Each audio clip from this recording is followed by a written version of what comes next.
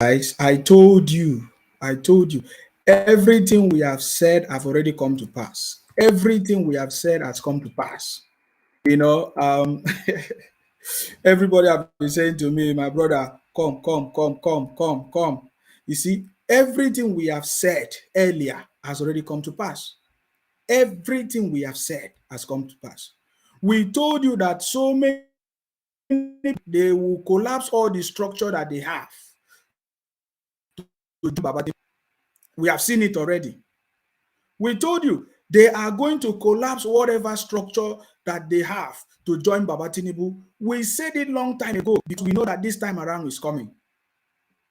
Are you surprised? We are not surprised because we know that everything we said about Baba Tinubu is coming to pass. They are collapsing their structure right now to join Baba Tinubu everywhere because they know that Baba Tinubu is the president, is the next president of Nigeria. Everybody is collapsing all their structure. They are joining Baba Tinubu now. Just like we predicted, you can say predicted or whatever you say it, we already said it, that is going to happen. This time is going to come. They are going to collapse all their political structures to join Baba Tinubu because he's the right man for the job. The city boy movement has matured. Hey, hey, hey, Jagaban. Everybody vote for Jagaban. Hey, hey, hey. Jagaban. Everybody vote for Jagaban. Hey, hey, hey, hey, hey. We already said it. It's going to happen. It's already happening. Can you imagine? Is it Rufai? I always call him Rufai. Can you imagine? Rufai already is praising Baba Tinubu. The matter never even start. Oh, the people that have been abusing Baba Tinubu.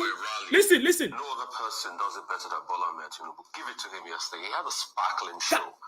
From the campaign train, from the dances, from everything. Did you see that? City boy knows how to put up a show. The city boy. Give it to the city boy. Give it to the city boy. Yesterday, good crowd, good turnout, everything. President Muhammadu Buhari raising his hands up. All the sums went out there for the. Did you?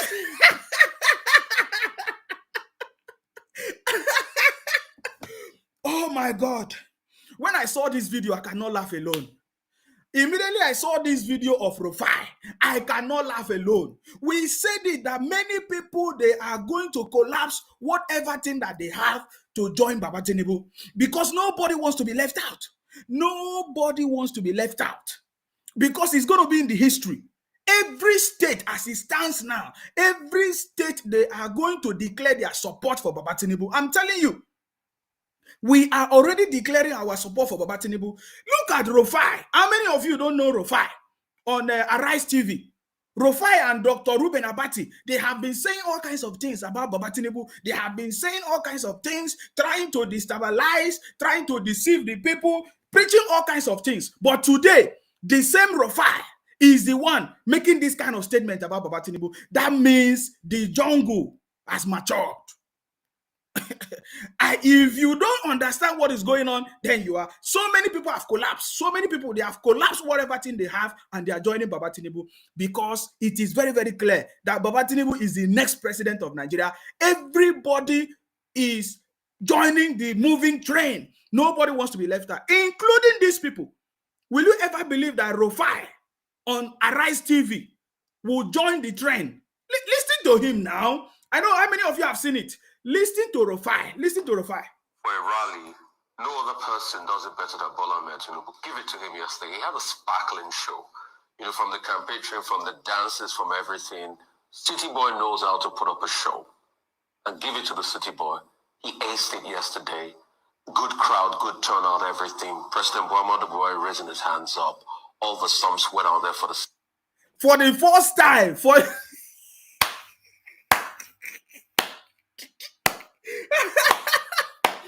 For the first time, these people say something good about Baba Tinubu. That is a signal to some of you that don't understand what we are talking about. We told you whether they like, they should say no sit at home. Whether they like, they should say there's going to be a fight. Whether they like, they should give command of sit at home. How many people sit at home today? Nobody is listening to that rubbish. Everybody, they want to join the moving train, and Baba Tinubu is the next president of Nigeria. Don't join them and spread all this their propaganda or rubbish news, because that is what they want to do. They want you to give them the power so that they can use it to be threatening you. You know all this rubbish. Immediately Baba Tinubu, immediately we announce, or they announce. Oh my God! If you see the excitement, I can't keep it to myself. Immediately they announced Baba Tinubu as the next president of Nigeria. All these people giving rubbish command, telling people to go and sit at home, threatening people, abusing people. All of them will just be hiding. All of them will be hiding. So stop joining them to spread all these fake news, propaganda. I have told you that these people, they are specialists in spreading false news, propaganda, in order to help themselves. They are using it as an avenue to project themselves. Baba Tinubu is the next president. If Rufai on Arise TV, Rufai, you don't understand these people. For the past how many weeks, these people have been broadcasting all kinds of things against Baba Tinubu, but now they are beginning to see that Baba Tinubu, the city boy, is the next president. They say, give it to him. Give it to the city boy. Good turn up, good crowd, good this. Rufai, this guy, you don't understand this guy. I want you to listen to him again, because this is what is important. Every other thing is fake news. Every other thing is propaganda. I am telling you, forget about the noise. I told you already that this is how they are going to use the system to run away. They were telling them, I know when Biafra is coming. They say, I know when Biafra is coming. I know when. I told you that these people are propaganda. I told them, I reminded them that you say you know when Biafra is coming. Today, why are you hiding? Why are you looking for fake news and propaganda to hide so that people will not know what you are doing? The same way Nnamdi Kanu disappeared when it was time to hand over to Obi. The same way all of them are disappearing. They are giving you fake news, and all of you are sharing fake news and propaganda everywhere. Forget about that nonsense. What is important now is that everybody, they are collapsing whatever structure that they have to join Baba Tinubu, because they know that Baba Tinubu is the next president. I'm telling you, the news is everywhere. Rufai himself, to make this kind of statement, that tells you that they understand what is going on, that Baba Tinubu is the next president of Nigeria. So if you are still sitting somewhere, thinking rubbish, deceiving yourself, allowing the propaganda of Biafra, IPOP people or OB people to confuse you, then you don't know what you are doing. You don't know what you are doing. Listen to Rufai. Listen to Rufai. For a rally, no other person does it better than Bola Ahmed Tinubu. Give it to him yesterday. He had a sparkling show. From the campaign train, from the dances, from everything. City Boy knows how to put up a show. And give it to the City Boy. He aced it yesterday. Good crowd, good turnout, everything. President Muhammadu Buhari raising his hands up. All the sums went out there for the... That's it. That ends the story. Every other story that you are sharing, forget about it. They are all propagandists. They want to divert your attention. They are all failures. I told you, they have failed big time around. This year, we are putting an end to all the terrorism, criminality of IPOP, Biafra, Obedient, all the criminals. They are all criminals. We are going to pack them. We have a place for them. Immediately, Baba Tinubu is announced. Don't worry yourself. This thing is too small. I'm telling you, Baba Tinubu is the one that is going to make you to be proud of Nigeria. Whenever you see that passport, you are going to be proud of who you are as a Nigerian. I'm telling you, Baba Tinubu is bringing it. Are you seeing it? So many people collapsing everything. There are lots of them. There are lots of them. I can show you all the news as it's going on. Have you read the latest one from the Labour Party senatorial candidate is it where every place the news is just flying in. Every place the news is just flying in. Everybody collapsing. Now, let me tell you the latest right now. What is going on in Rivers State? Look at it.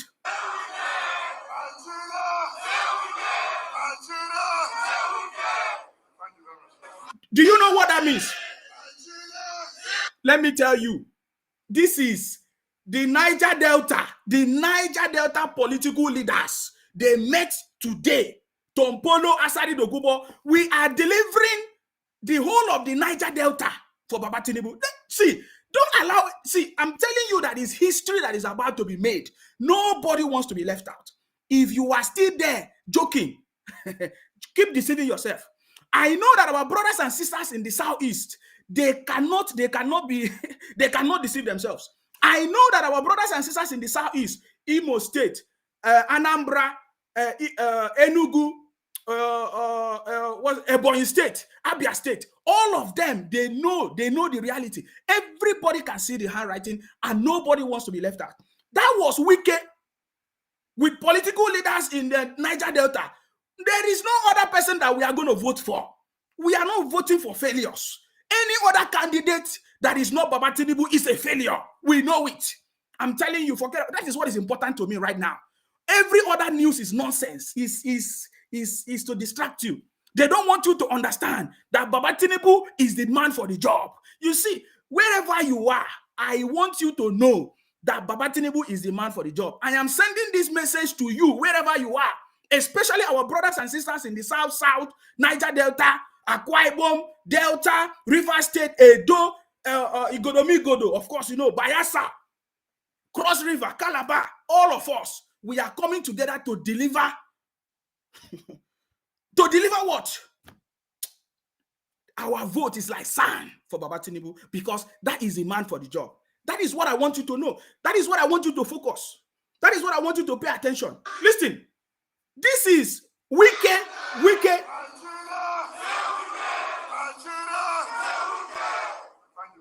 It's not a joke. It's a political meeting to deliver the Niger Delta, the South for Baba Tinubu, because we are not joking. Every other rubbish that they are doing, just forget about that nonsense. You see, today I want to remind you what is about to happen in Akwa Ibom. When you hear them say, oh, Akwa Ibom is for any other person, that is a lie because they are deceiving you. These are the obedient people in Akwa Ibom, which are Biafra people, IPOP people, running propaganda everywhere. Today I saw the post. They say they are just giving fake numbers. These people are a bunch of idiots. They don't know what is going on in Akwa Ibom. They don't know what is going on in the Niger Delta. We want to make sure. See, do you know what? Our people understand that we must deliver the state. I'm not telling you about 24% or 25% that they are talking about. No, this is not about 25%. We are talking about winning the state. Each of the states in the Niger Delta for Baba Tinubu. That is what we are. That is what we want to do. Are you getting me? Because that is the history. Don't allow anybody to confuse you with that they are rubbish that they are doing. I cannot talk about fake news. I cannot talk about idiots and criminals. Are you getting me now? Because we know what is going on. As I speak to you now, our people are taking charge.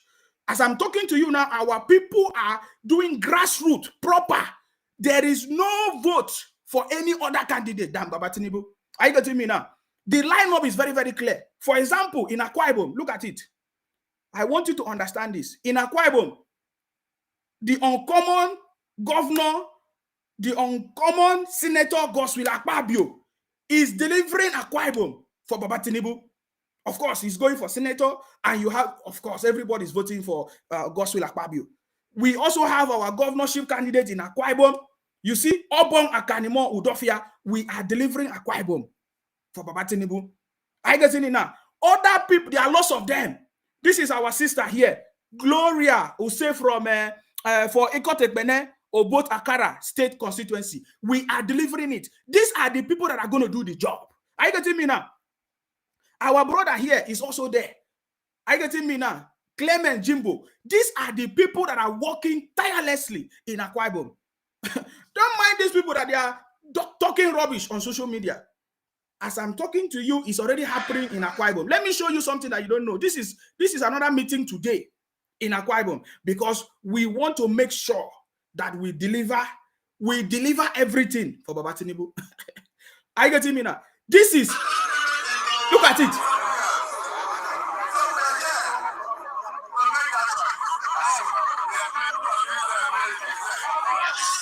This is event that is going on that happened today.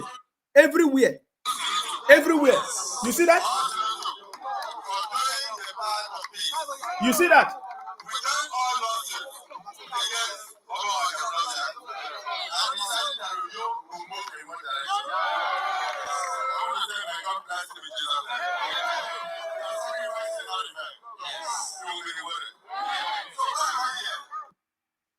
I want you to see what is going on. These are the things that they are doing. These are the things that they are doing in the state. See, can you see that?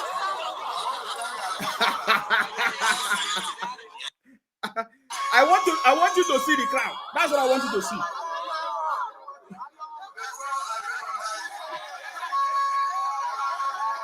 You see the crowd.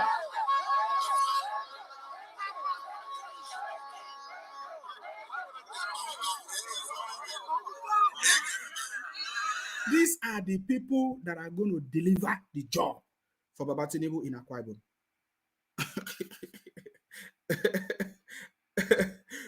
Now, I want you to listen to this. It's not very, very clear, but these are the people that is working in Akwa Ibom because we have to deliver the state. Are you getting me now? Meeting upon meeting, these are grassroots actions. Baba Tinubu is not there. Baba Tinubu is not there. These are people that are working to make sure that they deliver the state. So if there's anybody telling you, they say, I don't know what they say, who is going to win. I saw some posts, they say Atiku is the one winning in Akwa Ibom. They are no longer telling us it's Obi because they said before Obi is the one winning Akwa Ibom. Now they have seen the handwriting, they have changed it. They are not saying it's Atiku that is going to win in Akwa Ibom because Akwa Ibom is PDP. Of course, the current governor now is PDP. That's what they are talking about. That is bunkum. That is stupid. We are going to deliver our state. We are going to deliver Akwa Ibom from PDP. We want Baba Tinubu, and we are voting for Baba Tinubu from everything. Presidential, of course, governor, everything. House of Rep, everything. We are making sure that we deliver Akwa Ibom. That is my message. I'm not interested in every other conversation, all these fake news that they are sharing. Are you getting me now? Because we know that in the next 2 days, everything that you need to know is going to happen. Are you getting me? In the next 2 days. Let me also show you, because it's not just everybody's collapsing everything. The latest one, I don't know if you have seen it. How many of you have seen it? The Labour Party governorship candidate dumps Peter Obi for Tinubu in Adamawa. Have you seen that one? This is what is going on. Don't worry the distraction that they are bringing to you. All they are doing is to distract you. Oh, it's not going to be clear like that. Let me put it on the screen. Hopefully, I'll be able to put it on the screen. I want you to see, because this is what is important. Are you getting me now? Or every other thing is nonsense.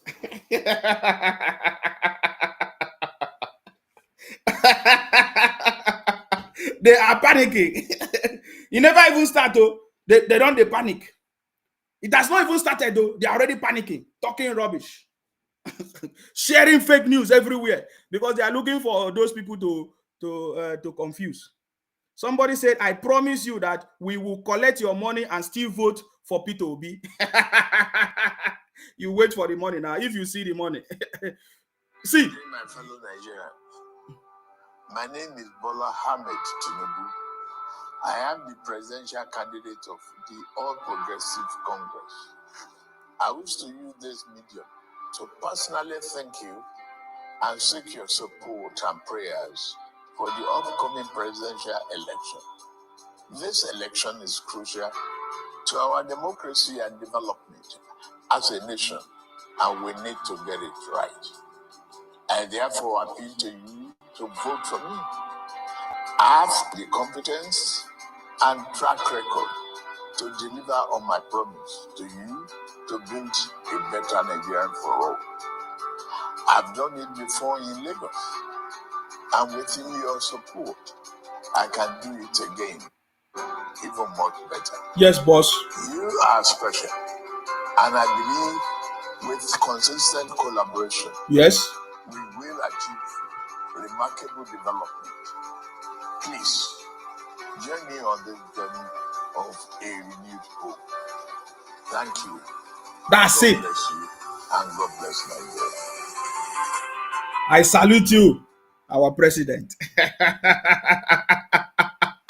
Do you listen to Baba Tinubu? He's the man for the job, man. Baba Tinubu is the man for the job. The handwriting is clear.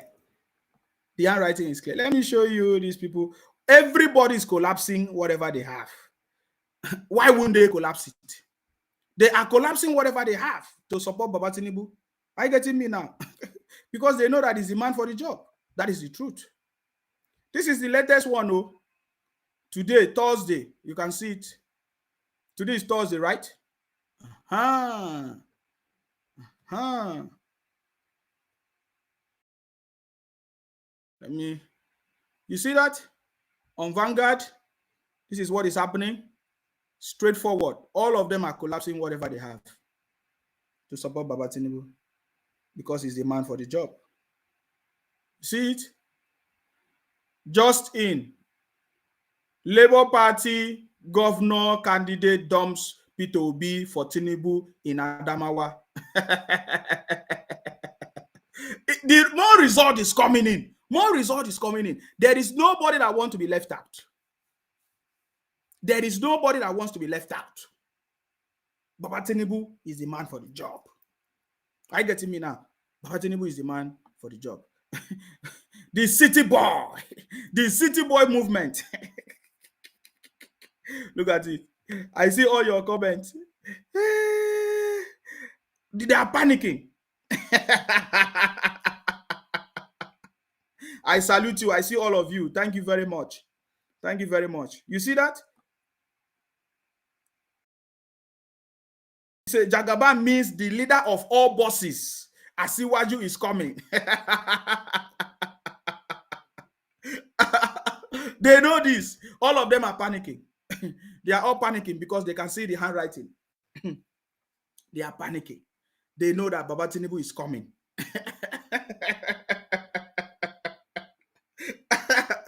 They are panicking because they can see that Baba Tinubu is coming. That is why they are using different fake news to divert your attention. Are you getting me now?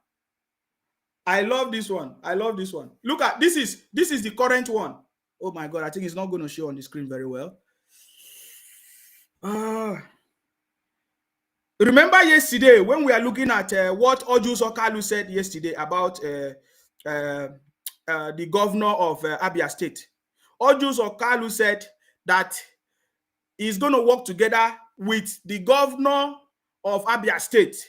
That's what Ojus Okalu said. Ojus Okalu told us that he's going to work together with the governor of Abia State to deliver Abia State for Baba Tinubu. That is why I'm telling you that most of these people that are making noise, they don't understand what is going on. They are going to be shocked because everybody can see that Baba Tinubu is the next president and everybody must align because the result is going to come out. They will ask you, okay, in Abia State, how many people vote for Baba Tinubu in Abia State? Did you support Baba Tinubu in Abia State? Okay, you did. You did well. Is it 50% or 100%? Everybody knows this. Nobody wants to be left out. I can see me now. Now, look at the latest statement from Igbazu. This is the current governor of Abia State. He said, nobody can ignore Tinubu, says Igbazu. Nobody can ignore Tinubu, says who? Igbazu. This is the same governor of Abia State that Ojus Okalu was telling those journalists. You see, the job of those journalists is to be reporting. But sometimes they are so biased. That is why when I started this program, I was telling you about what Rufai have said. Because if we are going to review all the comments of Rufai, you will never believe that Rufai will make that statement that the city boy delivered very well in Lagos. I get it now. I think I have that. I want to remind you what there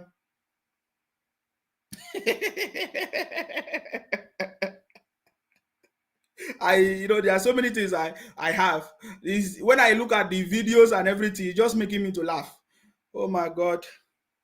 I want to remind you of because I'm confirming to you that Abia State, everybody in Abia State, it doesn't matter whether they say Abia State is their brother Obi. That is too small because nobody wants to carry last.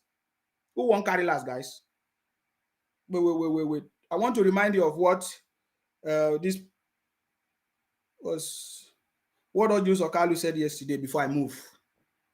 Okay, guys. I want to just remind you because some people are forgotten.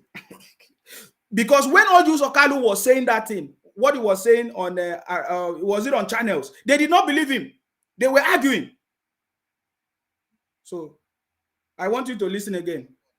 Who say actually this has affected our party. Our party has the southeast. Listen, no. You see, it's happening. With next. No. Let me tell you, this cash swap have affected every Nigerian, including you and me. No. Because when Igbo man found that, wait, guys. I'm saying, let me take it backward a little bit. In the campaigns, because the opposing parties have inched closer as a result of this policy, and perhaps some governors who are not equally happy with this policy. No, we have not lost ground. For ground, no, we have not lost any ground. I don't agree with those who say we have lost ground. Our president to be Aswaji Bola Ahmed Tinubu, our rating is still very strong. And the base of our party is not challenged. All the challenge base, like whoever is running here in Southeast, is helping the APC.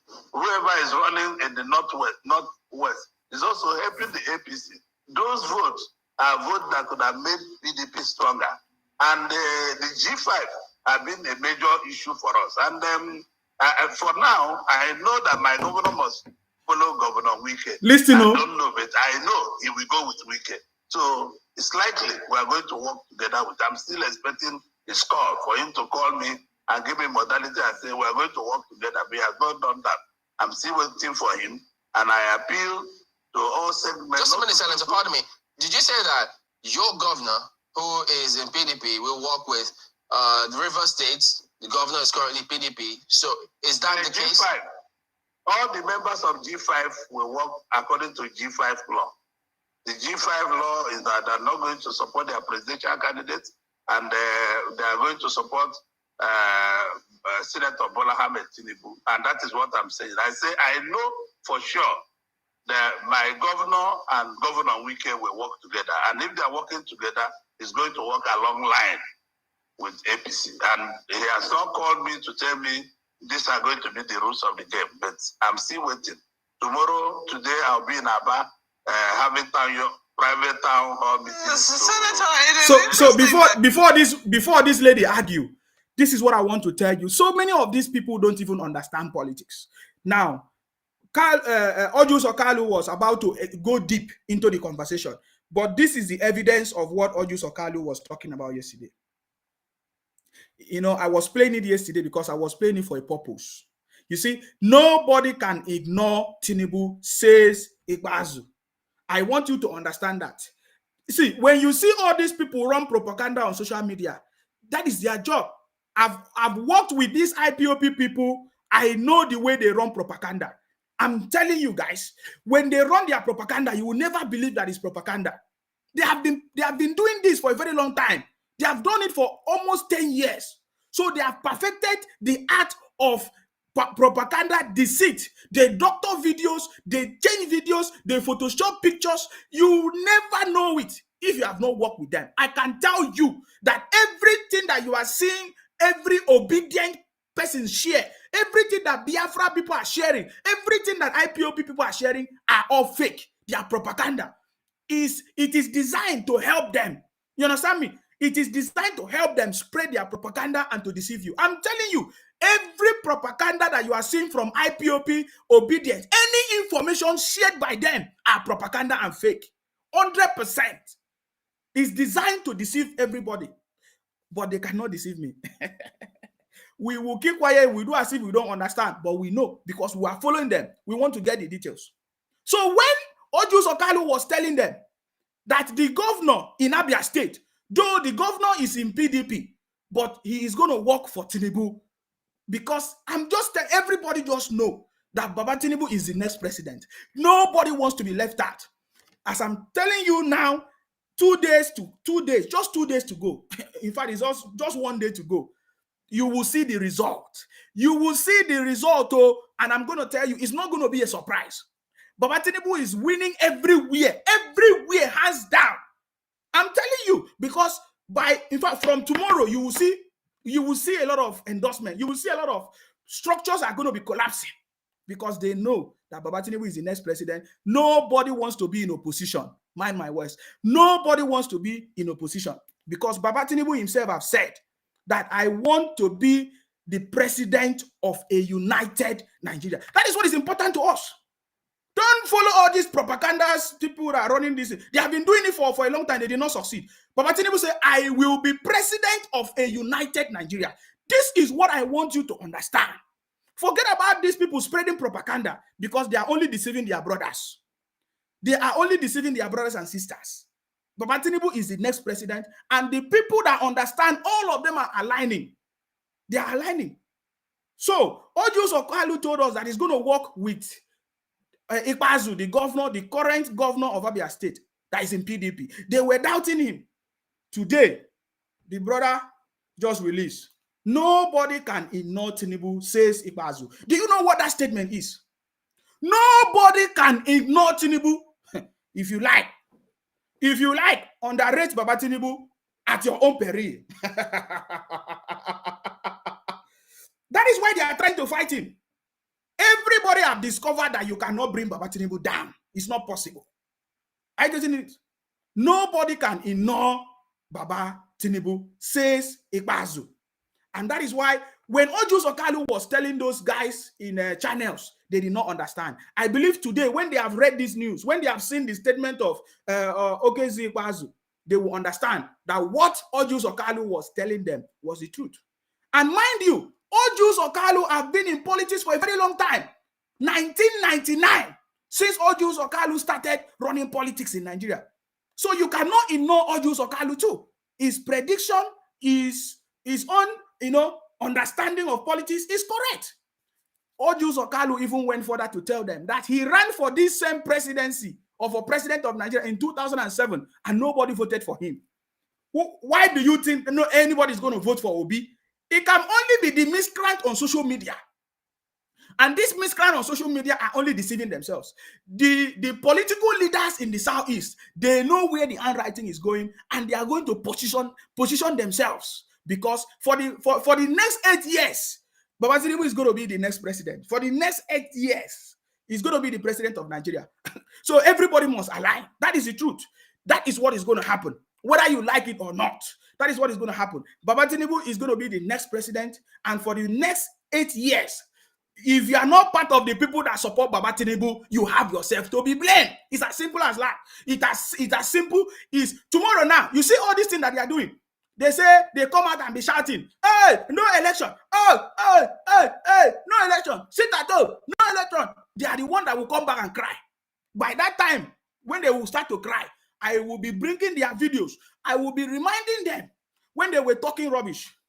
But thank God to those, is it Ohaneze and Ndibo? They say that they condemn all those rubbish. People should come out in mass and make sure that they vote their candidate. And I'm telling you that all the political leaders in the Southeast, all of them are supporting Baba Tinubu. The reason why they are not making noise is because of their brothers, the way they are behaving, the way they are destroying people's property, the way they go and take people's life. Are you not aware of what is going on? The Labour Party, senatorial, whatever candidate in Enugu, they don't buy the man just like that. They don't buy the man. Even the ABGA, whatever, chairman, have just been buyed. So those political leaders in the East, they are just waiting for Baba Tinubu to win election. I'm telling you, they know Baba Tinubu is their savior as we speak. I don't know if you have not seen it. They just buy this man. Look at him. Let me see if I can make it bold. I don't know if you have seen it. This is the man. They say that they don't buy the man. That is what they are doing. Are you getting me now? So the only person that is going to bring an end to all this rubbish, the Labour Party candidate for Enugu East Senatorial District, Oyibo Chuku, they just buy the man just like that. Nobody know how the buying take happen. We just received another one again today. Is it ABGA chairman, whatever? They just buy that one in the Ebonyi State. So I'm just telling you that as it stands now, Baba Tinubu is the savior of the of the people in the southeast. That is what is going on. And Baba Tinubu is coming. So that is why I'm telling you, stop panicking. All these people shouting rubbish, let them keep shouting. When it's time for them to come and explain, they will come out and explain. Are you getting me now? So let them keep doing what they are doing. So Ojo Sokalu was right when he said that the governor in Abia State is going to work with him to deliver Abia State for Baba Tinubu. This is a very good confirmation of that. He said nobody can ignore Tinubu, says Ikpeazu. Are you getting me now? Nobody. I want you to finish. Senator, it is interesting that you're quoting with confidence, G5 laws. It's interesting.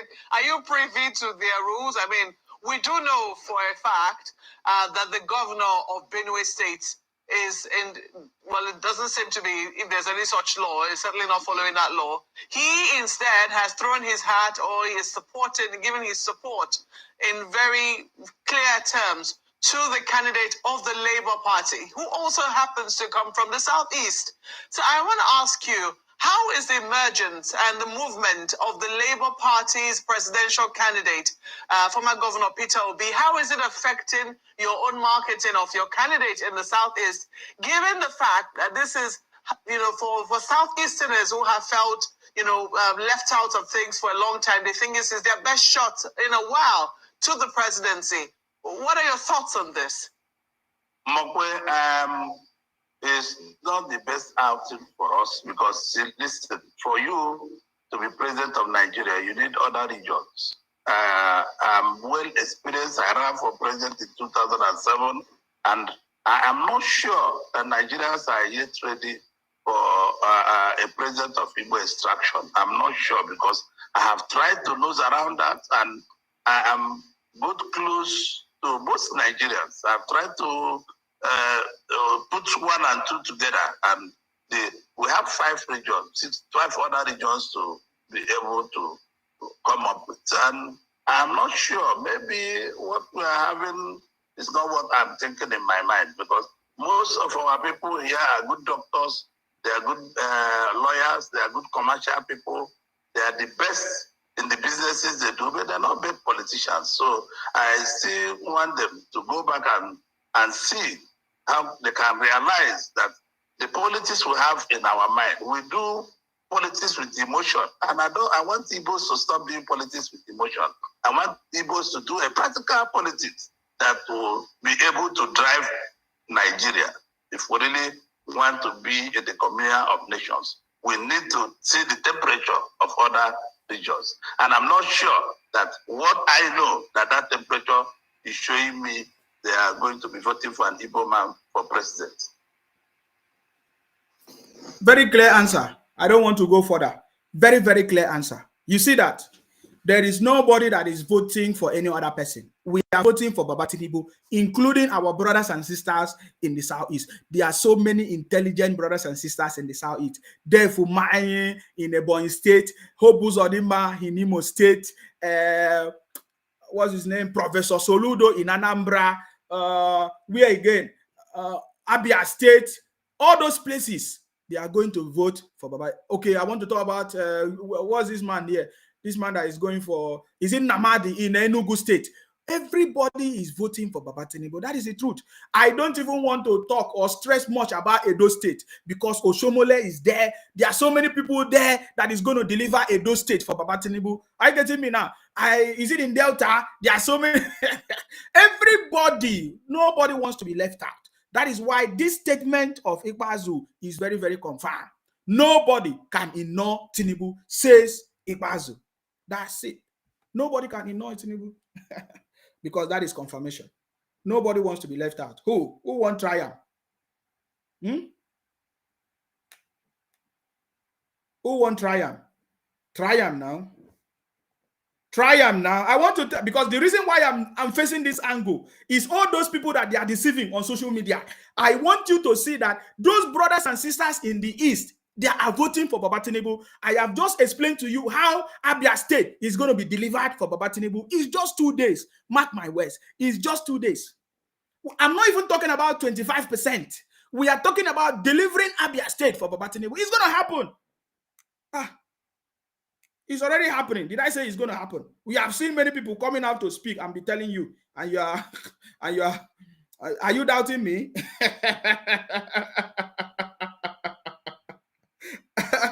Okay, if you are doubting me, what about Dave Umahi? Do you know what Dave Umahi said? Let me repeat it again, because I want to show you how the Southeast, they are coming out to vote for Baba Tinubu. I get me now, because they don't want to be left out. They are wise people. They are wise people. Maybe they tried. They wanted to try if any other person can win. But now they have seen that the handwriting have changed. All of them, everybody is aligning for Baba Tinubu's victory. The City Boy victory, just 2 days to go. That's it. Listen to... It's not Labour Party. We will not vote for Labour Party. That's it. We will vote for APC. Did you hear that? No. Are you telling me that this is just a threat? I'm asking you. Wait, let me. Somebody say Obi won in Togo. Who is Obi? We are not even talking about Obi. We are talking about how people. We are even talking. Do you know? I'm not talking about Obi here, because even Obi knows that he's going nowhere. Why I'm talking about the Southeast is because some of them say, oh, they are going to support Atiku. Are you getting me now? They say instead of Obi, even though Obi do not win, Atiku will win. Understand? But what I'm telling you now is that Abia State, that is PDP, is not supporting Atiku. Are you getting it now? They are supporting Baba Tinubu. Are you getting it now? Now, I'm also showing you that Dave Umahi in Ebonyi State is also supporting who? Baba Tinubu. Are you getting it now? So I'm gonna, well, I just love those people. So this is not a threat from Dave Umahi. Okay, because they have to deliver Ebonyi State for Baba Tinubu. Are you getting me now? I want you to listen again. Our party in Ebonyi is APC. It's not Labour Party. We will not vote for Labour Party. We will vote for APC.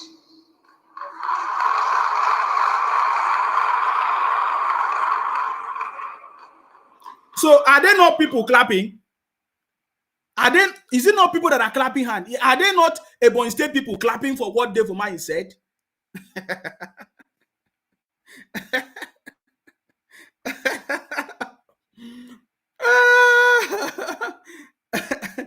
Forget about all those things, man.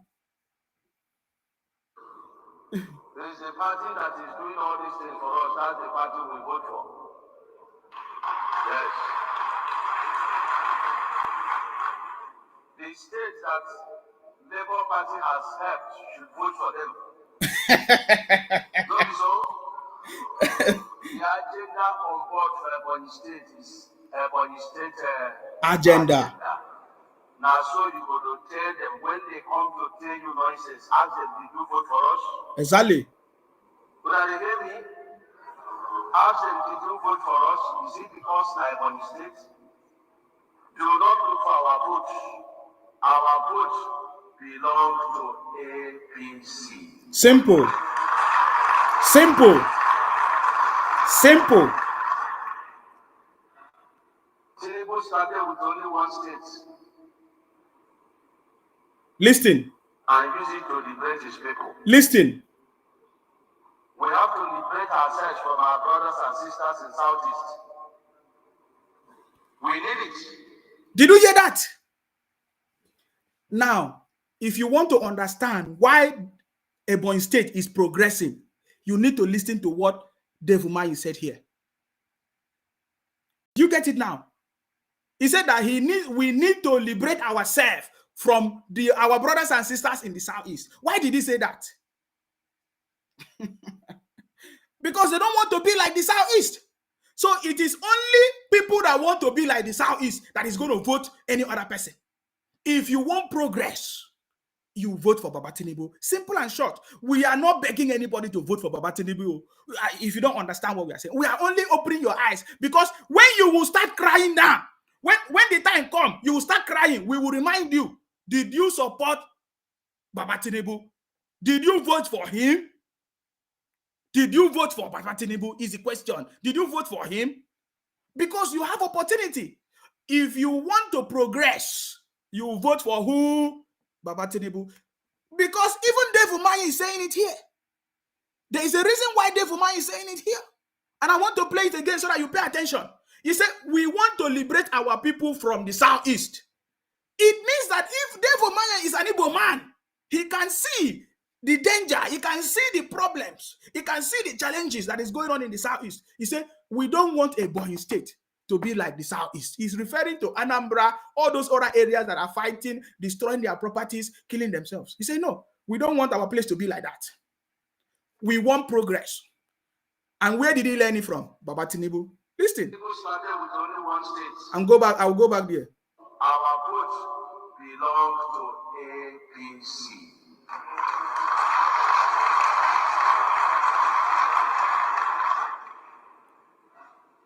Tinubu started with only one state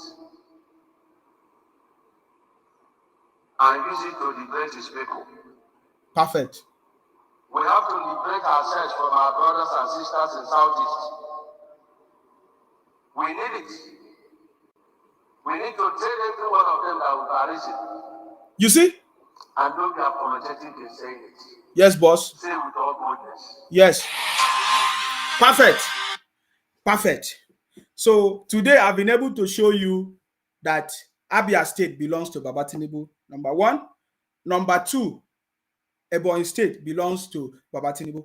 I've also proven to you that Akwa Ibom belongs to Baba Tinubu. So all those rubbish, I don't know, with the people that are, all those bloggers that are giving you fake posts, go and tell them that we don't need their posts because they are just writing rubbish. Are you getting me now? They are all right, they are writing rubbish. What we are saying is that Akwa Ibom, we are going to deliver Akwa Ibom for Baba Tinubu, and Baba Tinubu is going to win in Akwa Ibom. There is no other party that is going to win in Akwa Ibom. We support Baba Tinubu 100%, and we are going to deliver everything for Baba Tinubu. Let me show you proof.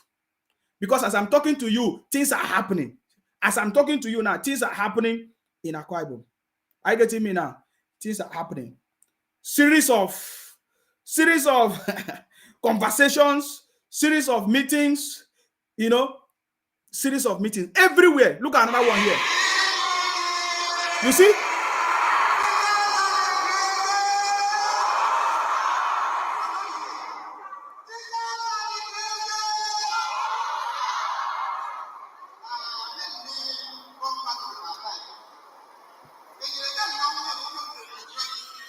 Sorry, you may not understand the language. That is Akwa Ibom, Ibibio language they are speaking there. And let me just fast forward so that you will see the crowd and so that you will understand what they are doing. This is Akwa Ibom. Anybody that is projecting rubbish, writing rubbish posts, please correct yourself. Akwa Ibom is for Baba Tinubu. We are not voting any other party or any other person. We want Baba Tinubu to be our president in Akwa Ibom. Are you getting me? And we are working day and night to deliver it. I'm just showing you what is going on. Look at it. Did you see it?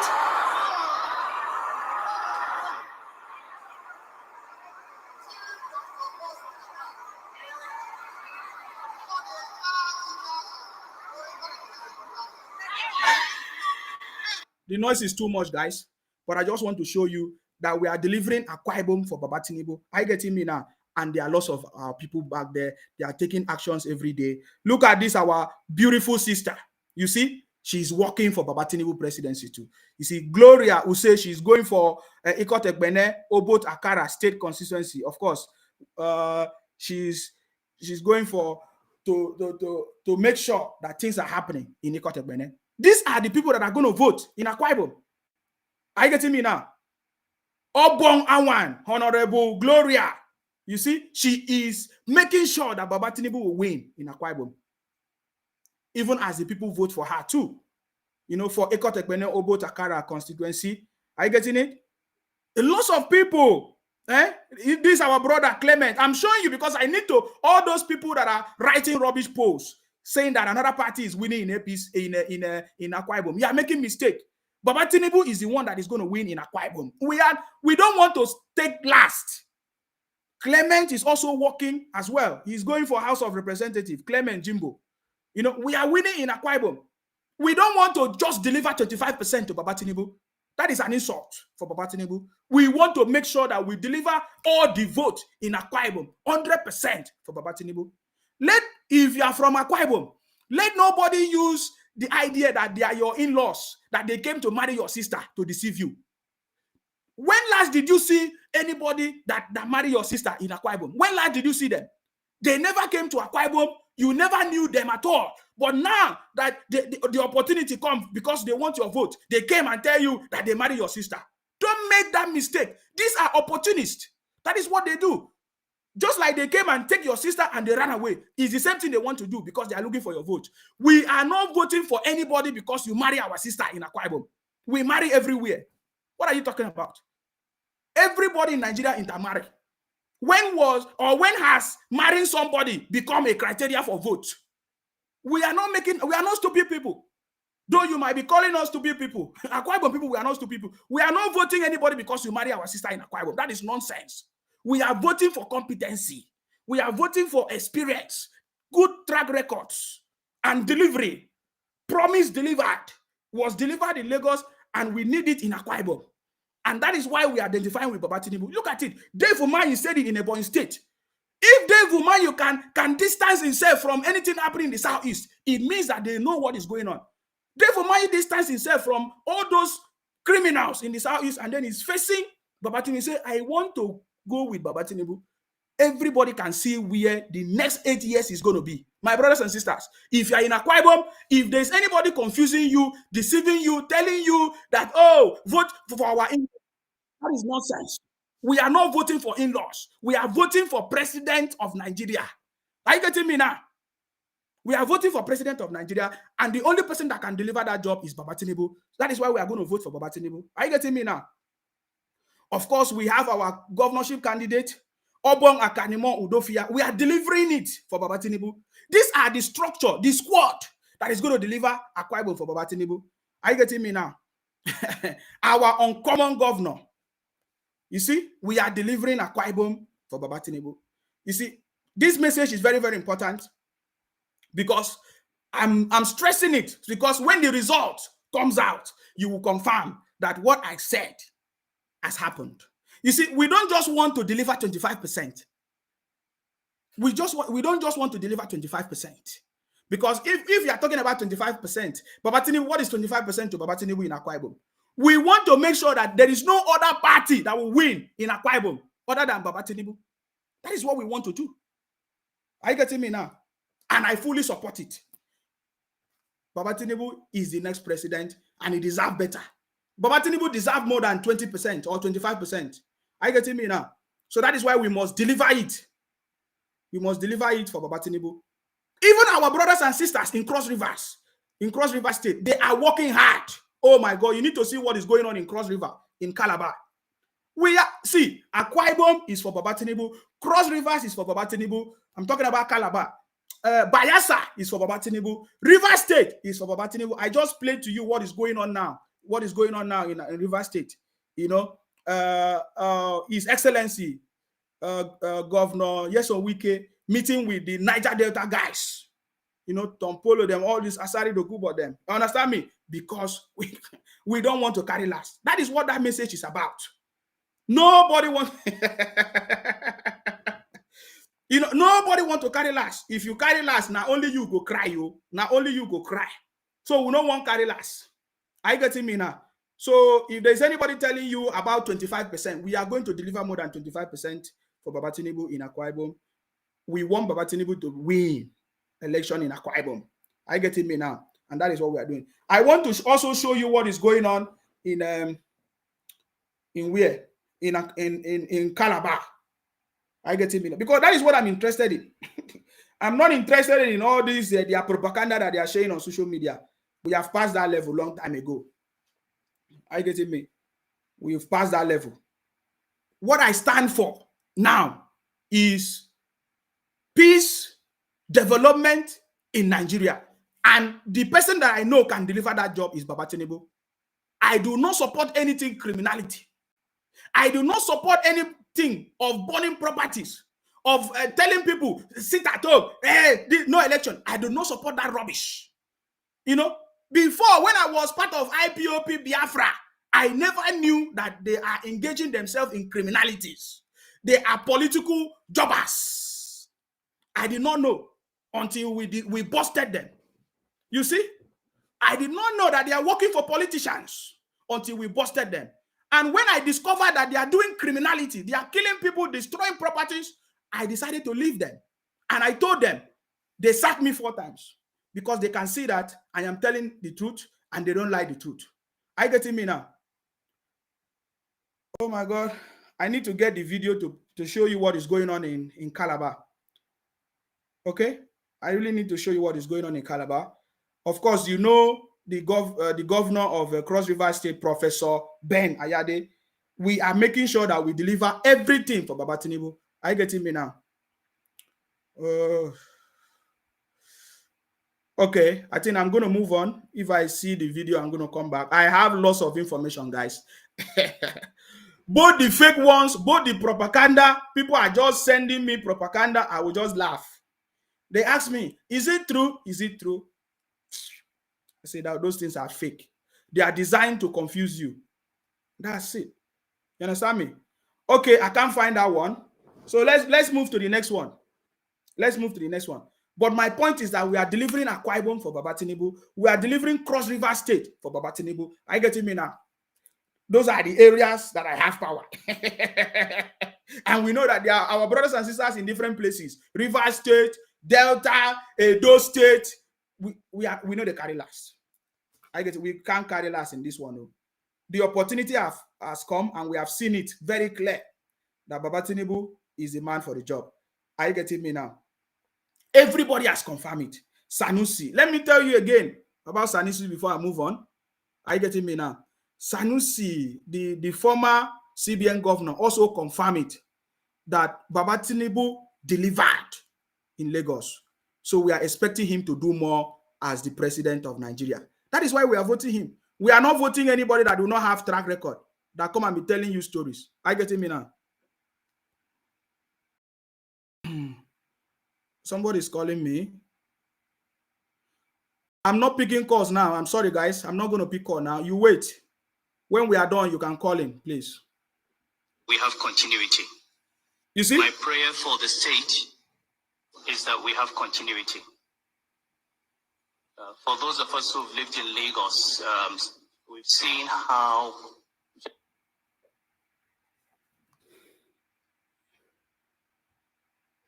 Okay, do you want me to block you?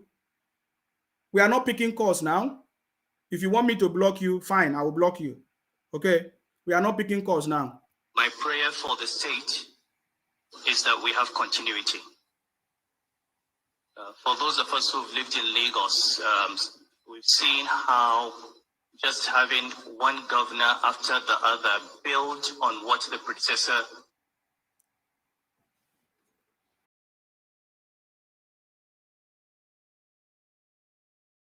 Okay, let me block this idiot since you don't want to listen. You don't call me now. Stop calling me. If you want me to, you don't want me to block you. In every single respect. My prayer for the state is that we have continuity. For those of us who've lived in Lagos, we've seen how just having one governor after the other build on what the predecessor did. Anyone who knows Lagos 20 years ago knows that has changed in every single respect. It's not just the roads, it's not just the unicorns, even the color of the water in the marina. I mean, really, for those of us who lived in Lagos, it was black. Over years of cleaning it up, it's now actually looking blue. So we do hope, and we have Senator Obasani here, and we hope and pray that you have victory in the elections, and we hope and pray that you continue. So that is another testimony. That is another testimony about Baba Tinubu in Lagos. So these are people that have spoken about Baba Tinubu's governorship, track record in Lagos. And that is why we are voting for Baba Tinubu, because he's the right man for the job. So if you are somewhere still thinking and say, oh, is Baba Tinubu, is he going to be able to solve the problems of Nigeria? Oh, because his age, if he was still a young man, he'll be able to do it. I say somebody who did it before as a governor will even do better as a president. Are you getting me now? So Baba Tinubu did it in Lagos and he's going to do it in Nigeria as a whole. And that is why we are supporting Baba Tinubu. And I want you to listen to Baba Tinubu again. He said so many things. Are you getting me now? You know, people were asking him about these Naira problems, this currency exchange. I want you to listen to Baba Tinubu's response to this question. That problem. Don't worry. You see? Problem. Uh-huh. Don't worry. I'm a trained finance person. From accountancy to Deloitte. So many of you don't know that Baba Tinubu is a first-class honor graduate of accountancy. So many of you don't know. Not just in Nigeria. The city boy. Where do you think that name came from? The city boy. So Baba Tinubu is the right man for the job. People that know him, they understand who Baba Tinubu is. That is why some of them that are enemies to Baba Tinubu, all of them are panicking. So in case you don't know, I saw somebody in my comment section writing that, oh, you put people that don't know anything. They say Baba Tinubu is old, is analog brain. What? That is rubbish. Baba Tinubu is more digital than even Sowore. Baba Tinubu is more digital than Sowore. When Sowore ran away from the country, Baba Tinubu, as a governor in 1999, brought the Oracle system of accounting, tax collection, management system in Lagos. He automated. Do you know what is called automation? Did you know anything like automation in Nigeria 1999? It was Baba Tinubu that brought it. So if there is anybody deceiving you, telling you that Baba Tinubu is now old, you can't do it, you are deceiving yourself. In my place, they say, elders, if you want to learn something, if you want to learn wisdom, you go to meet elders because they are custodian of wisdom and history. So let nobody deceive you. Baba Tinubu himself is brain box. So when somebody was asking you that question about the money problems, he said, I'm a trained accountant. He began to mention his credentials. This is the part of the story that the media don't want you to know. People like Rufai on Arise TV today is now confessing that, wow, the city boy delivered in Lagos. These are people that are short-sighted. I told you that the future belongs to those who see possibilities when it's not obvious. It's not now when Baba Tinubu has become the president. All of you want to be friends. You think that Baba Tinubu don't know you people? This is the right time. You still have 2 days to make your choice. Everybody is collapsing everything in Nigeria to support Baba Tinubu. In fact, they are just supposed to declare Baba Tinubu the winner. I'm telling you, because there is nobody that wants to be left out. There is nobody that wants to be in opposition during Baba Tinubu's administration. There is nobody. In fact, if they still pretend now, that very night, on the eve of the election, that they are going to call the result, everybody is going to decamp and join Baba Tinubu. Mark my words. Okay? Just mark my words. So that tomorrow you will say, oh, the first son of Idu said it. You see, I want you to listen to Baba Tinubu, how he's going to address the monetary policy, the issues of MFLA failed monetary policy. Are you getting me now? These are a bunch of failures. Just like I said last time, maybe after 5 years or 6 years, MFLA will come out and want to contest for presidency. And you guys will be forcing us to support MFLA. Now we have seen that MFLA failed as a governor of CBN. 5 years after or 7 years after, some of you may have forgotten, MFLA will come out and start telling us, oh, I was a governor of CBN. I have served before and vote for me. But it was a failure. You see, that is how you judge. If you're asking me, how will Baba Tinubu perform? I said, when Baba Tinubu was a governor, look at what he did. When MFLA was a governor of CBN, what did he do?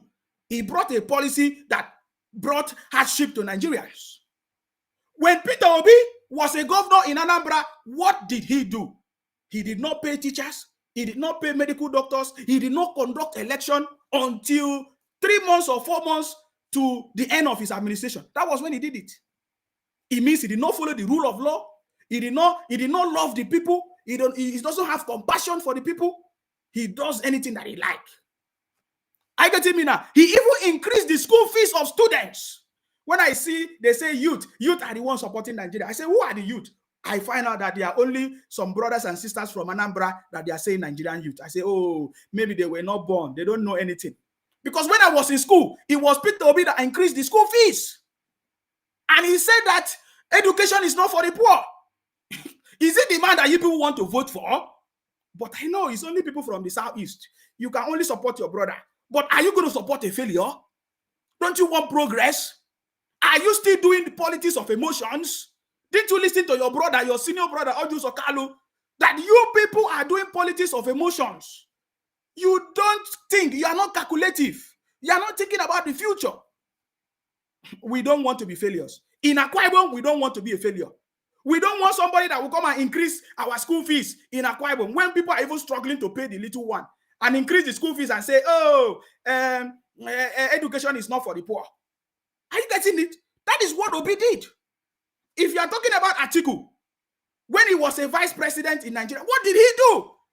He was in charge of privatization. He sold everything. So these are the track records.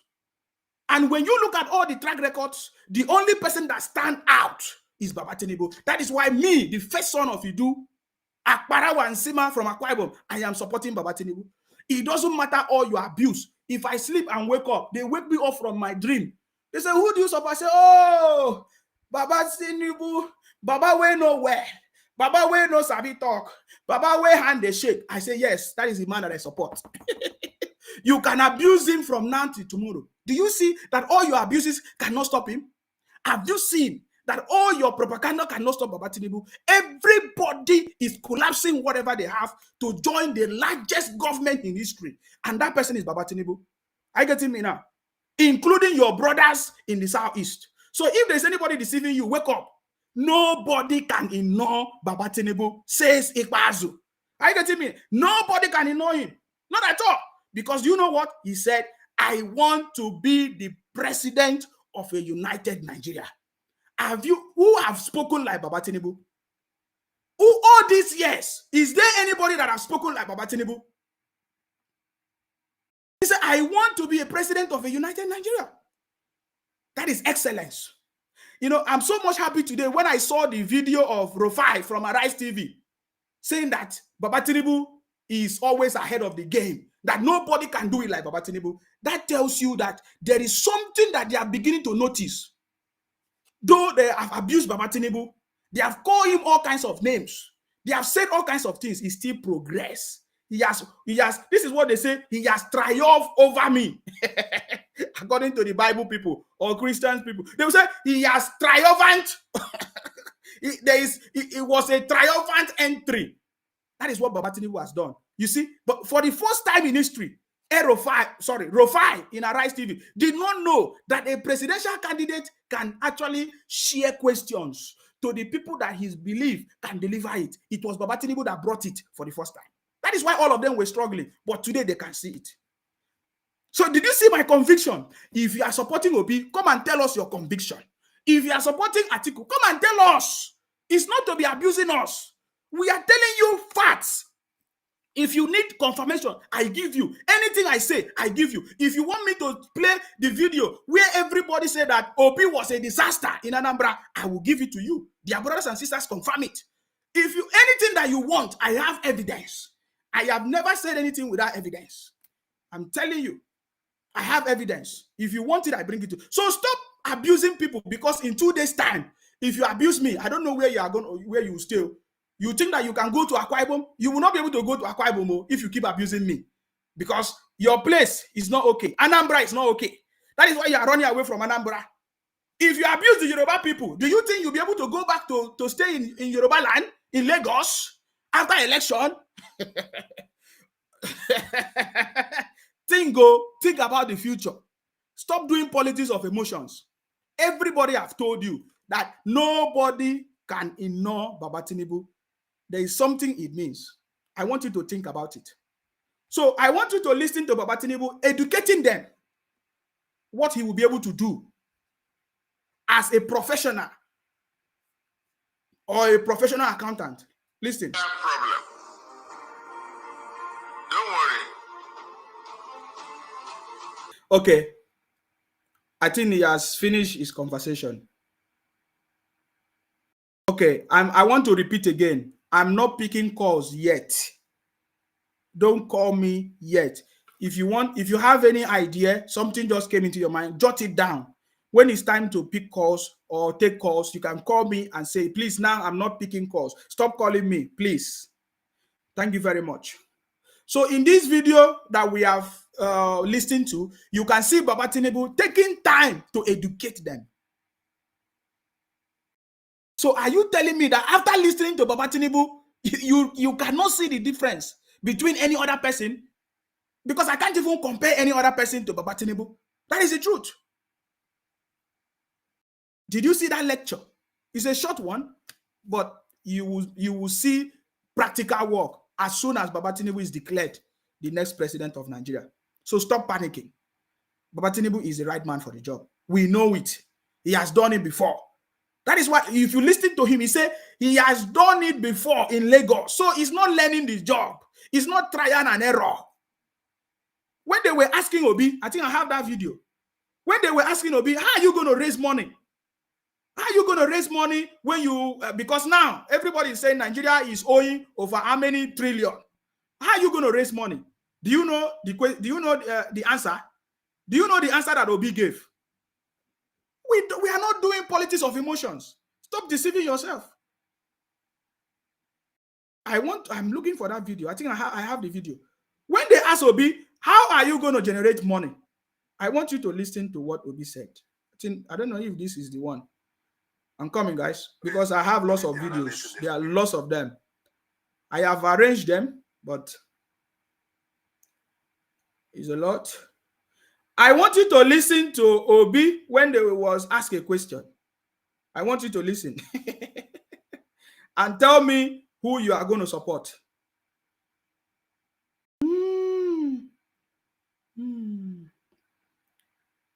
After listening to them speak, who are you going to support?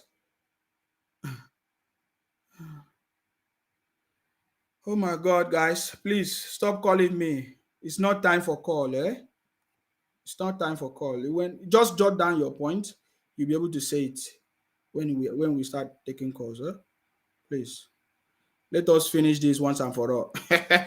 2 days to go. 2 days to go. If you have not made up your mind yet, it is time for you to make up your mind to support Baba Tinubu because he's the man for the job. Everybody can confirm it. Are you getting me now? Everybody can confirm it. Oh, God.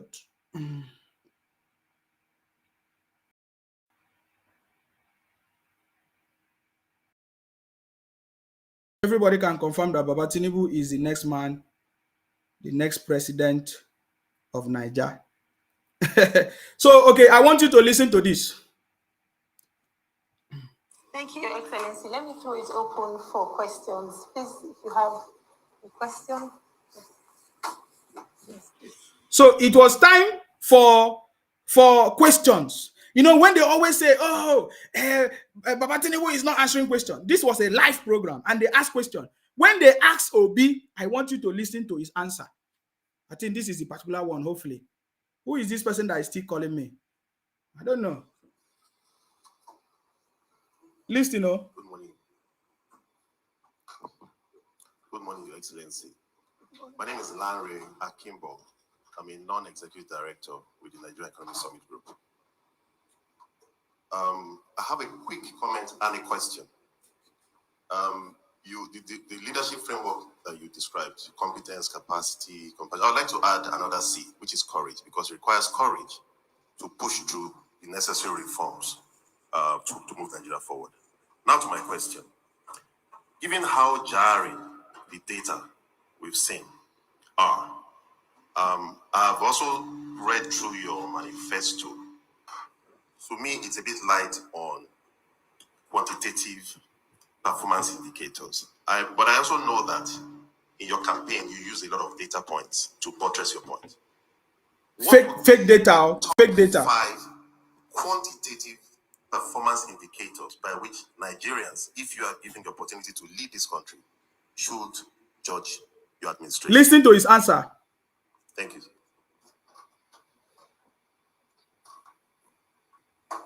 Listen to his answer, please. Very much. I think I've answered maybe 3 of them, so I had more. Well, you know, Charlie, the reason why it is not fair, and thank God they said it's the best manifesto among the others. So, but the reason why I didn't go into that is I was waiting to come here and learn more of what I'm going to add. Because if I put everything, I don't know what is going to happen. I'm serious. Can you imagine? You must leave room because you don't know everything. Can you imagine? I cannot go. I told you that. I gave you an example yesterday. And it happened yesterday. And I called me. And Lagos said, we can do it in 1 year. I said, no. Give me 3 years. Because, you know, I've served. There are things inside there that nobody's seen. Because people live off that confusion. This thing you see, people live off it. They're not going to go away easily. So you need time to also manage them. That's why I added some years for the management and work. So I said that talks about the issue of security. This guy is funny. Did you see the answer? I don't want to go. I'm not interested in any other story he's telling you. He's going to say that. Because it's very easy to know that this is a man that wants to do trial and error. We don't want trial and error. Are you getting me now? We don't want trial and error. Are you getting me now? We don't need trial and error. Is it Atiku we are going to talk about? I want you to listen to one of their brothers giving a speech about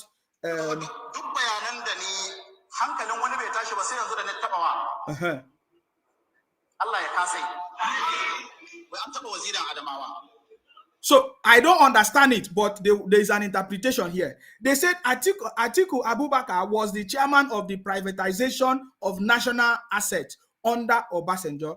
No single Arewa man benefited from the privatization. He is one of the people who crumble the economic fortunes of Nigeria. This is what their brother is saying. Abin da ya kamata ku sani Atiku Abubakar yana cikin waɗanda sun hakarya tattalin arzikin Najeriya. Ina wadin wannan ina maimaitawa saboda malaman hada. Don in ka taba Atiku jin suka kamar ka taba wani sahabi cikin sahabban manzon Allah. Kowa ka taba baka ja an fara kowa ana waran idanu sai ka taba Atiku Abubakar Allah ya kasai. Allah kaka kashe sha biyu na rana. Obasanjo akwai wanda yawa Najeriya banna irin Obasanjo. To wata fawa da Obasanjo ya ba Atiku Abubakar fawar da babu wani mataimakin shugaban kasa Najeriya da an ka taɓa ba irin wannan dama. Abinda zai ba ku mamaki shi yayi ciyarin na kwamiti na sayar da tattalin arzikin Najeriya. Kuna fahimta? Shi an kawa ciyaman gwanjo da gwamnatin Najeriya za ta yi na wasu kamfuna da wasu abubuwa mallakar gwamnatin tarayya. Shi Atiku Abubakar shi an kasa shi a ciyaman amma kusan abin kunya. Ku tafi ku bincika akwai wani clip na bidiyo wanda ya kamata kowa ya diba wannan clip din abinda zai ba ku mamaki duk mafi yawa in yamurai ya sai samma. During his tenure, Atiku as the vice president took over as the head of the National Council on Privatization from 1999. It would be fair to say that Atiku Abubakar dug Nigeria's economic grave for today's extreme poverty and unemployment. Atiku Abubakar oversaw the sale of over 145 assets and companies belonging to the federal government. But here is a few that you may still remember or know. They include the Nigerian Air Force College of North.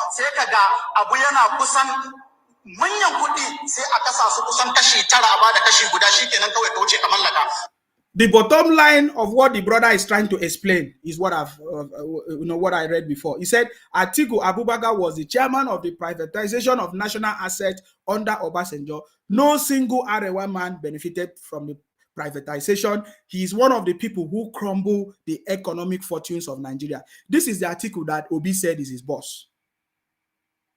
I don't know if the people from the Southeast, you want Obi, who have not become the president yet, but the people that are his bosses are people that crumble the country. Atiku was his boss, and now you have just listened to their brother even complaining. Obasanjo is the boss of Obi. What's his name? Babangida is the boss of Obi. You see that? What's his name? Edwin Clark is the boss of Obi. So these are the people that are mentoring Obi. So how do you expect Obi can produce any result when Atiku did not? You see that? And I keep asking you, who is the godfather of Baba Tinubu? Can't you see that your freedom is already here? That Baba Tinubu is bringing that long-awaited prosperity in Nigeria. You allow yourself to be clouded with emotions and kind of feelings, fake feelings of, oh, he's our in-law, let's vote for him. Oh, he's a young man. For the fact that you are telling me that Obi is a young man at the age of 62 shows that you are a failure. We are not failures like you. Are you getting me now? So you see, I can give you lots of things that when you listen to it, we cannot support Atiku, we cannot support Obi. The only person that can deliver that job is Baba Tinubu. Are you getting me now? Let me also give you a little bit. When Atiku was asked a question about the issue of electricity, do you know that Atiku admitted that the monies that was given for that job did not bring any result? He admitted. Let me look for one of the videos, because I don't even have anything to do with Atiku anyway. I just wanted to just say something a little about them. Are you getting me now? So that you will know that when you look at all these other candidates critically, looking at their track record, you will see that they have nothing to offer. The only best person that we need to support to win this election is Baba Tinubu, and he's going to win it. Going to win election, everything, sweep everybody, sweep everywhere, every state, because we now have opportunity to bring prosperity to Nigeria, and that person is Baba Tinubu. Are you getting me now? We don't need a stingy man. You know who is stingy. Even up till now, even in his party, people are complaining that there is no mobilization. My brother, we don't want failures. Maybe we have failed before, but this time around, we cannot fail again. That is why we don't want failure. Are you getting me now? Look at the track record and look at all the people that Obi is associating with. They are all failures. We don't want to be failures. We want to be success. We want to identify with success. And that person is Baba Tinubu. Are you getting me now? I want you to listen to this. Even this, our brother finished Obi. Listen to him. Listen. Tokyo, Los Angeles inclusive. That was not a mistake. Every governor, you see, when these people talk about godfatherism and all that, every governor, including Peter Obi brought Willie Obiano from Fidelity Bank as MD Fidelity Bank. He was never in government. He brought him and imposed it on the people of Anambra State. Willie Obiano became governor. A year down the line, they had issues. Allegedly, because Peter Obi, the money that he said he saved, that he saved in banks, was going to be shared on the 19th of October 2016. On the 19th of October 2016, Willie Obiano came out. It's in the newspapers, it's everywhere, that Peter Obi demanded for 7.5 billion from him as money he used to sponsor him for the governorship. Willie Obiano was not known to anybody in governance. Peter Obi refused to conduct local government elections 7 years and 10 months. He conducted local government election in Anambra State 2 months before he left office. That is not somebody that is prepared for governance at the top level. I'm sure the Bola Ahmed Tinubu was governor in Lagos State. He conducted local government election 3 times in the space of 8 years and created 36 LCDA so that governance will get to the grassroots. These are things we should be talking about, not these rhetorics about somebody is coming to say. There's no substance in appearing in all social media, in all media houses, churches, or everywhere, and start talking about what I will do. Meanwhile, you were governor for 8 years. What is the situation of Anambra today? If you say Tinubu was godfather in Lagos, has Lagos improved? The IGR of Lagos, that is just a simple indices for indicating what the progress of a country, of a state is. The IGR of Lagos was 600 million when he came. He left it after 8 years at 5.5 billion, established LIRS, established institutions, sustainable institutions that have grown that IGR to 57 billion as we speak. What is in Anambra? What has Peter Obi done in Ambra with Onitsha? One of the greatest assets that Africa can have. What has it done with Onitsha market? He's in Lagos. He lives in Lagos. Attend night vigils in Lagos. Does his family, his children, lives in Lagos. Anambra State is there. He doesn't do anything in Anambra. So this issue about we stand for. You see that? Is it the person you want to vote for? My brother, my sisters, we don't want to make that mistake. We don't want to make that. We don't want to be coming and be complaining. We don't want to be complaining. I get it. We have seen somebody that have done better as a governor, and that is the person that we are supporting. I don't even want to go further. When Obi was telling us that he took advice from a madman. He took advice from a madman. And you see when they ask him that question, you see his response. They asked Obi, tell us what you are going to do. He was beating around. He said, you don't know. That is why he came to this meeting, so that he will get some idea from you guys. But you are claiming that you are the person that is going to do everything for everybody. You are claiming that you want to change Nigeria when there is no track record of such during your time.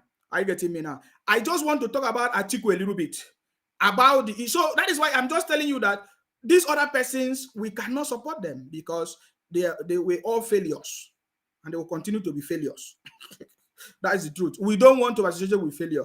There is somebody that has progressed, and we want, though they must have learned from their mistakes, but we are not going to use Nigerian presidency to correct your mistakes. You understand me? You are not going to use Nigerian presidency to correct your mistakes.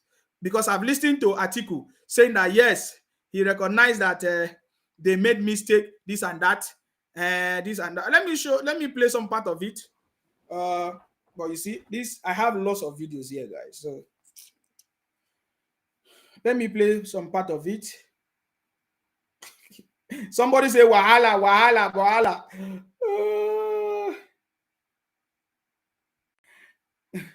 Somebody say I can see Bulaba. Yes, we love Bulaba. Which other thing do you want to say? You are not still tired of your stupidity. You have been talking about Bulaba, everything. And they shake. It does not make any sense. We have progressed. I get it now. The result is already there. Everybody is confessing it, including Rofa of Arise TV. Those people, their mouth. Now they have started changing their mouth because they have seen that Baba Tinubu have won the battle. Even with all the abuses, he has still won the battle. I get it now. So they started changing their mouth. We are waiting for them.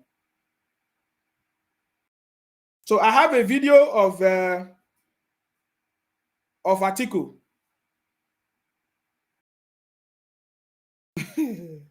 I have the video of Atiku when he was asked about the privatization issue, the electricity issues, whatever. We remember that monies were awarded during Atiku and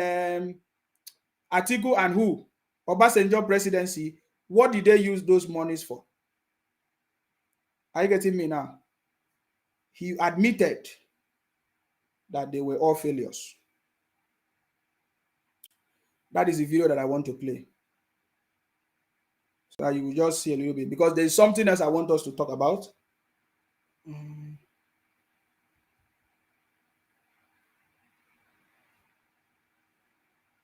My people, God can use Tinubu for us.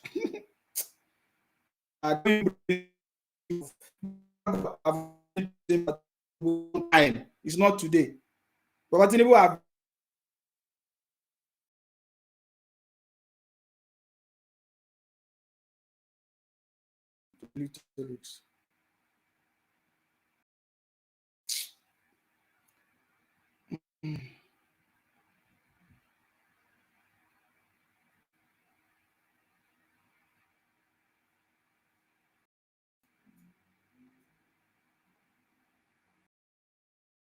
we are all Nigerians and tired of Europe. Let's unite and build a better. Let's unite and build a better Nigeria. Think deep and vote the right choice so that Nigeria will be great again. The right choice is Baba Tinubu. No, they talk too much. The right choice is Baba Tinubu. Don't do like all these fake all these fake prophecies. They say they are giving prophecies and they don't tell you who is going to win election. Are you getting me now? So you are doing fake prophecies. You are among those people that is giving people fake prophecies. Can you believe this? For a rally, no other person does it better than Bola Ahmed Tinubu. Give it to him yesterday. He had a sparkling show. From the campaign trail, from the dances, from everything. City Boy knows how to put up a show. And give it to the City Boy. He aced it yesterday. Good crowd, good turnout, everything. President Muhammadu Buhari raising his hands up. All the sums went out there for the...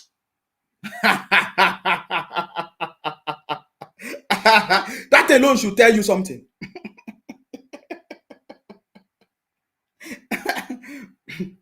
That alone should tell you something. That something is about to happen and you should not carry last. Hey, see another comment here. Somebody say Rufai is only doing his job. Oh, okay. Rufai is only doing his job. Who is the one that is not doing his job? You guys are funny. Funny people. You have seen somebody that is going to solve your problem and you are still you are still complaining. I want you to listen to Atiku because I was looking for the video. I've got the video. With this new era, you are still looking at the old order. Look at this one. Talking rubbish. What is the old order and the new order? Tell us. Listen. In your view, is corruption? Well, they ask Atiku, in your view, what is corruption? I want you to listen to Atiku. This is Atiku that Obi say is his boss. I want you to listen. In your view, is corruption? Well, in my view, in corruption is the use of your privileged position to either enrich yourself or enrich your relatives or even your friends. And I'm also not going to enrich members of my family, but my friends. Are my friends not entitled to be enriched? Are my friends not entitled to be enriched? Do you see it? When Atiku was asked a question, what is corruption? Are you getting me now? When they asked Atiku, what is corruption? He said that corruption is when you share whatever with your friends, with your family, or whatever that is not meant for them. You share it. They say 2 weeks later, in a debate, he was asked again. A question was asked, and then he started saying he's going to share with his friends and everything. I want you to listen to Atiku I want you to listen very, very attentively so that you will understand. This is the person that Obi is proud to say is his boss. I want you to listen. In your view, is corruption? Well, in my view, in corruption is the use of your privileged position to either enrich yourself or enrich your relatives or even your friends. 2 weeks later. And I'm also not going to enrich members of my family, but my friends. Are my friends not entitled to be enriched? Good question. Are my friends not entitled to be enriched? Good Are question. my friends not entitled? I don't need music. So is that the person that you want to vote for? You have listened to their brothers complaining about Atiku, that when Atiku was in charge of privatization and economic whatever, nobody benefited from it. All the privatization resources or income, where is those monies? It was Atiku that sold what do you call it? The aluminium factory in Akwa Ibom. Those of you some people say, oh, it's PDP that is going to win in Akwa Ibom. How can PDP win in Akwa Ibom when Atiku was the one that sold the aluminium factory that was in Akwa Ibom? You think that Akwa Ibom people are stupid? We are not voting for Atiku. PDP go nowhere in Akwa Ibom. We are voting for Baba Tinubu. I'm telling you, just point blank. If you don't know it, our people know it. We know that it was Atiku. Atiku was in charge of that project. We had a lot of industries in Akwa Ibom. The paint industries, the aluminium factory or Smith or whatever they call it. It was Atiku that sold it. So the people of Akwa Ibom know that Atiku that sold the properties of Akwa Ibom when he was a vice president, nobody's going to vote. There might be some foolish people that don't know what is happening. Are you getting me now? Like the present governor, what's his name? Udom Emmanuel, supporting a man that privatized or that sold the aluminum factory in Akwa Ibom.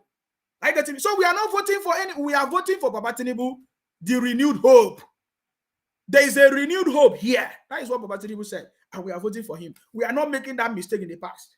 We are not voting for anybody because of emotions. We are not voting because of Udom Emmanuel is the one bringing Atiku. No, we look at the track records. So nobody is going to vote Atiku in Akwa Ibom. We want development, and Baba Tinubu is the man that is bringing that development. I also want you to listen to Atiku again. Listen, you know. The issue of electricity is a thing that Nigeria is suffering today.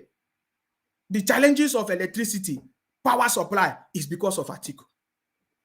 Most young people that have just been giving birth to now, they don't know that we used to say NEPA. We used to have NEPA. But now they have changed the name. I don't even know what they are calling it now. Is it PCCC or PHCN? Or I don't even know. People are complaining, no electricity. It was Atiku. So I'm giving this message to our brothers and sisters in Akwa Ibom. Some people saying, oh, in their polls, it was projected that PDP is going to win in Akwa Ibom. What nonsense talk is that one? How can PDP win in Akwa Ibom? When we remember that it was Atiku that sold the properties of Akwa Ibom people. The aluminium factory. Today, we don't have industries in Akwa Ibom because of Atiku. The paint industry, we don't have it. The issue of electricity, it was also Atiku. So I want you to listen to him, admitting that they failed. So we don't want another failure.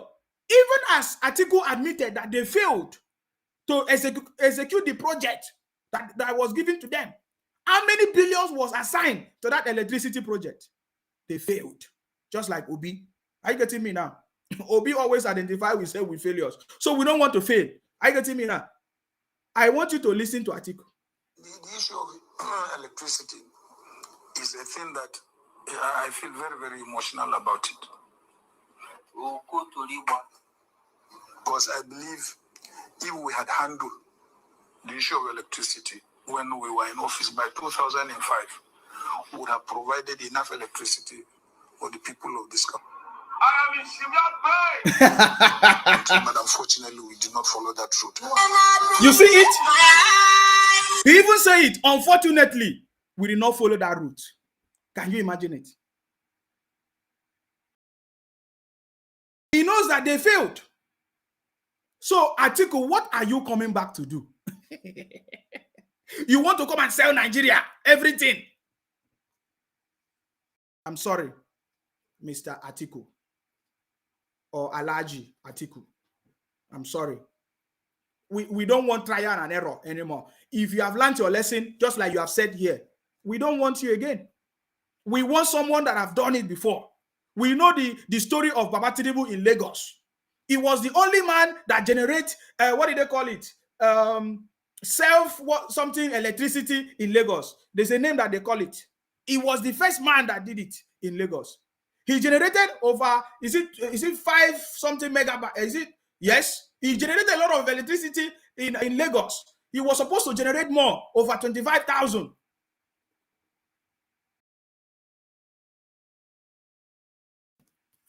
But what happened? Because of Obasanjo. So we know that a leader like Baba Tinubu that is so compassionate can do it in Nigeria. So we don't want somebody that wants to privatize everything. Somebody say you are a big snake. Yes, so yes, I've seen the name. Independent Power Project. Do you know, have you heard that name before? When those our brothers and sisters in the southeast, in the south are complaining, oh, that electricity is only meant for the federal government to do it. Baba Tinubu brought the idea. It was called the Independent Power Project in Lagos. It was Baba Tinubu that did it. He was generating electricity internally for Lagos people. IPP, internally, is it Independent Power Project? He did it. But When monies were allocated to the project, electricity project, Atiku was in charge. They finished everything. He admitted that they failed, but yet he wants to come back. Maybe Atiku is thinking that Nigerians are stupid, or he's thinking that Akwa Ibom people will vote for him in PDP because the governor of Akwa Ibom now is PDP. That is a lie. We are not making that mistake. I want you to listen to Atiku again. No? We collected money from local government, states, federal government, and others. First set of contracts were given. Some contracts were paid 100%. We left, nothing was achieved. Hey! Did you see that? I think that is where the issue of SPV came in. He said that monies, everything were paid. It means that they have paid 100% for the contract, yet it has not been executed at all. It can only be paid to SPVs, companies that are owned by their associates and friends. You listen to what he said, that he would like his friends to be enriched, using the privilege, the resources of the state to enrich his friends. How can you, if you say you are a good manager, pay for a project 100% when it has not even been executed? You should understand where the problem is. Somebody say, don't talk what you don't know, boy. No difference between Atiku and Tinubu. Yes, that is what they tell you. That is the propaganda they have been running to you. You don't even know anything. Do you know what is an independent power project? Go and Google it. Go and find out. Ask questions. Are you getting me now? Ask questions. They will tell you. Are you getting me now? It's not you typing here, Tinubu is a thief. Tinubu is a thief is what is going to help you. You can be running your propaganda for ages. Tinubu did not steal anything from your Anambra. Did Tinubu steal any money from Anambra? Your brother Obi that took your resources to offshore company, you never ask him questions. You understand me? Somebody say, what if Obi win and become the president? If Obi win, all of us here would in fact, all of us will turn to Christians.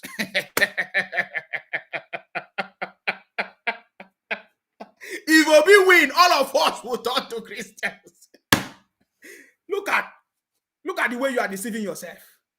Somebody called into this program and say, what did he say? He said, through the mercies of God. That is when Obi is going to win. Please, we are not picking calls. We pick calls when we are done. Okay? We are not picking calls. Eh? You understand me? You are just deceiving yourself. Shay, it's 2 days. It's 2 days now. Is it 1 day now? It's now 1 day. 1 day to go. So stop making noise.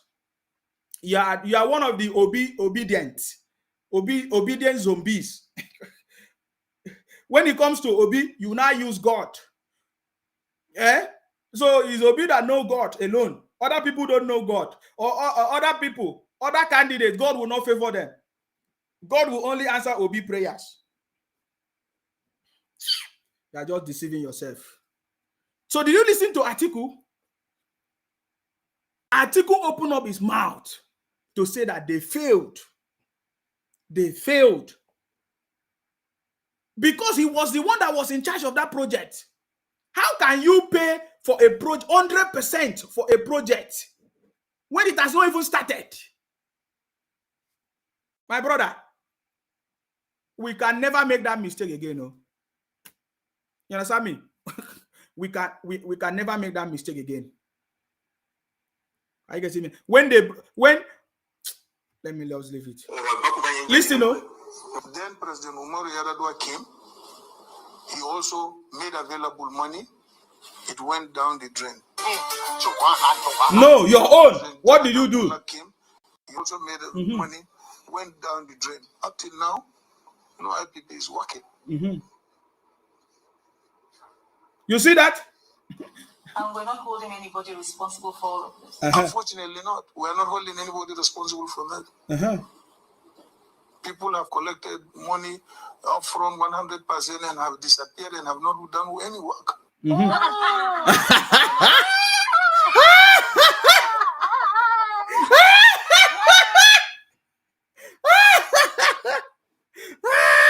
He said, we have not hold anybody accountable. But he wants to come back. He wants to come back and rule us.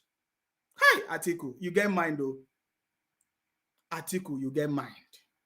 These people get mind 100%. You know, resources were given. They refused to use the resources to develop the state. So many of you don't know who Baba Tinubu is. I want you to listen to this story. Very important before I move on. I think maybe after this story, I can pick up calls. I have a lot of things to talk about, but you people keep calling me, keep calling me, keep calling me. Now, wow, I want you to listen to this. Hi, my name is Akiba Biola.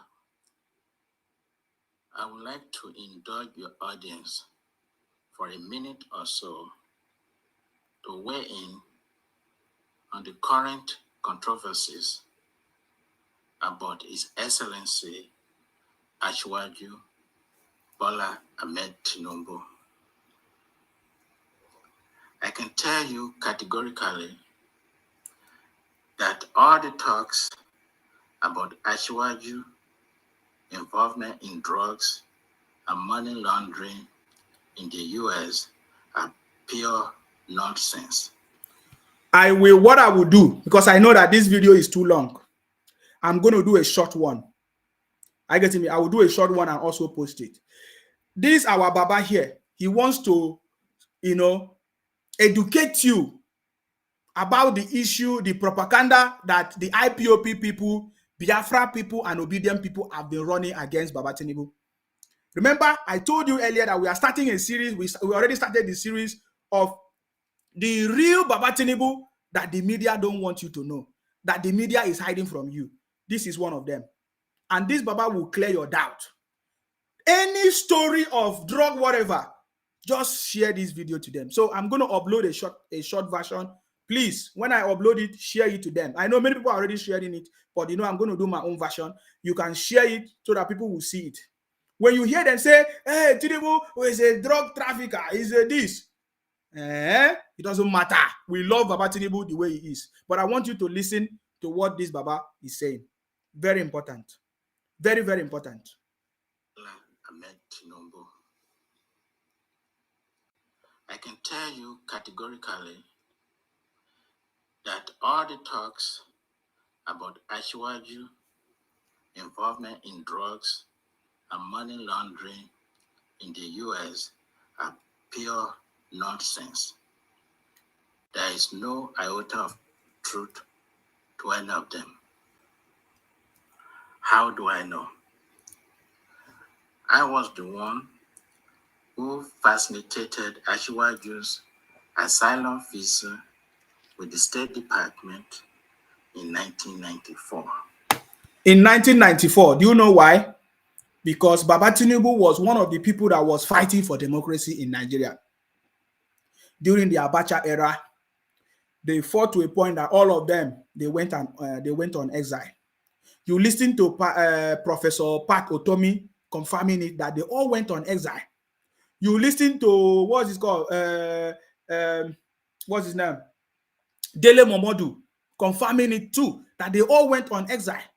I have these videos, but I don't have time this night to talk about these things. You also confirm our Nobel laureate, Professor, what's his name again? Wole Soyinka, telling us about Baba Tinubu, you know, that they were all on exile. You see, because they all this fighting that all these people are doing, there are people that fought it before. Are you getting me now? They all went on exile during that time, during the Abacha regime. But guess what?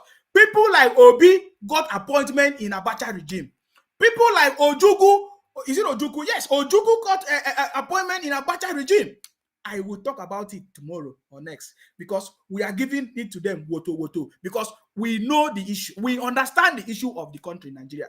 You see, those of our brothers and sisters in the Southeast that are crying, they say, oh, Nigeria is not good. These people, it was your brothers. They were part of the people that contributed to the situation of the country today. I'm giving you an example today. Go and find out. I will give you the details tomorrow. Obi took appointment from Abacha. He even said it with his mouth. The video is everywhere, but you people did not pay attention. I will bring the video to life so that I will explain it to you so that you will understand that Obi today that is claiming took appointment from Abacha. Ojukwu also took appointment from Abacha. They were the one that was enjoying Abacha regime. The military regime. They never wanted this democracy today. Well, but people like Baba Tinubu, they were fighting for democracy. And other people, you see, that is why Ojukwu used that opportunity to want to colonize everybody in the southeast in the name of Biafra. Today, some idiots are celebrating Ojukwu as their hero when he was a failure. It is part of their problem. That is why some of them, their brain, their DNA is not thinking straight. They have been deceived with propaganda of Biafra. They never know that it was somebody's personal agenda, Ojukwu agenda, because he had opportunity as a military, as part of the military during Abacha period, and they were enjoying those dictatorship, military dictatorship, and they wanted to use it to colonize everybody. Bunch of criminals. But people like Baba Tinubu and others that fought for democracy, they were on exile. That is where this story came in now. And I want you to listen to Baba explaining it to some of you that don't know. I know that some of you don't know. I can't blame some of you a lot because you don't know anything and you have refused to read. Some of you say, this is digital age. This is no longer old order. But you refuse to read. No wonder they say if you want to hide anything from a black man, put it in a book. Because if you have read, if you have done your own personal research, you will understand that Ojukwu Biafra was a personal interest. He was the one that was enjoying the military era, getting appointment with Abacha together with this Obi that we are talking about today. But some of you don't know. You come here and be talking all kinds of things. Baba Tinubu is the man for the job. Yes, I supported Biafra initially. To me, Biafra stood for justice. Even Mazi Nnamdi Kanu himself said that Biafra is for justice. Until when they started colliding or conniving with the politicians in the southeast to be killing people, to be engaging in political criminality and propaganda and be deceiving people. When I discovered it, I said my own point. I said it out. I spoke out, and they started fighting me, and they discharged me. They sacked me 4 times because I do not support anything criminality. It doesn't matter who you are. It doesn't matter. I do not. How can I be killing my own people? My people that I'm fighting for to have freedom, I'll be killing them. No, I cannot form any group to be killing my people. I cannot travel abroad to bring development or to bring idea to my people, yet I stay abroad and be giving commands to be killing my people, and I'm proud about it. When they kill their people, they come on social media, they show the video, and they are enjoying it. They say, oh, this one don't go. This one has gone to, is it weird? They have sent this one to, is it heaven or hell? Or they do all kinds of rubbish. I am not part of it. I am not part of any criminality. I have never supported any criminality. And I came out and I say it.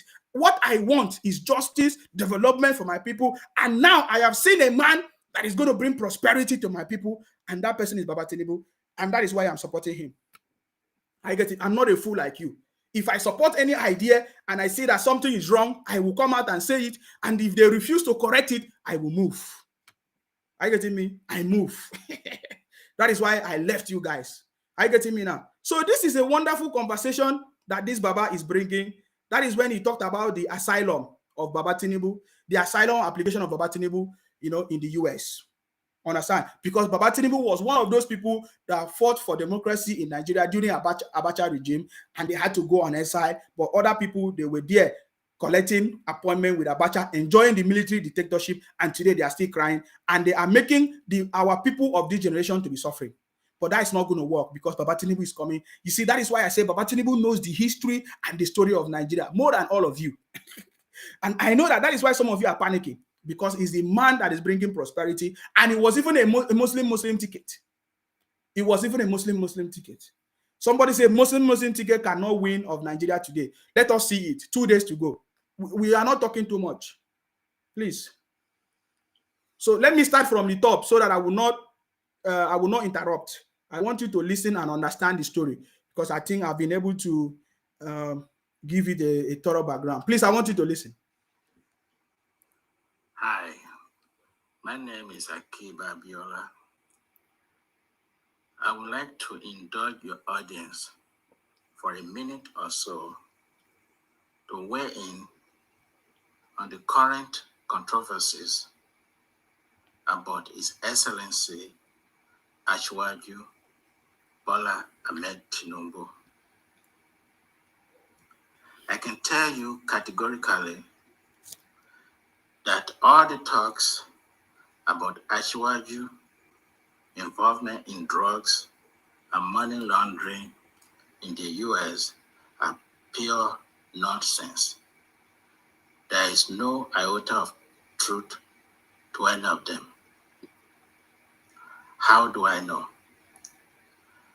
I was the one who facilitated Ashwaju's asylum visa with the State Department in 1994. I was working for a U.S. intelligence agency in Washington, D.C. at the time. I was also a special agent for the FBI. In fact, I assisted the Bureau in establishing its offices in Nigeria. Due to my position at the time, I helped several Nigerians who fled Nigeria due to the political crisis and came to the US. I was able to obtain entry visa for so many of them and some with asylum visas. That was a very dark period in the history of our country. I met with my colleague, Mr. Ed Atkins, who was the desk officer for Nigeria at the time regarding His Excellency Bola Ahmed Tinubu's case. Mr. Atkins dictated a letter to me and asked me to put that letter on our organization's letterhead. Our organization at the time was Nigerian Democratic Movement, in which I was one of the founding members. He directed me to fax the letter to the US ambassador in UK and then send a copy to Ashwaju himself. Right there in my presence, Mr. Atkins picked up the phone and called the US ambassador in UK and made an appointment for Ashwaju for 9 a.m. the following day. He told me to call Mr. Ashwaju and tell him about his appointment with the ambassador. When I got home, I tried to call Ashwaju. I was told he was in a NADECO meeting. And that meeting went on until about 3 a.m. UK time when I finally got hold of him. I told him about the appointment and I sent him a copy of the letter by fax. That was how dedicated Ashwaju was to democracy as one of the leaders of NADECO. Most of them that were in London at that time would have meetings almost every night till late hours. The same thing with those of us in the US. There was no information of any kind in Ashwaju's file with the State Department about drugs or money laundering.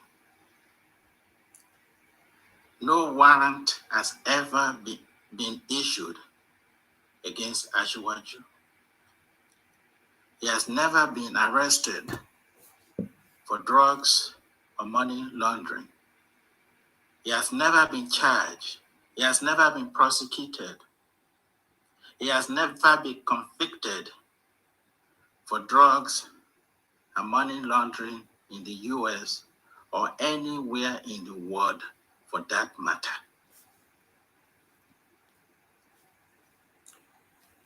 US will not give an asylum visa to anyone who has or has had drug or money laundering charges against them.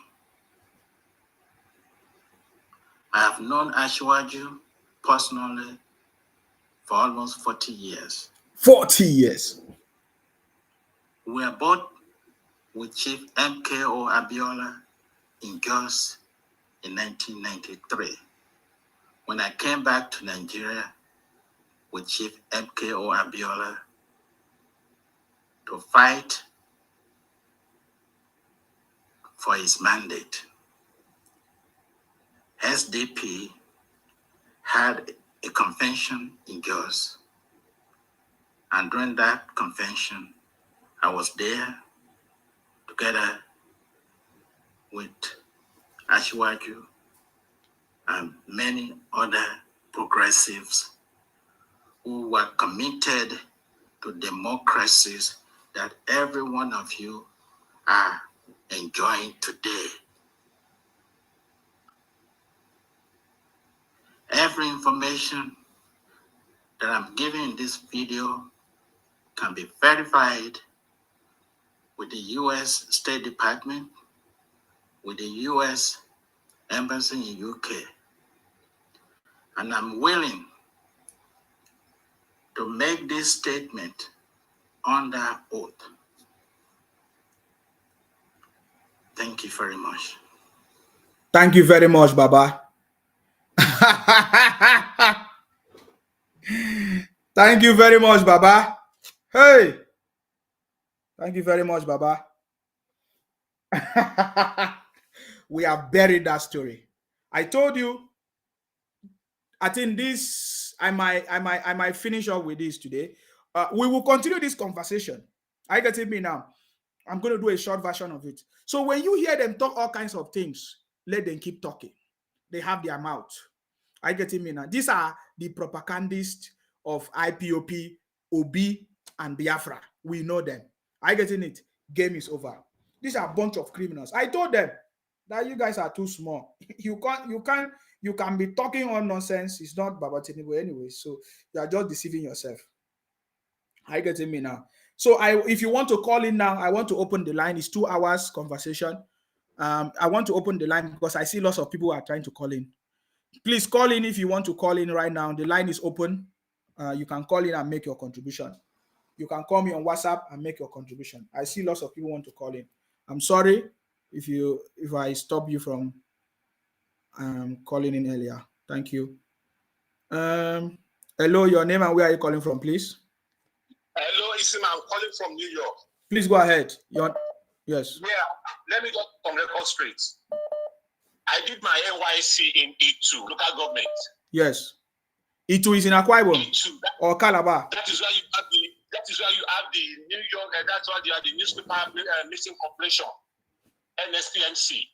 Okay. In Okuiboku. So the company is worth more than $200 million. It was incorporated in 1975.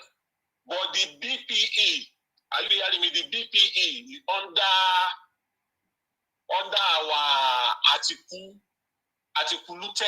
article sold it off for $50 million. Wow. So you are talking about the aluminum company, right? No.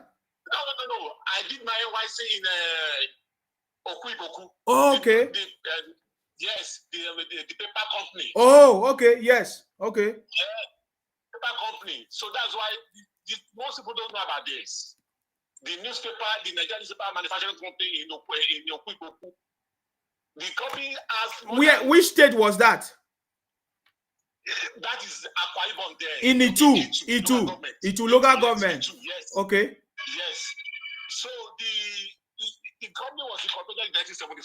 Yes. The federal government asked that the federal government asked 90% shares. Akwa Ibom has 5.5% shares. Yes. Cross River has 4.5% shares. Yes. In the company. So the BPE under our dishonorable articulated article, the company is worth more than $200 million. Wow. Our articulated article sold it off. You know, I did my NYC there. I know what I'm talking about. It's a company you'll be proud of. It's a company you should be proud of. You sold an asset. The asset is even worth more than $200 million. The guy sold it off for $50 million. Who did he sell it to then? Who did he sell it to? He sold it to a company called, the company's, let me see, the company's called... Is the company still existing? Mrs. John Silver Nigeria Limited. Wow. The company, Okuiboku was acquired. You see, at the end of financial bid, open for the federal government interest in the Nigerian government, Okuiboku was acquired by Mrs. John Silver Nigeria Limited with an offer of $51.5 million. A company that is worth more than $200 million. He sold it off for $51.5 million. Wow. These are facts. You go to the bureau, the BPE, and see. It's there. I'm talking from experience. I know. I did my NYC in that company. A company that is on more than how many hectares of land? 15,000 hectares of land. So what did they use? What did they use that company to do now? Asking me, ask Atiku. Wow. Okay. Ask Atiku. Okay. So many companies were turned off. I know when you are talking about the aluminum company, aluminum smelting company. Yes. And you didn't talk about the one in the quick book. That's why I said, let me just chip that in and tell you. Okay. That the company was sold to. Yes. PPE. And then Atiku, Udom Emmanuel, the current governor in Akwa Ibom, is bringing Atiku to come and vote for a man that sold the properties of Akwa Ibom people. Is that what you're telling me? Well, we are going to sort that out. Don't worry yourself. People that forgot me, I will not forget. I know what that company means to Nigeria then.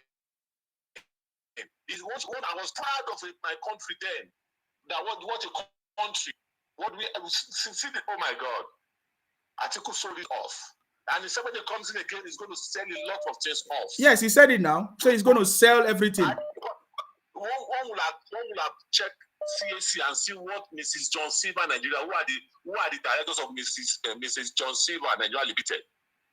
Those are the ones that bought the company off for 51. It's like you just sell it off. Sell it off for $51.something million. Company that is worth more than $500 million. The asset. Wow. So these are the things people should know about Atiku. A lot of things were sold off when he was the chairman of PPE. He sold them off to his cronies. So the remaining one that are still alive, he will sell them off again. So people should think twice voting Atiku. Yeah, it's only the Biafra people that say they want to vote Atiku. But there's no problem. We will sort that out. Something that has been expressed in 1975. Okay. Look at how many people were employed in that area. How many people were given job. When something was sold off, a lot of people lost their jobs. Yes. Okay. So thank you very much, brother. Thank you. No problem. Thank you. I appreciate your call. You have added more comfort because I'm speaking with my people in Akwa Ibom. We will not make any mistake. Yeah. All right. You know, I told you I did my NYC then in New York, so I know what I'm talking about. Yes. Yes. Thank you very much, my brother. I appreciate you. We are waiting to celebrate Baba Tinubu presidency in the next in the next few days or one day. Want it to go. Thank you very much. I appreciate you. Thank you. Bye-bye. All right. Bye. Hello, your name and where are you calling from? Please go ahead. Hello. Yeah. I salute you. I salute you. Go ahead. Okay. My name is Martin Sibia from Akwa Ibom State. Your name is what? Listen to. My name is Martin Sibia from Akwa Ibom State. Okay. Precisely. Yeah, please go ahead. Okay. I've listened to your conversation from A to Z. And then among the three candidates, I will say, in my own personal opinion, I have this to say. One, I cannot vote for Atiku because one, my dad was working in that ASCON you've been talking about. And because of that, because of that selling of ASCON, my dad was enlisted in those people that when the company went on redundancy. Yes. That is number one. That one is number one. Okay. Number two, your own candidate. I'm going to talk about the three candidates. Your own candidate in the person of Tinubu is this. Nobody is perfect, but there's something the third candidate will be said.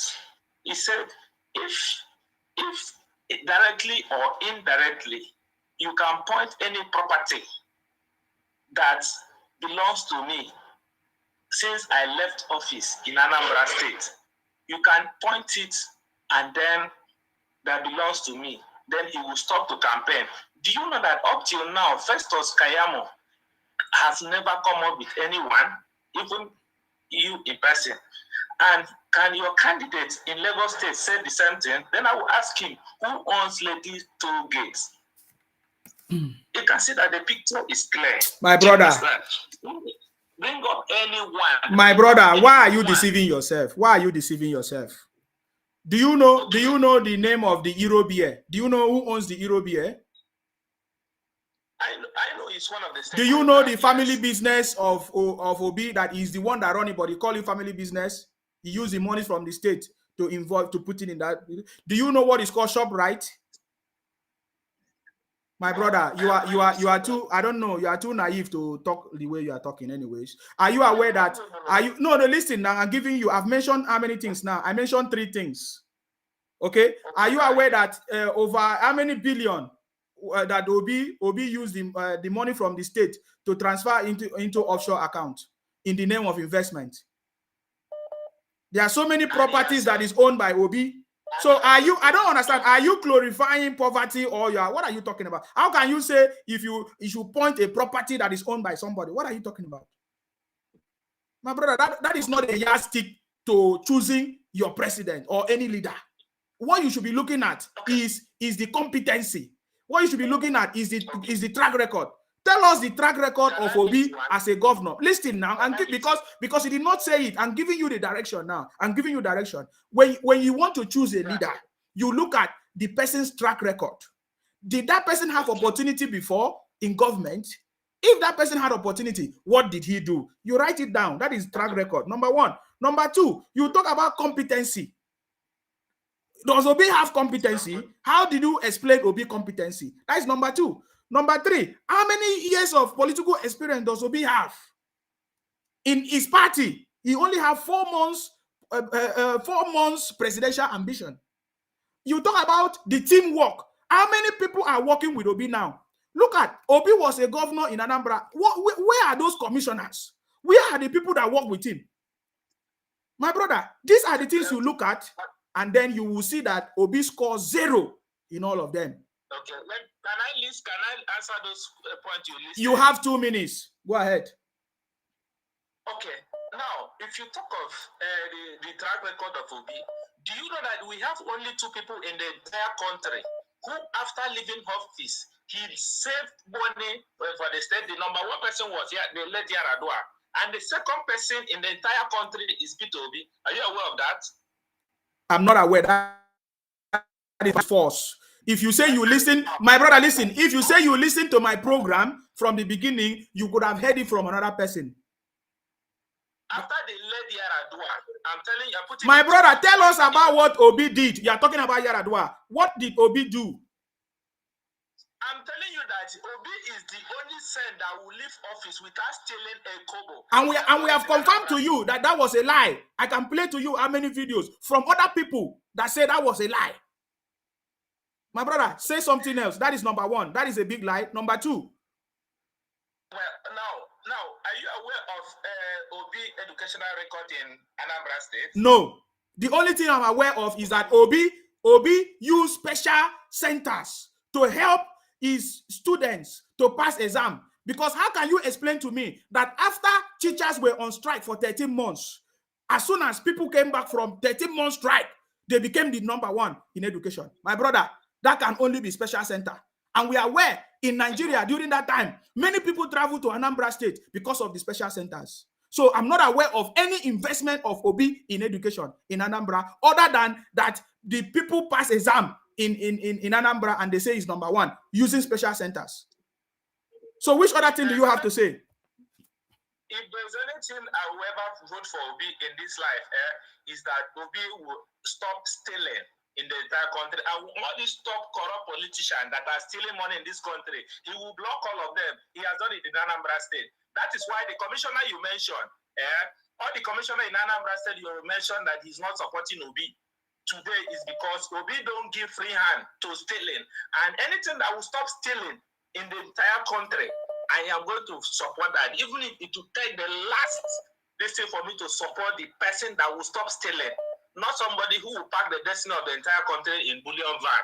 My brother, thank you very much for calling. But how I wish Obi himself did not steal. I just told you the story of Pandora. Obi never denied it.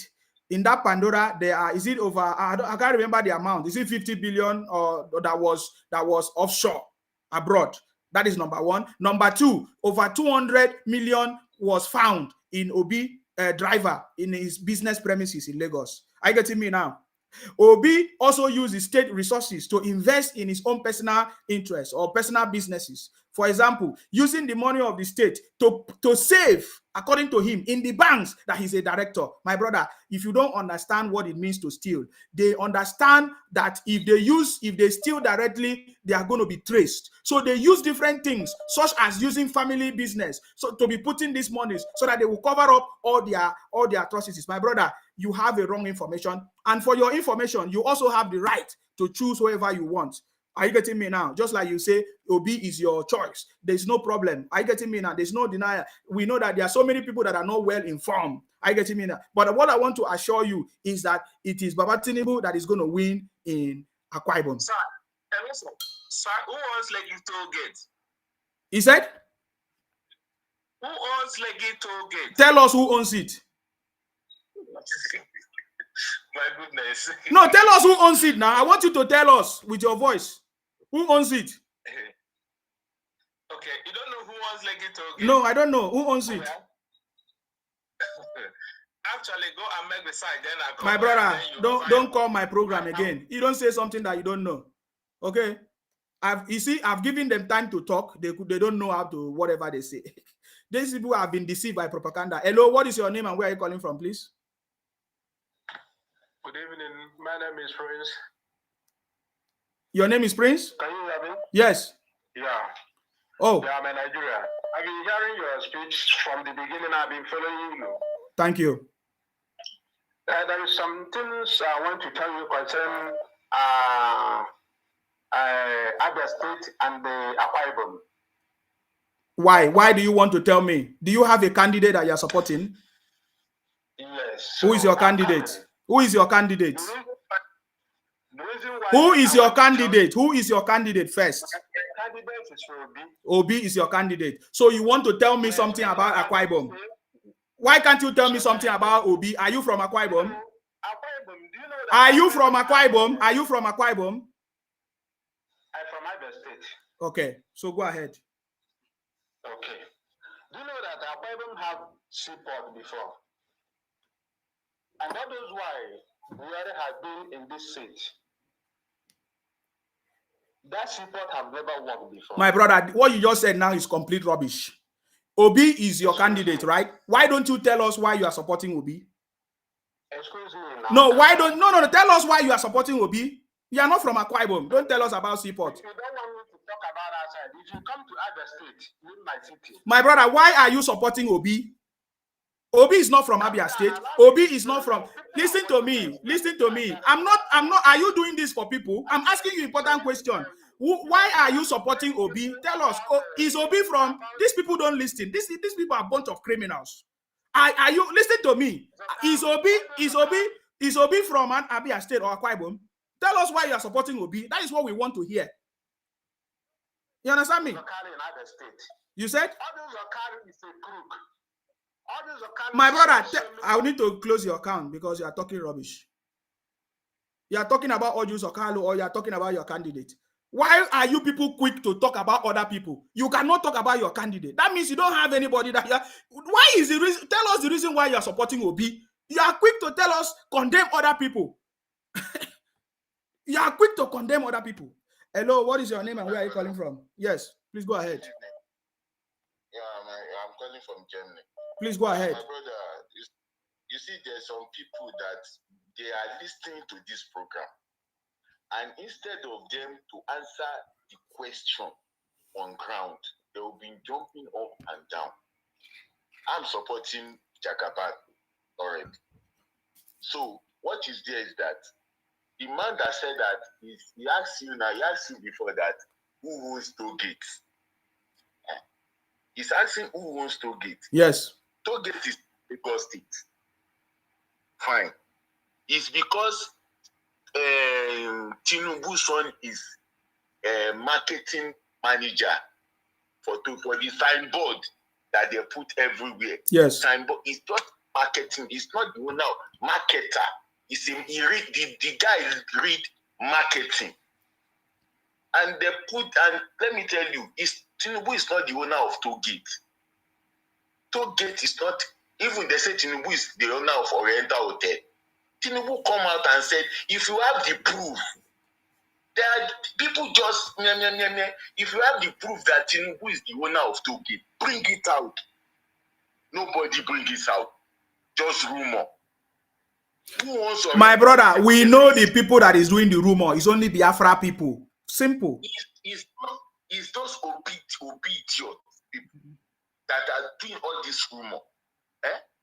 My brother. So now I want to tell you, make I tell you about my own candidate, Tinubu. Please go ahead. I don't know Obi before. I don't want to know Obi, and I don't want to know Atiku, because Tinubu is going to win next tomorrow. Period. So let me talk about Jagaban. Jagaban has intelligence, the intelligence and the capacity to take Nigeria to the glory place. Because waiting about Tinubu don't do in Lagos, that is waiting I will talk. Not be waiting they do in China or Bangladesh. I don't know those countries. Now Nigeria, I know. Tinubu make sure say in Lagos State, I know what in Lagos be in 1999 when Tinubu came to power. If you go Mushin, you go close your nose. If you go Oshodi, you go close your nose, because the kind of dustbin waiting for Lagos that time, it reached 2-story building where you go this year. But Tinubu came with lawman, they clear everything, clean everything, clean Lagos. That is why we call Tinubu the modern day Lagos owner. That is why no be saying that Tinubu built Lagos. Lagos is there already. But it's Tinubu that built new Lagos. New Lagos is Tinubu. That Lekki, all those Lekki, that Dangote, everything, it's Tinubu that opened that place. That is the new Lagos we are talking of. Tinubu opened those places. Those places that these Igbo obedient idiots, when they did for Lekki now. Now Tinubu open now. But they no feel see him because hate too much. The person too they hate people too much. Hate too much. Hate is too much. They talk say the Baba they shake. The Baba they no feel waka. And the man campaign all 36 states. All 37 Nigeria states. Na 37 now, including Abuja. 37 states. He campaigned everything without rest. Obi no campaign campaign reach am. Atiku no campaign reach am. The hard work of Baba Tinubu since 30 years plus, we don't they do this thing. Come one person come 4 months. You think say it easy? You know they easy. Now Baba Tinubu they win the election. Baba Tinubu they win the election because the track record is there. Obi they tell okay, tell me which job will be create for Anambra? Zero. Which job Atiku create in Nigeria when he be vice president? Zero. Instead of make the create job, now 16 billion of NEPA electric we supposed to use. Now they take run. Obi dey there now. The money where he say he save it into his own bank. He can't give them the money back, but he don't gain more on top that money. He don't gain more on top that money. They can't say poverty now he carry give at Anambra. No councillor, no chairman. How state won't take move? When you no get councillors, you no get chairman. You no do voting for 7 good years. You no do councillor, you no do chairman. All the money we're supposed to go there, they pocket them. They save money. How state go move forward? How state go develop? That Onisha market we take for Anambra. If to say Natinu put Naim governor Anambra, that Onisha market will don't be one of the best. It will not be the best market in Africa. But see, you know, invest in Onisha market. That is why you know if you go Anambra go vote now. You know if you win in local government for Anambra as it is so.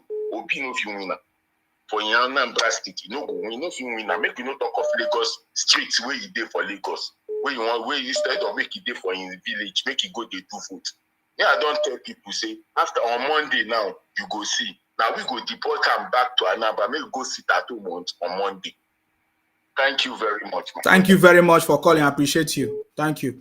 You see, anybody that have something to say about their candidate, they call in and tell us. Don't tell us stories. Don't be condemning. Tell us about your candidate. Hello, your name and where are you calling from, please? Hello, Sima. This is God's Power from London. I salute you. Please go ahead. How are you, my brother? Very good. Yourself? Yes, I'm great. I've been. Are you waiting for the victory celebration? To be honest, I can't wait to. I tell you, no sleep for me. We are not going to work the following day, man. We are going to be celebrating. No, I don't take holiday. I don't take holiday. I know they go anywhere. Yes. I go stay through here. And even your program, self. We are going to do 24 hours. Please, we have to. And I've just been listening to people tonight, and when somebody was asking me who owns toll gate. The toll gate is a property of Lagos State. That is one.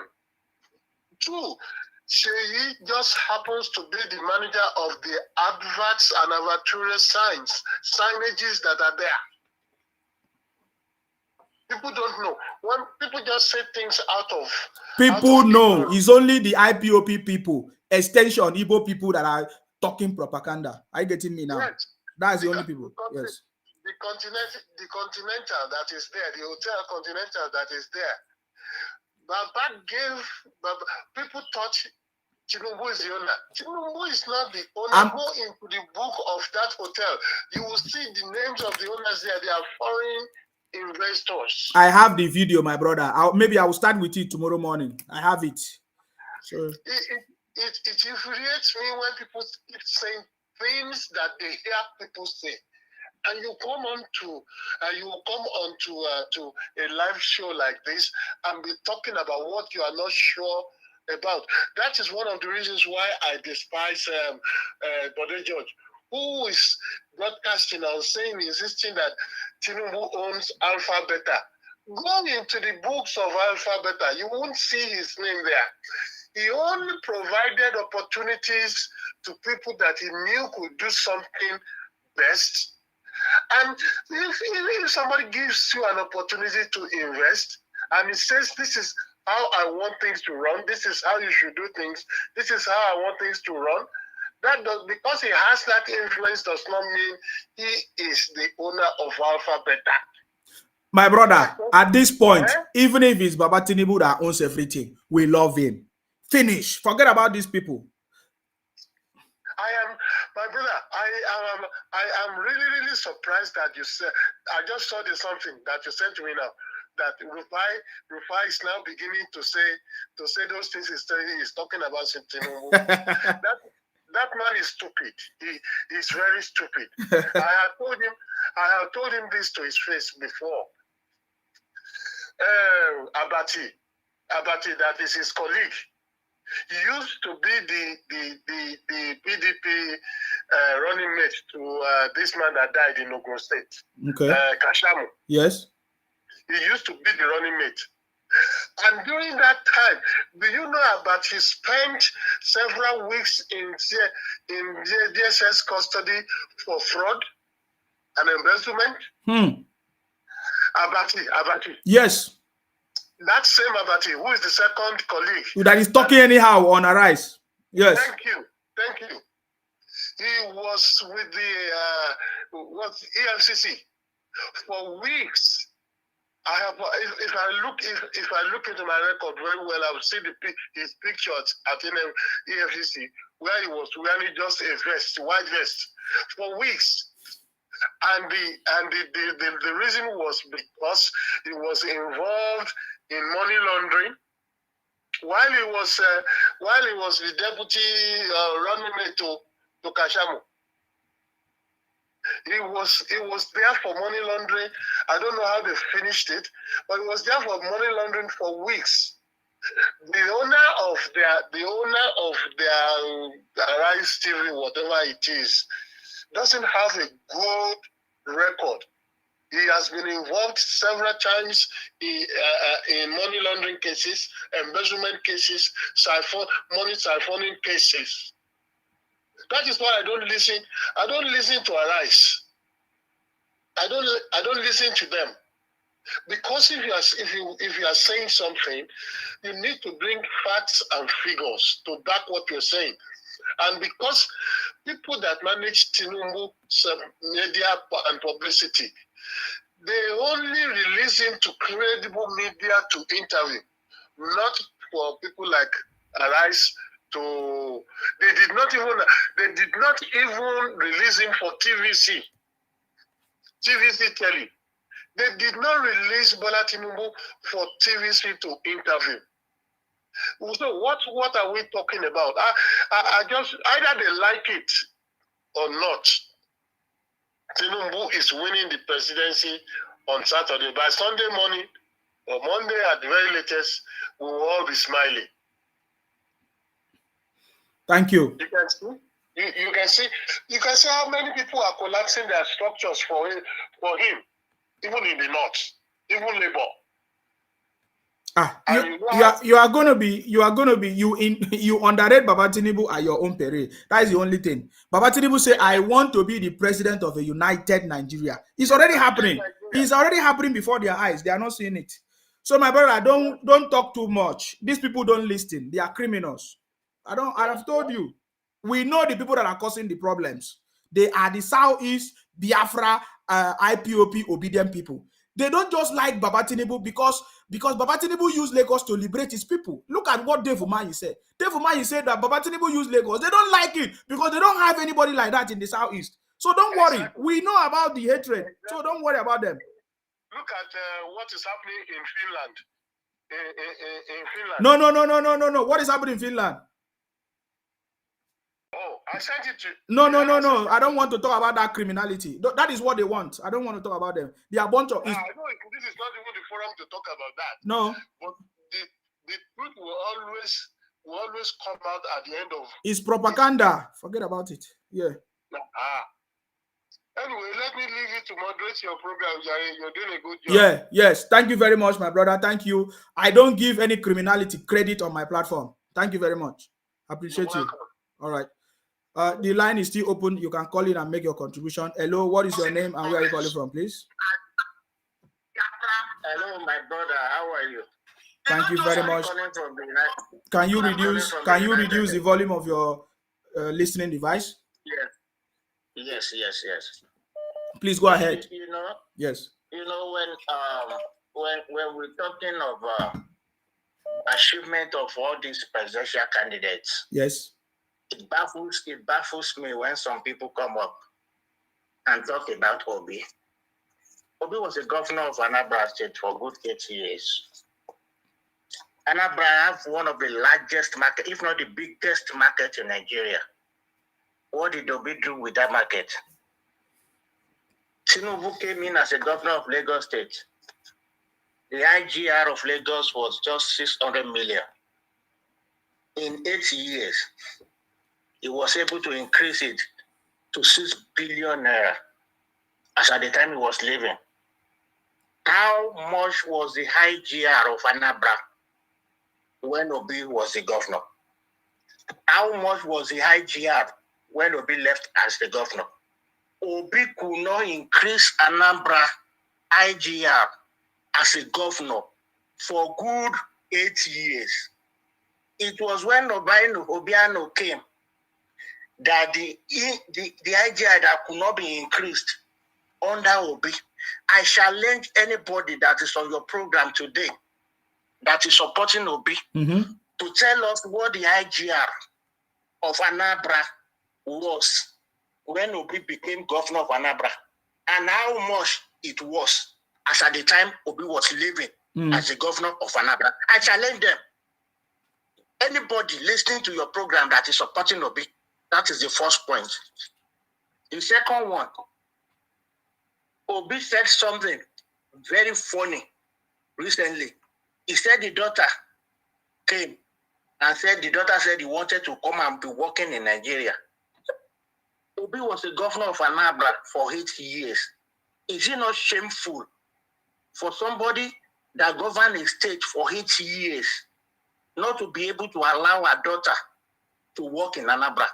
As I'm talking to you today, Obi's daughter teaches in Lagos, employed in the Lagos civil service. Go and confirm it. Obi himself confirmed it that her daughter works in Lagos civil service. The daughter could not work in Anambra, he said, because of the security. That is the same Obi that is campaigning. Obi said something himself. He said, as at the time he became the governor of Anambra, he worked on the education system of Anambra. He could not succeed. Then he handed over to the bishops and gave them money. Imagine a serious-minded person as a governor that could not handle education, that had to hand them over to bishops. These are the words of Obi himself, that he said by himself. He used his own mouth to say it. Now tell me, which state in Nigeria? Because when you are talking of Tinubu's achievement, there are some other things we should also still consider. You see, these young boys that probably were young in 1999, in 1999, that were very, very young, that did not know the history of Lagos. It's easy for them to come to Lagos and begin to say nonsense. I was working in Ikeja in 1999. I knew what Lagos was like in 1999. I knew what Oshodi was like in Lagos in 1999. This man came in 1999 and began to do the work of Lagos. If you see that's sometimes I look at people when they talk and I was like, do these people really know what this guy has done? Do they really know the antecedent of this man? I've compared it. I spoke with one of the hardcore Obi supporters. Do you know why the only point that made me change his mind? I said, just go and this IGR issue. I said, go and confirm in Anambra, go and see. Obi have Onitsha market, which is one of the largest markets in Nigeria, if not the largest. What did Obi do with that market as a governor?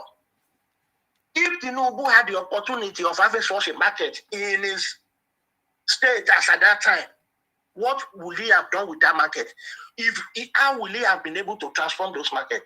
Is that same Obi that they are now sending to us as somebody that has achieved something, that has done anything? Erosion is gulping Anambra today. Obi was a governor of Anambra for 8 years. What did he do about those erosion? Tinubu converted erosion in Lagos to what you see now. Now everybody is going there now. I say we are buying land. Where? What do you call this place? Remind me. I forgot. Maybe I will remember. Is it a co or is that that one? Yes. That was a caution area. It was just like the same thing in Anambra. The whole of Anambra is being washed away by erosion. This could have been confronted if you have a visionary governor in Anambra. So when people come out and tell me that that state, Anambra, their state capital, Oka, is like a glorified town, was once ruled by Peter Obi. The problem is that people don't want to go and see. If not that I'm fine, I would have told somebody to go to Anambra and fly a drone in their state capital. And you now tell me that Obi, that we are all that some people are now saying as Messiah today, was once a governor of that state. It is a shame. Honestly, I don't know what to say. When I hear people talk, I look at them as well. There are so many allegations about Obi. If you don't know, there was this guy that said Obi that was working with Nest. Maybe they keep this story that said that was caught in what's this country that carries Conte. This guy. Yes. That said she was sent by Peter Obi. The girl is still in prison as I'm talking to you today. Nobody is making reference to it. The girl by the name of Chinere. I've been looking for the story. Please, can you send it to me? I know. I've been looking for the story. Yes. The lady that was working in Nest, that was a 21-year-old girl that carried 1.5 million pounds worth of cocaine in a suitcase.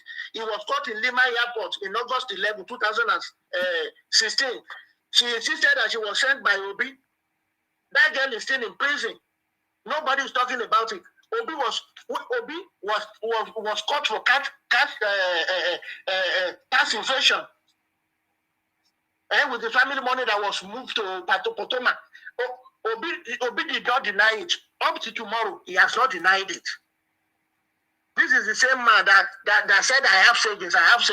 Do you know that the bank that savings belongs, Obi was the director or the chairman in that bank. You kept state money in your bank, generating interest for yourself, and you are claiming to people that you saved money. That state money was being used to run those banks then. Invested state money in your family business, Eurobia. The information is out there for everybody to see, but these people are so blind to the extent that they do not even, I don't know. These are the things you can see yourself. We are all educated. Then they are talking about Lekki Tollgate. There are people daft. Go on Google. Type it now on Google. Who owns Lekki Tollgate? Google is your friend. It will tell you it's a public-private partnership. It's there. Everything you want to ask. We are in a war now that is so easy for anybody to know anything. Go to these places where they register companies in Nigeria. If you want to know about the owner of any company, go and research. You think people are daft? You think many of them have not gone to research about all this company? You are saying they are owned by Tinubu. This is the propaganda of IPOP, Biafra people. Has Tinubu ever be? Okay, the Bible says something. Do you know during the time of Obasanjo, Tinubu was in the opposition? The Bible said Tinubu was the most investigated governor in Nigeria because they wanted to capture him. They were looking for a way to catch him, but there was nothing they could find. That same Rubadu, who did not know about Rubadu in that country, he was a very fierce EFCC chairman. That same Rubadu is the one following Tinubu all around now. Do you understand what I'm saying? This man has never been indicted for anything. Yet you go out there calling him all sort of name, coming out with your different kind of propaganda just to malaise the man, just to malign him. You understand what I'm saying? There are so many stuff about Obi that are unheard of. But then they kept quiet because it is what they are choosing. Even if Obi is today, they will still tell you Obi is a Messiah. Obi is not a Messiah. If Obi had not been able to do anything, Obi is a Messiah for them. So don't take their Messiah away from them. Let it go and be Messiah or president of Anambra. Simple. Nigeria of today, let me tell you, needs somebody that could think. We have income problem in Nigeria of today. We need somebody that will come in and transform that country, that will be able to generate money for that country. And we need somebody that has done something similar before. Put all of Atiku Abubakar has never taken any administrative post. As a vice president, he has never taken any decision by himself before. His decision taking is subject to the approval of the president. So Atiku has not been tested before. Obi had been tested as a governor. Put their record side by side. Put Obi and Tinubu record side by side, and think of who has done who. What has this person done? What has this person done? Then go along and vote your choice. But as far as I'm concerned, I've thrown out a challenge. They should not just come back and argue. These are the things that Tinubu has done that we are saying. It will be done to the extent that as a governor of a state for 8 years, it could not generate an IGR. If Obi was the one that his state allocation was fixed as a governor, will he have been able to run Anambra? If you are talking about Tinubu and you are saying you are talking about his achievement in Lagos, remember that at the time that state was not given allocation, and yet that state could achieve that much. And you are it's an insult, honestly, it's an insult to compare Tinubu to Obi. That is what I want to say. Thank you. Thank you very much. My brother. Thank you very much for calling. I appreciate your call. Thank you very much. The line is still open. You can call in and make a contribution. The brother also said that you need drone to go and check what is going on in Oka. We know what is going on in Oka. You don't even need a drone to go and check anything. We have the videos of what is going on in Oka. Even Soludo is also complaining. Hello, your name and where are you calling from, please? Go ahead. Mr. Mike from Lagos. Please go ahead. What's your contribution? I first of all, I love your program. I love what you're doing. Kudos to you for that boldness. You're welcome. I want to quickly say this. Most of the people that criticize Ashiwaju does not have facts at all or evidence to what they are saying. Like you rightly said, it's a pure propaganda. Let me tell you something, result speaks for itself. P2B had been a governor in Anambra State for 8 years. He's there for everybody to see. And then Ashiwaju has been a governor in Lagos State for 8 years. Now, the antecedent and the profile of Ashiwaju, I'm telling you, this one is not anybody that is not, some people don't listen. They don't want to listen. They just follow their emotions. They just follow the crowd and what the people are saying. They don't even do proper investigation. But because I was listening to your program right now and somebody was asking you who owns Lekki Toll Gate. Is that not an illiterate question? That's a pure naive question, because the toll gates are owned by Lagos State with the private sectors combined together. Now, in the comment section, I find people saying things like, can you compare the income of Lagos State to the income of Anambra State? Mm-hmm. The question now is, can you compare the population of Lagos State to the population of Anambra State? Good question. We are talking about 20 million people in capacity. We are talking about 20 million people in one state. You are talking about the capacity of 20 million people. You can't compare it to that of Anambra State. And with the fact that this Tinubu Ashiwaju did not even receive allocation, during his own tenure for 8 years. So now, we all know that before 1999, before Tinubu assumed office, we know how Lagos was like. Let me tell you something, This Tinubu is somebody that if you come down and listen to Tinubu very well, you understand that he is a man that has this IQ of development. He understands what it means to develop a state, to bring about development, infrastructure, and a clean environment. You can't compare Lagos. Go and Google it. The 10 best states in Nigeria, Lagos will be the first to show on your Google. The 10 most developed states in Nigeria, Lagos will be first to show on your Google. Do you understand? Now, if somebody is saying that Lagos is a state that has a lot of income, what about a state like Uyo? Uyo, Ababio was there for 8 years. We can see the visible, tangible results. My brother, are you hearing me? Yes. Uyo cannot be compared with Anambra State, because you are talking about Anambra State, you are talking about Mem Market, you are talking about Nnewi Market, you are talking about this big, heavy market in Anambra State. Then when you look at Uyo, we have a stadium. Look at what that man did in Uyo under 8 years. They are giving Anambra State their allocation. P2B, he was using money to invest in his bank. Like you said, he was using money to invest in the family business and stuff like that. See, let me say this. To rule a country is not with mouth. I've taken time to listen during this campaign period. I listened to P2B's ideology and system of governance. I don't think it's what Nigeria needs in this time around. Like this moment we are now. That his agenda and all that his plan that he dished out. I don't think that's what Nigeria. We need somebody. Okay, let me say this. My brother, are you hearing me? Go ahead. Go ahead. Let me tell you this. We don't need all these presidents that are coming telling us that they have one shoe. We are tired of them.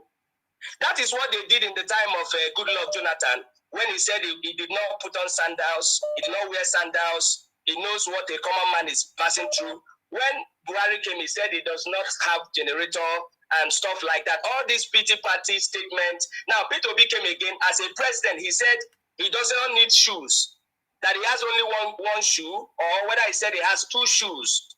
Now, these are sentimental statements. You're a billionaire for crying out loud. There's nothing wrong with you having a good shoe.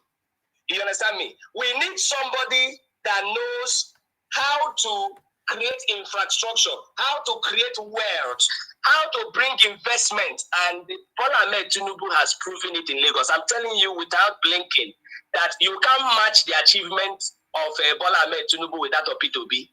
And I'm looking at P2B as someone who cashed into the situation of the time. He just cashed in because according to what we see, P2B already went to PDP to try PDP, but he knows that he couldn't work. Then he came out. He came out from PDP and then entered into Labour Party and began to catch into the agitation of the youths. You understand? So I'm looking at him as somebody that is cashing into the situation to win an election. But when you look at Bola Ahmed Tinubu, you see a man that has a vision right from time. Not today. His vision to bring about change in Nigeria has been right from time.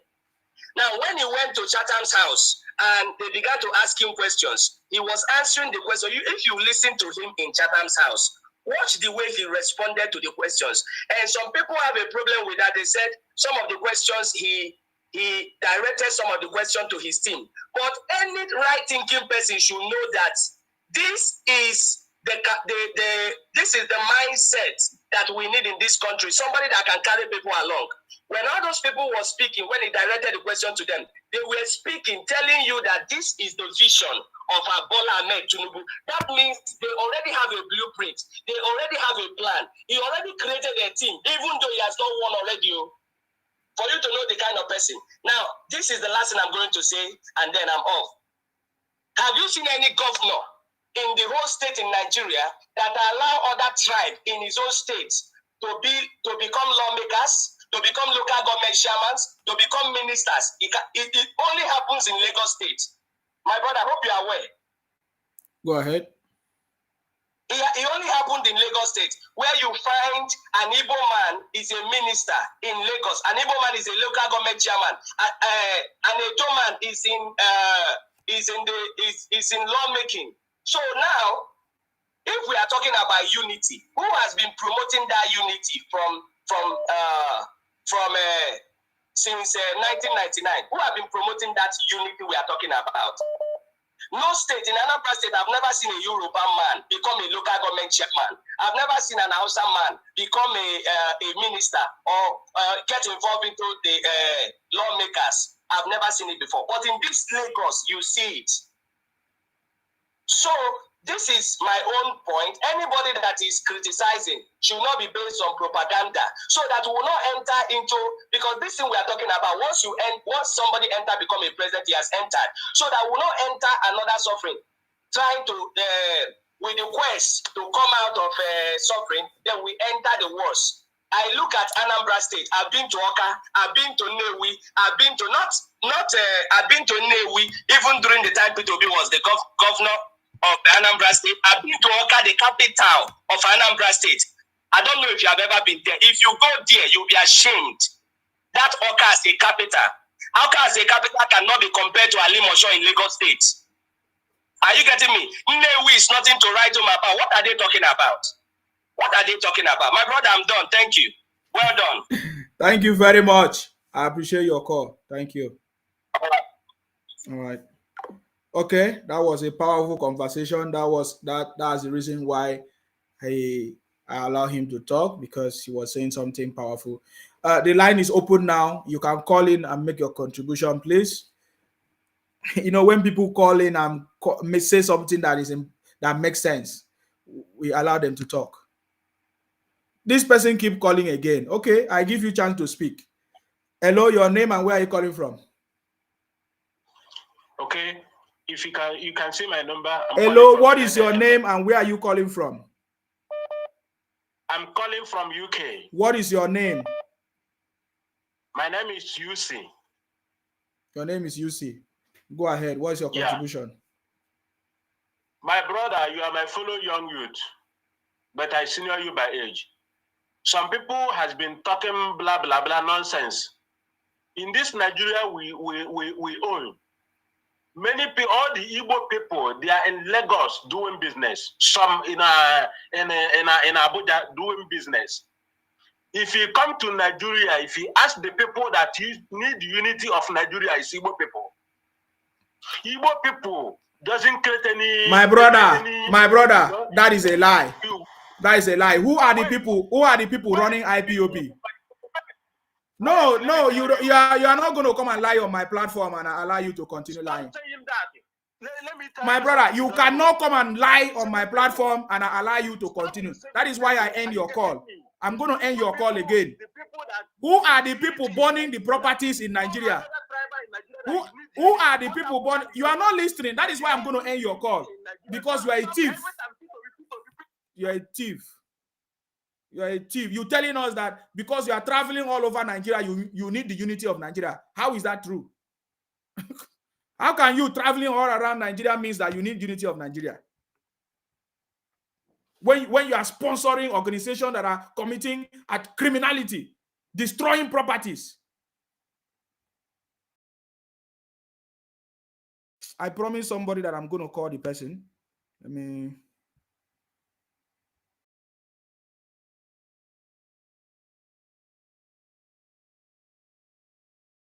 Hello, your name and where are you calling from, please? Go ahead. Oh, thank you very much. Thank you very much, Sima. You're doing a great job. Yes, go ahead. Yeah, beautiful. It was good you actually shut that last speaker up. This election has opened my eyes to so many things. And it is really sad. It is really sad that my brothers and sisters from the Southeast extraction have become the Boko Haram they've always criticized. In fact, they are doing way more than the bandits and these terror groups we have today. The whole idea of always forcing people, always trying to coerce people into your own association. They started with the IPOP thing. You can imagine the audacity of some unscrupulous elements to include the Niger Delta into IPOB without our consent, because I'm from the Niger Delta, from Akwa Ibom State. You drew up a map and said the Akwa Ibom people, the Cross Riverians, the Bayelsans, the Deltas are all part of IPOB without their consent. Is it not an insult that a region that contributes the second to the least to the federal purse, they contribute the second to the least, they are almost a liability to this country, we will now conscript and coerce an oil-rich region into an association? Who should be calling the shots between the Niger Deltas and the Southeast? It should be the Niger Delta that should be deciding whether, if at all, there should even be secession. It should be the Niger Delta that should be deciding who should join the movement, not the Southeast extraction. Forcing, it's an insult. It is an insult, and that was the same thing they did in the Civil War, where they forced the Niger Delta region into the Biafra struggle, just because they wanted the oil from that region. So back to that, and now they have incorporated this attitude, they have incorporated this habit into this Obi movement. The moment you don't support the Obi, this their messiah, they start calling your manner of destructive words, vile words. They use all manner of tactics to disregard your person. Can you hear me? We are hearing you. Go ahead. Yes. They use all manner of tactics. They call you names. They insult you for no just cause. They insult you for no just cause. And it has become very, very nauseating. I think it is time we shut these people up. It is time we put them in the level or the position they belong. We can no longer reckon with these people. These people are destructive elements. I am not saying it is the entirety of the Southeast. We still have some very reasonable brothers and sisters. Yeah, that is why we say the Biafra and IPOP people. Yes, exactly. This IPOP and the obedient people. It is time we sit down and engage ourselves constructively. At the start of this election cycle, I took out time because I was following the social media arguments, and I noticed there was this hype around this Peter Obi man. And I recall vividly that, and then it struck me that, wait, when this man was governor, we had a Fashola then as governor. We had a Gospel Ababio then as governor. We had a Rotimi Amechi as governor. We had an Olusegun Mimiko as governor. We even had a Ralph Aregbesola as governor. We had Lee Elimoki as governor. We had a Dan Kwambo. We had the Kwankwaso as governor. These were the names. These were the names I used to hear then, especially Fashola, Amechi, and Gospel Ababio. Those were the best performing governors in that time. So I'm surprised. What is it that this Peter Obi was really performing and people were not talking about him? What did he do? And then I went for that to even probe his achievements. My brother, as I speak to you, I challenge any obedient here to tell me one school, just one school, that Peter Obi built for 8 years, that built from start to finish, and commissioned. Just one school. I challenge any obedient here to give me, just to tell me one hospital, just one hospital, that Peter Obi built from start to finish and commissioned. Any video whatsoever they can show. Not just one. Now, what was even more very, very thought-provoking for me was on the 14th of November. I don't know if you can recall. The current governor of Anambra State, an erudite professor of economics, wrote a very damning letter. People are not paying attention to events. And if you read paragraph 14 of that letter, that article, he said something very, very, very, very interesting. He said that when Obi was governor, because for some of them, they will tell you, suffer not they tire you, suffer not they tire you. These are the words they continue using. Like Tinubu was the cause of their suffering, or Tinubu brought poverty in the land. But they are governor. their governor, the current governor, and this is coming at a time when the Southeast is clamoring for a Southeast governor, and a Southeast president rather. They are clamoring for that. In fact, we have an Uguanyo of Enugu State and an Ikpeazu of Abia State, who are not even happy. They are dissatisfied with the choice of their candidate, the PDP presidential candidate in the person of Atiku Abubakar. One would have thought that by now, Uguanya and Ikpeazu will throw their weight behind a Peter Obi, who is their own brother and son. But because this man is not credible, they know he does not have he has no track records. There is nothing to show that this man is eligible and qualified for the position of the president in this country. Charles Oludo said that when Peter Obi was governor, the poverty index in Anambra State was at an all-time high. Despite the booming price of oil, it was at 53%. And this is the same man that disobedience are pushing. They are pushing and telling us today that we should vote for, as opposed to a man who met Lagos at the mess, almost at the brink of collapse. I was able to increase the IGR from 600 billion or 600 million monthly to about 5.5 billion naira. And you're telling me today that I should leave such a person who was able to increase the IGR of the state, who was able to help in stimulating the economy of the state within that period of time, despite the paucity of funds from the federal government. He was able to introduce Oracle. He was the first governor to introduce Oracle, which helped in weeding out ghost civil servants in Lagos State. This was a man who did exemplary job in the judiciary. He introduced the citizen mediation program. He introduced the office of the public defender, which helped in fighting for indigent Lagosians, fighting for justice for indigent Lagosians. You mean I should leave such a person? This was a man who introduced different schemes in the housing units. He introduced 500 housing units yearly under the scheme. The moribund Michael Otedola housing estates was brought to life under Tinubu's time as governor. The Okoba phase 1 and 2 came into life under Tinubu's administration. The Oregon estates came into life under Tinubu's administration. The corridors of Lekki opened up and now became a real estate haven for real estate agents. Today, Lekki is over $1 billion investments. In fact, Lekki has made more billionaires in Nigeria, millionaires and billionaires in Nigeria, than the entire Anambra State. It is on record. This is on record. But this is the same man that people are coming here to vilify, to demonize.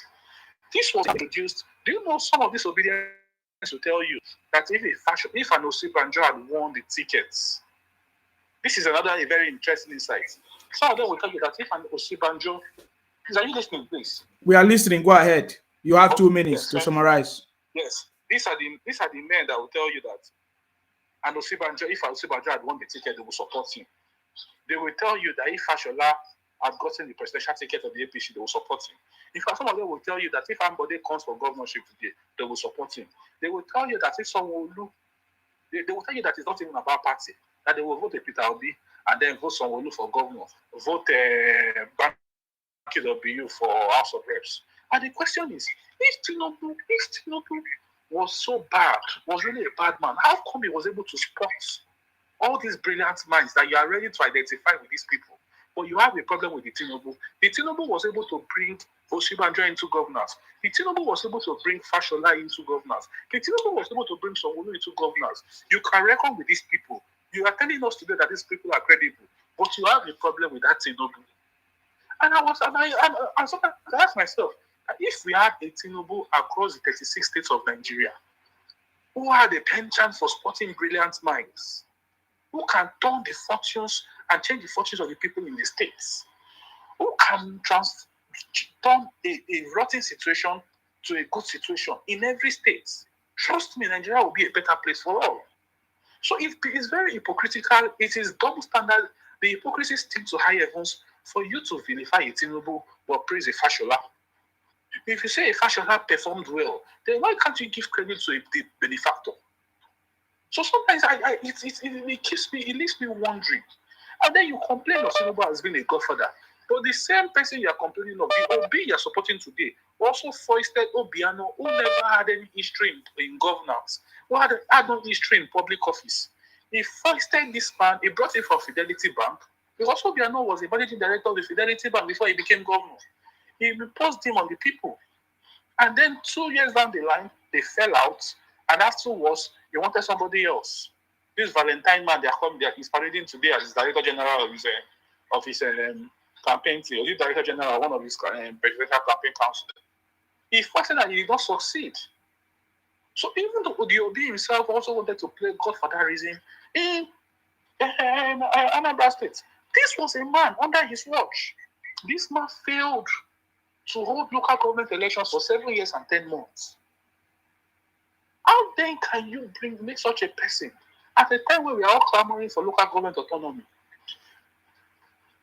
Asiwaju Bola Ahmed Tinubu did not just hold local government elections, he held it 3 times. He also went further to create 37 more LCDAs because he understood the importance of local governments for the people, to the grassroots.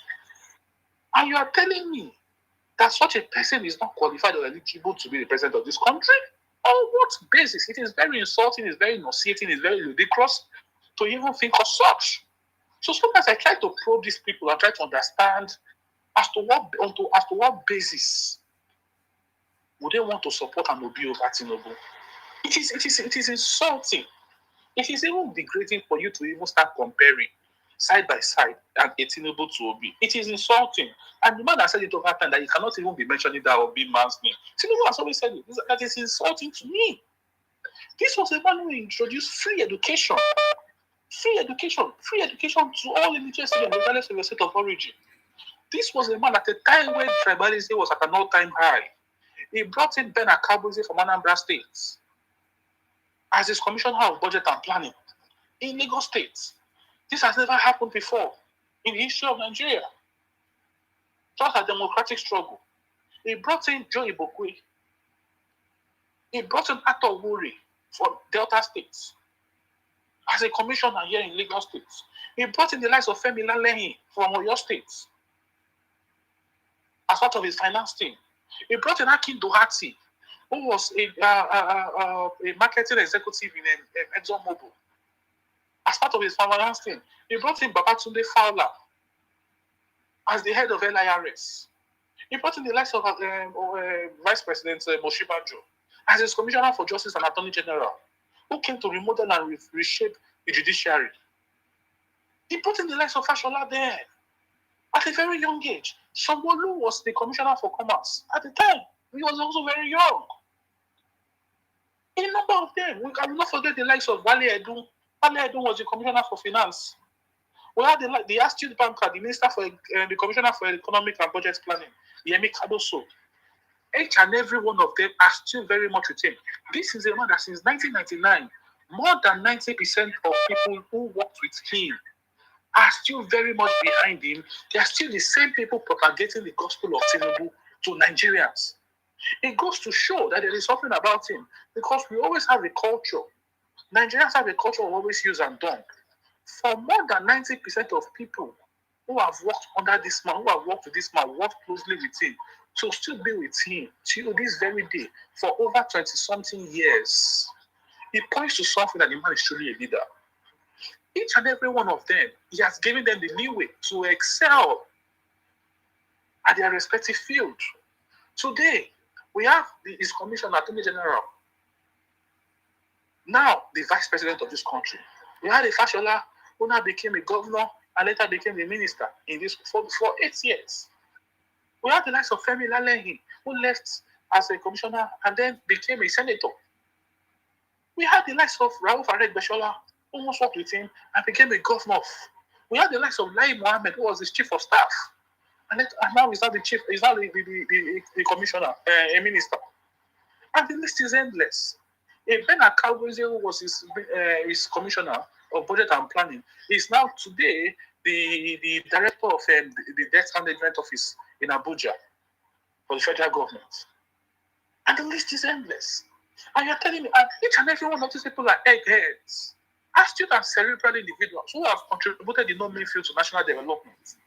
And you tell me today that I should not vote for it. On what basis? I am a Christian. I am from the south part of this country, from Akwa Ibom State.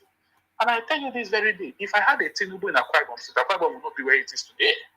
Because how would you explain a state that is the second, or is it the second or the third, when it comes to federal government allocation? But there is really nothing to show for. Each and every Akwa Ibomite and Akwa Ibom indigene are largely involved in politics. Is either they are special advisors to the advisor to a local government chairman or so and so. They are always there carrying bags of politicians here and there.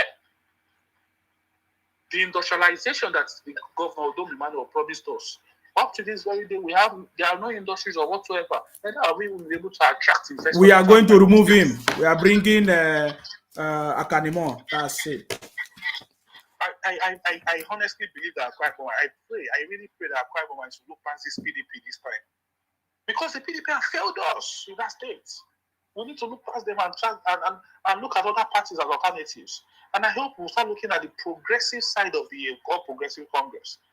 And for those who are always in the habit of looking for ways to lampoon others, to attack people's health, look for very minute issues that are of no consequence to the Nigerian people, that will not bring any good to the Nigerian people. The so-called Tinubu that you guys have claimed and called sick. But God knows, I was in the Lagos rally. My brother, I was there for just, how many hours I was there? I was there for 4 good hours. I tell you, a day after, I could not move my legs. The place was hot. The mammoth crowd that was there, the place was terribly hot. There was literally no space. I was standing all through. I could not move. And I was asking myself, how does this man do it? Back to back to back. And for the most part, he stands on the van. He will stand on the van. The roads are literally blocked. He stands on the van for, let's say, 3-4 hours before he gets to the venue. He gets to the venue. He's standing for the most part. All in all, he's spending almost the entire day standing. And this is a sick man. A young man like me, I can't even go through such stress. Another eye-opener I got, another shock I got. Just recently, I don't know if you watched the NESG debates, the NESG interactive sessions. Obi had his own session. My brother, had his session. Your time is up. You have taken almost 20 minutes. Can you use 2 minutes to summarize, please? Because others are waiting to call. I like your conversation. You can speak about Baba Tinubu for 20 minutes non-stop. This is powerful. Go ahead. No, it is the truth. It is the truth. It is the truth. There's nothing I'm saying that I want any obedience here. I don't know. The problem with the obedience is I'm yet to see any brilliant and intelligent obedience that can speak on issues without bringing all these their emotions and asking very, very silly questions. Exactly. I want to hear a very sound obedient come here to sell their candidates, speak on real issues. What are the lofty achievements of Obi? Why do you think Obi is the best man for the job? Particularly at the time when Nigeria is having a debt crisis, revenue issues. Some of you are complaining that you are suffering so bad. Who do you think is the best alternative based off on their track records? Who can change and transform the state? Who can revamp the economy? Who do you think has such track records?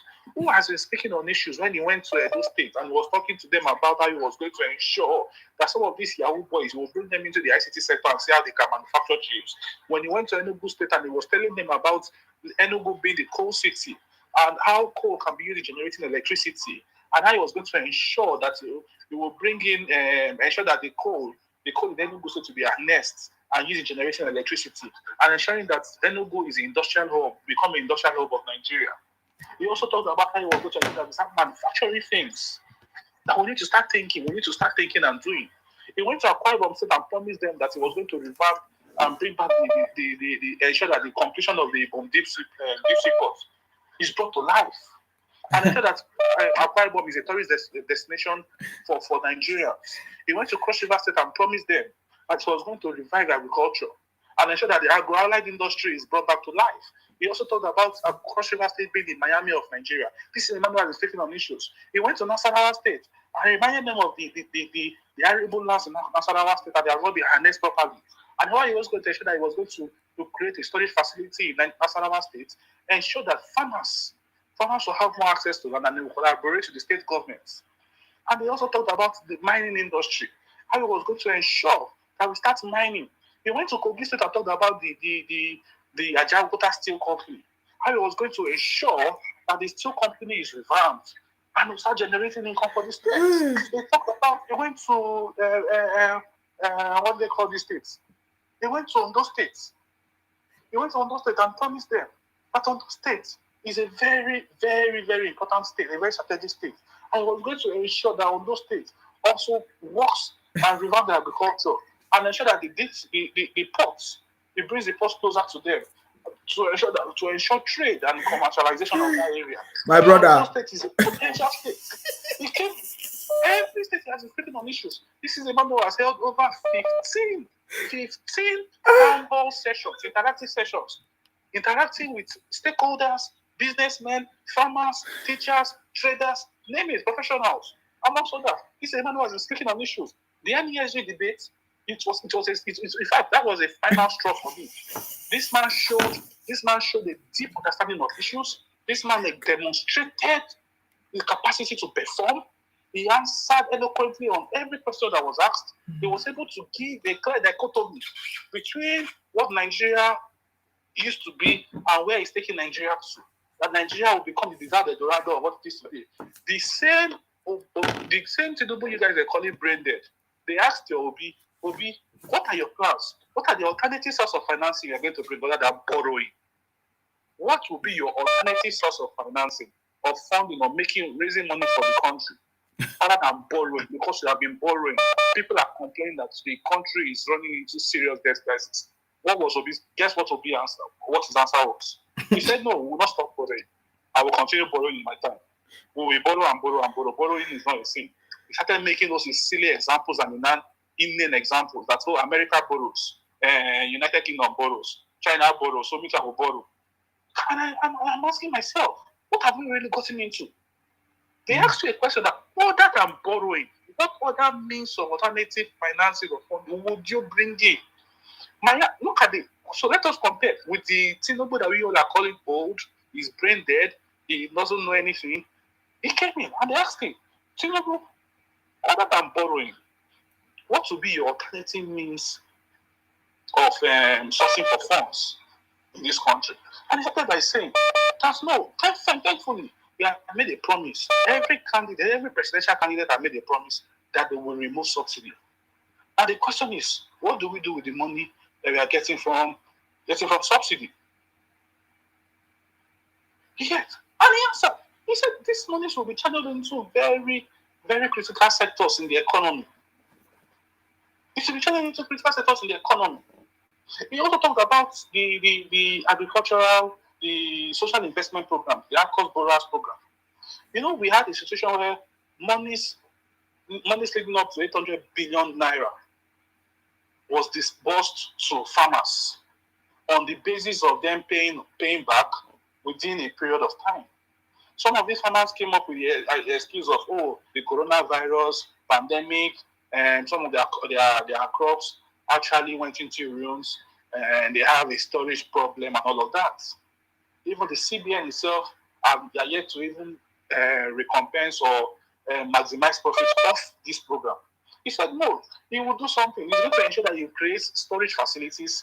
Also ensures already, we have started with engineering. We're already seeing creation of rice mill companies. We have one here in Lagos in collaboration with Kebbi State government. I think that's one of the biggest rice mill companies we have now in West Africa, if not Africa as a whole. I think they are building one in somewhere within is it Kogi or Nasarawa or somewhere around that region. And we are saying he's going to bring more, we're going to bring storage facilities such that some of these farmers no longer complain of their crops going into ruins or comatose. Brother, creating funds for the country. The thing is, there are so many things I would love to speak on. Well, I would love to hear an obedience. Come and speak eloquently, come and speak intelligently on issues. Tell us why an OB is a better option to Tinubu. Thank you very much for the opportunity to speak to you. God bless you. Thank you very much. I appreciate. I know if he just stopped the brother. Oh my God, this one was fire. Obedient people. Come and tell us what your candidate can do, please. Yes, please go ahead. Yeah, this night is a very good night. I'm just joining your line for the first time. Yes, you're welcome. I'm calling from the United States of America, Atlanta in particular. My name is David. Well, I think your forum is very good one, but please try to tell them to limit their time so that other people can contribute. Yes. Because if it should not be a one-man show. No, it's not the intention. Sorry about that. We so much appreciate the brother. He has a lot to say. He has spoken for almost 30 minutes. He has not stopped. Yeah. But yet, there's no single person from Obi that can call us and tell us what Obi have done without lying. It's so unbelievable. Exactly. So if actually saying the right thing and then the correcting, not even the right alone, is correcting, yes, saying the actual thing that is happening. Because if you say God see me, you let human being too see you. Yes. Not if you say God is my witness, let human being too be your witness sometimes. In any cases. So like the issue of Obi, Atiku and others, like me, I used to tell people that if it is what you have done before, let's see your track record. Like Dangote was importing rice to Nigeria as a businessman. At a point, he went to rice milling. He encouraged that we should be producing rice in Nigeria. He was one of behind it. But if Obi is importing ketchup, tomato, all these things is being made from tomato, the ketchup and all those things, not even a tomato farm in a mechanized way. When it was in private sector, you came to Lagos telling the trader are going to be great again, and you are talking about production. You contradict yourself. You say you want to make the economy a productive economy. Then now you're telling the trader that the trader we are going to be great again. You understand?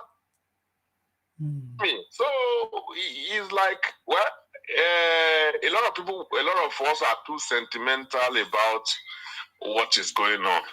It's because Obi is a Christian, because he's a Peter, does that make him a Christian? Because somebody is Muhammad, does that make him a Muslim? That's the name given to you. Mm-hmm. Your faith, service to humanity, first of all. Obi only raised 500. He only raised 500 million. He only raised IJR with 500 million for 8 years. 500 million. It's not up to 500 billion though. When Greece. Not billion. Chris Gige, I think Chris Gige raised it from from 3 to 6. Greece Gige left it at 8. At 6. No. Then he raised it from 6 to 6.5. I have the correct figures. I will look for it. What Obi did wasn't even up to 1%. Yes. Exactly. So that's what I'm trying to say. Then when Obiano came in, you brought Obiano like let's say assume that Tinubu brought Raji Pachola. The first 2 years, what parted them? They were to share money. The money you claim you saved was to brought, and Obiano came to tell us even before now That he was asking for 7-something billion. Yes. Out of that money. And now you are coming to tell me Obi is the most. Do you know why I have somebody who knows him very well? They live in the same area. Do you know why he carries his bag by himself? Because when those boys around him help him to do anything, he won't part with any money to even give them. He won't tell you. There's what we call tip in America. You should tip, it's not bribing. Yes. If somebody render a service, you can tip him. Mm-hmm. Obi will not part with. You say you have one shoe, you have one watch. As a billionaire, if your money is so, are you taking the money to where? Where are you taking the money to? That's why you cannot even afford to buy shoe. It's one shoe is going. He said every time his entourage is going, before they can put on what do you call it? Gas. He has to follow them to the gas station. As a sitting governor, and make the payment by himself. And make payment by himself. So and what do you do with your security allocation? Tell us if you are not making, if Anambra is not paying you, but your security allocation every month, what do you do with it? So is the 500 naira that the driver will add to your gas money? That is what we made Anambra before. No. To start with, you are jeopardizing. You going to gas station with your driver is a security risk on the state. If anything happened there. So my own is that Obi he was a president on social media. Let me say was social media. Then Atiku case, they call him a unifier. Somebody who cannot settle the rancor between him and his party people. He can't bring Wikil and others to table and let them agree. So he's the unifier somebody is talking about. He will sell everything to his friends. Okay, you want to carry the trash out? If you are even selling a government property or government enterprises or anything, it should be with good faith. And like Obasanjo, his master told us that what he knows about Atiku, if you allow Atiku to rule Nigeria, God will not forgive him.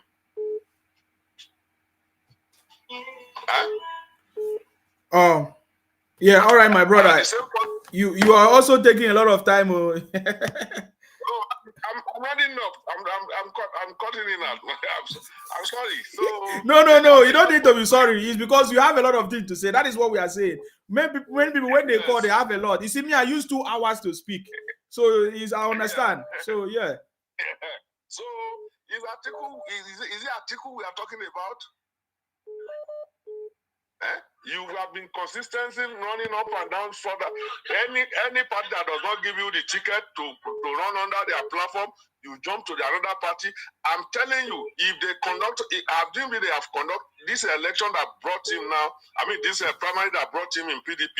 If Atiku failed to get that ticket, he will have go to maybe another party. I don't know, maybe NMPP or whatever, or maybe go and meet you with them. So we know them. We just waiting for the celebration. I can't wait. I'm watching the TVC on my TV everywhere today. From now till Monday. That's what I'm. That's it. Thank you very much for calling. I appreciate you. My brother. Thank you very much. Yeah. Thank you. There are a lot of people calling at the same time, so I'm sorry, guys. I'm sorry. I cannot just stop people from talking because they are talking that makes sense. You rubbish people call, I won't give them that. Hello, your name and where are you calling from, please? Hello, good morning, good evening, good night, good evening, Daddy. My name is Ola. Yes. You know what I want you to do? I never knew that Igbo people are so brilliant like this in my life. Why? You see that guy that just stopped. Yes. Yes. Please, I'm begging you in the name of God. Just cut that part and do a short thing for me, please. Nope. That guy is too much. You understand? He has to work with Baba. He finished work. Eh? The guy finished work.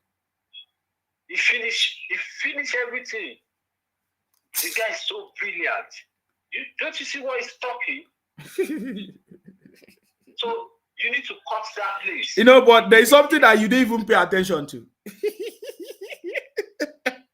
He said that how can people who don't have anything, they are not even contributing anything to the federal purse, they came and put Akwa Ibom and other Niger Delta region in their beer fraud. He said we have to stop them. You don't understand what that guy said. The thing is that you don't understand. I do understand. I heard everything he said. That guy is loaded. That guy is loaded.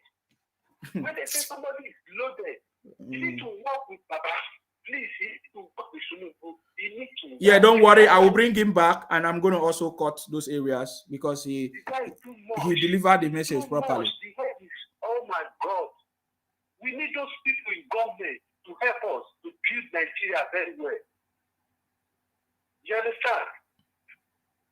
I hear you. Thank you. Yeah, thank you so much. You're welcome. I'm really enjoying it. Thank you. Thank you very much. You're welcome. Okay. I see this is our brother that was calling from the east. Let me give him the opportunity. Hello, my brother. Your name and where are you calling from? Please go ahead. Yeah, how are you? Very okay. I just want to contribute something. One of my brothers, since he called you, so yes, tell us your name. Tell us your name and where are you calling from. Yeah, go ahead. My name is Ken. You're supposed to know who I am. Ken. I know you, but when you call into the program, you tell us your name and where are you calling from. Yeah, go ahead. Okay, I'm Ken. I'm calling from Anambra State. Yes, please go ahead. Yeah. Okay. Like that one of my brothers chatting at you, call you on phone chatting, I was very pissed off. You understand? Yes. So I called one of my brother today. I called one of my brother. We were discussing in afternoon time. Yes. He was telling me the wickedness of Ndigo, wickedness of our people is what is causing all this problem. We are too wicked and evil. Somebody will call you threatening your life for your own choice, threatening you, insulting you, calling you Babuliski of Calabar. What kind of nonsense is that? And you want the person to campaign for your brother. Have you ever seen a Yoruba man insulted in Sima? That's what I'm scaring people. And now someone never insulted you. Never insult you for one day. Only Igbo people are insulting you. Only Igbo people. Why are we too wicked and evil? So somebody if people want to rule Nigeria, for instance, now, so we are not going to have freedom of speech anymore. Is the kind of evil they want to? Oh my God, brother! I sometimes say sorry for everything. You understand? All Igbo are not the same, please. Yeah. You are right. From Israel, we are not from Israel. The real Igbo people are not from Israel. You understand? All those people from Israel, they are not from Igbo land. They came for our land. I'm telling you the simple truth. Igbo people are few. All those people you are seeing insulting people are not from Igbo. Go and verify. We are not, even P2B is not from Igbo. It's from Israel. Who ask about Agulagre? Ask many questions. Everybody are not from Igbo. Some from Egala. I'm telling you. So in Igbo land, we are many. We are not the same people. Some people are Igbo people. Some people are from another place and came to our land and living with us from there. From all this intermarriage will become one. But the history is there. Other people are from Edo State. They are from even of Onitsha is an Asia. If from Asia, Onitsha people, they are not from Igbo land. Both of Igbo are not, we know the history. So some people are insulting you are not from Igbo. We are the real Igbo people. We are not from Israel. Some people from Israel, some people from Egypt, they came to an Igbo land according to the story. So if they are insulting not Igbo people, don't generalize Igbo people. We are the original Igbo. We don't insult people. We don't kill. That is the reason why they are destroying Igbo land, because it's not their ancestral home. They came. That's why they're destroying it without feeling remorse. You understand? Yes, because we real Igbo are few. We real Igbo are few. We are few. We are not many. You understand? They are conquer us. You understand? So, for everything that happened, we are not the same. You understand? We are not the same. All those people killing, sending you a message, threatening your life, threatening people's life, insulting people's fathers and mother because of your choice or my choice. They are not from Igbo. I'm telling you the simple truth. Igbo people don't insult. Go and verify. We are way through it. Okay. We are the original Nigeria. Nigeria is Igbo, Hausa, and Yoruba. Those people that came to invaded our land olden days, like 500 years ago, 1,000 years ago, they came to our land. It's people that insulting people, doing this nonsense, bringing in the name of Igbo. Are you know? Asking yourself a question. I never see them say they are Igbo. They are Biafra. They are not Igbo. They are Biafra. Are you understanding? Have you ever seen them call Igbo in their mouth? They always call Biafra. We are Biafra. We are not Igbo. Now they can't even say that Igbo name are cursed. Now they can say Igbo are cursed. Yes. That name are cursed. It's cursed name. You understand where I'm going? I get you. Something okay. Those people want to destroy our land. They are bringing Igbo name to the mall. I'm telling you the truth, and it's paining me because I'm originally Igbo man. You understand? Yes. So everything they are doing, I know they want to destroy Igbo land. That's why they can never see them. The Yoruba man will tell you that I'm a Yoruba man. Hausa man will tell you I'm a Hausa man. Fulani will tell you I'm a Fulani man. Ibibio will tell you I'm a Ibibio man. Yes. But Igbo man can never.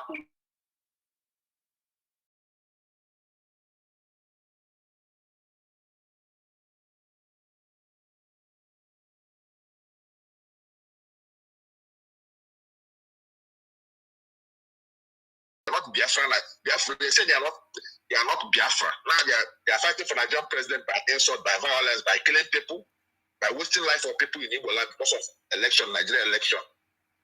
They are insulting people, insulting Yorubas, insulting Hausa, insulting Fulani, insulting Buhari, insulting Tinubu, insulting every stakeholder, strong stakeholder in other regions. So because of their Peter B is their brother, you understand? That's why I'm not supporting people. I'm supporting Nigeria. Peter B is from Agolo. Agolo not from Agolo. They are not from Igbo. Go ask about Agolo. That's why Land is teaching them. They are not from Igbo. They came from Israel. So Peter B is part of people that came from Israel. Peter B, Agolo is first son of Eri. You understand? So we know their pattern of their life. We are the real Igbo. Okay. Our ancestral home is Agolo Kunudri. Go and verify. Their ancestral power is from Agolo. You understand? We divided ourselves. In Igbo land, we know ourselves. We are not the same people. Please, don't generate everything. Call them Igbo Israel people. Israel. Don't call them Igbo. Please, I'm not one telling you they are from Israel. And they tell you they're from Israel, they're not from Igbo. They tell you you are sitting down, they can making the difference, telling people they are from Israel.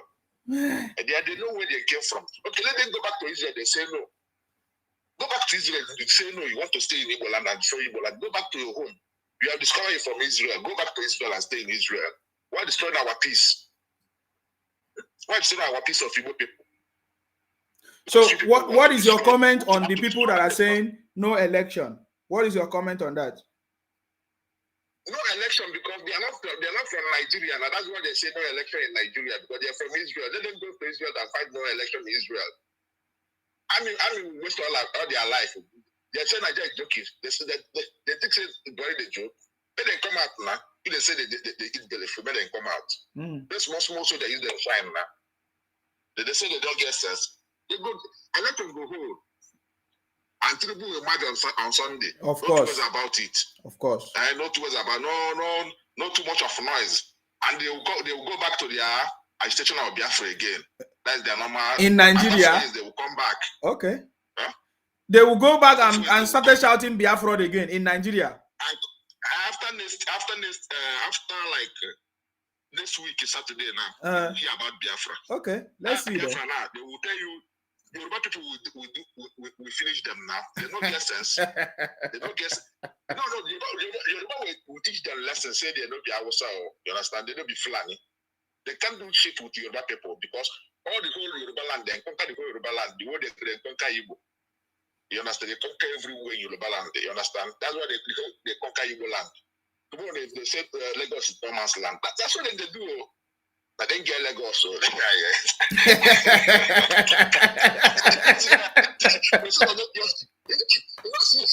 it's your guy that call you say that they get unit of Nigeria. Unit of Israel if we go, in Nigeria or Israel. Well, I can't go Israel. I don't want to go Israel. What will be a problem? We say we Israel, Biafra Israel. We are being. So now you are telling Nigerians you hold the unity of Nigeria. Wait. Last 4 months they call Nigeria zoo. Today they want president of the zoo. So if we don't get sense. I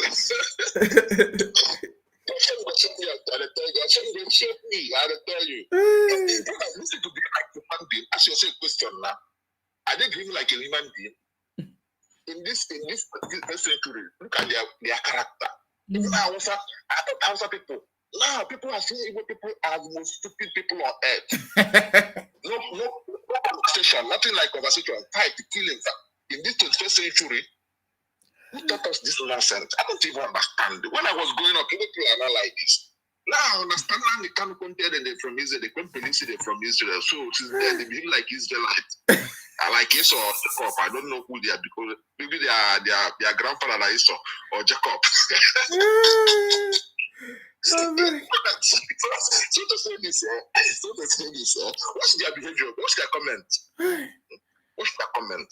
In this 21st century, go to the whole world, go to Facebook, the whole world.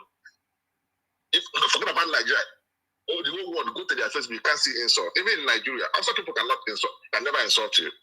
Now Yoruba are giving them woto. They are not crying, shouting. Tomorrow they will cry. They will cry well. They will cry well. 2 days to go. Or 1 day. I told them last year when this thing they start insulting Tinubu, say, when Yoruba people, Yoruba people will just leave you now. When they go start their own, they go just come say Yoruba hate you, Hausa hate you, Benin people hate you. You go shout again. Nobody go even listen to you because they know you people are troublemakers. You want to a Yoruba person now. So campaigning for today, you're starting a Yoruba man to insulting Tinubu. That this thing not they tire you. Not they tire you. What if P2B from Israel? P2B is an Israel man, not in Nigeria. What P2B from Israel? What do you do for Anambra State? Huh? But they tell us what do you do for Anambra State? P2B, what did P2B do did in Anambra State? I want to know. Because I've never seen. If they people want to call me because I was born and brought up in Anambra State. So I know the whole street, I know the whole state, town, villages in Anambra State. So if from Agolo, to be from Agolo. Let them tell you one thing to be built in Agolo. From Agolo to Mbaku, say you want to present in Mbaku. From Agolo to Mbaku is very near. Yeah? That road from Mbaku to Oka, government to construct that road is in Giga. Because that road was there.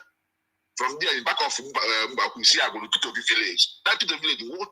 Still one single thing to be built. Even one school for a village, go, maybe Agolo. Because I never see. P2B want to save Nigeria is the only hope for youth. Which youth? Israeli youth you want to president, not Nigerian youth. Let them talk that nonsense fat on my face. Why are people selling out? As if like David Maya, then came out now talk about David Maya. I go feel say yes, like this man try. He do like it, maybe it's Tinubu's maybe Tinubu is the organ of David Maya because he gave like Tinubu. You understand? Because go to Ebonyi State. Ebonyi State is different. It's the only state that's different from Southeast. Yes. I'm telling you. Yes. Only state that's different from Southeast. As an APC, he hates APC, but the whole governor in Southeast, both of them and the hope David Umar is the only two governors that work in Anambra, Igbo State. You people hate these two governors. And like people that not work in that, like you can see as they have never done anything, one single thing. Huh? But you people hate both of them that construct more than 30 roads in 3 years. People hate to oppose them, hate Dave Omaya, but you like you go, I like you, Biam. Sometimes, brother, sometimes I think for my paper, I'm telling you. But sometimes, yeah, I don't know what's going on. I don't know what is going on. And this thing that they are doing it now, sir, are now stopping Boko Haram, stopping terrorists in North. They are stopping the northern governors are stopping insurgency in North. But in Southeast, it's getting worse every blessed day. They killed a Labour Party senator aspirant yesterday night. Yes. Yes. Have you seen that kind of thing? I want to ask them. This is political assassination. I've ended in Nigeria like let me tell, like 15 years ago. I've never heard that. Is now that. Do you know that a Labour Party governorship aspirant in Anambra State in the last 2 years, 2021? Do you know the guy? Hello? I don't know. Is it Victor Ome? The guy, the Labour Party aspirant in 2000, with Soludo, that year Soludo came for president, governor. They killed the guy, you bury him alive. Family didn't see the guy. Go to Ramasamaro, go verify Obi Ramasamaro. Put in Google, you see this. People never talk about Obi Ramasamaro. From Anambra State, they bury him alive. 2 days to election. That's November 2021. They bury him alive. His family didn't see the cause of that young man. His youngest aspirant is about at 8 years. They killed him, they buried him alive. And the man became fourth. After election, he's the fourth position he got, but he was not alive. Igbo people seal their mouth, everybody closed their mouth, Labour Party closed their mouth. Which kind of Igbo party is this? That's why I started hating Labour Party. They have never said about the aspirant that contests Anambra State or governor. They're very alive. Go check Google to put Obi or Abasimaro, a Labour Party candidate Anambra 2021 election. The evil they are covering. But no problem, okay? I will leave you so some people will call, okay? No problem. Thank you very much. Thank you very much. I will take one or two calls, then we'll end the broadcast. Let me take this call from this. He has been calling. Let me just try to see if I can reach out to him. Yeah, it was a wonderful conversation, guys. We'll continue next time. Oh my God. Wonderful. Wonderful. Okay. I think this brother is no more available. I'm sorry I couldn't pick up everybody's call. We had a lot of calls that came in. Okay. Hello. Yeah, go ahead. Your name and where are you calling from, please? Hello, Mr. My name is Mr. Olawale.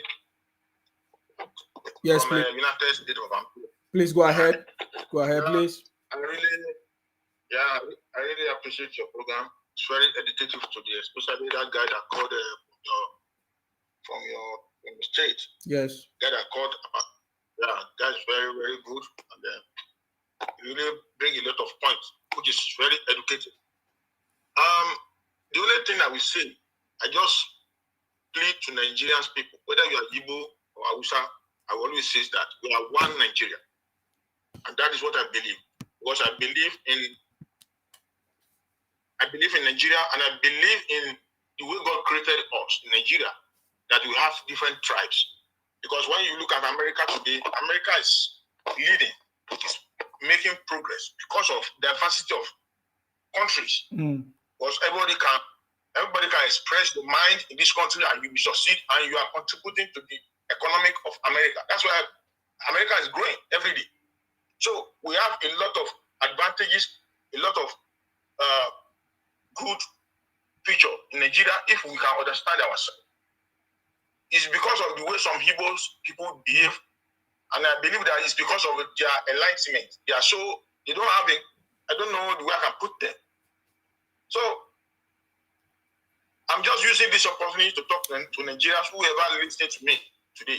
I'm in America. I lived in Nigeria before I moved to America a couple of years ago, which is not too far. So when I live my life, most of my life in Lagos State, people that doesn't know how Lagos State was, that is why they are saying this rubbish they are saying today.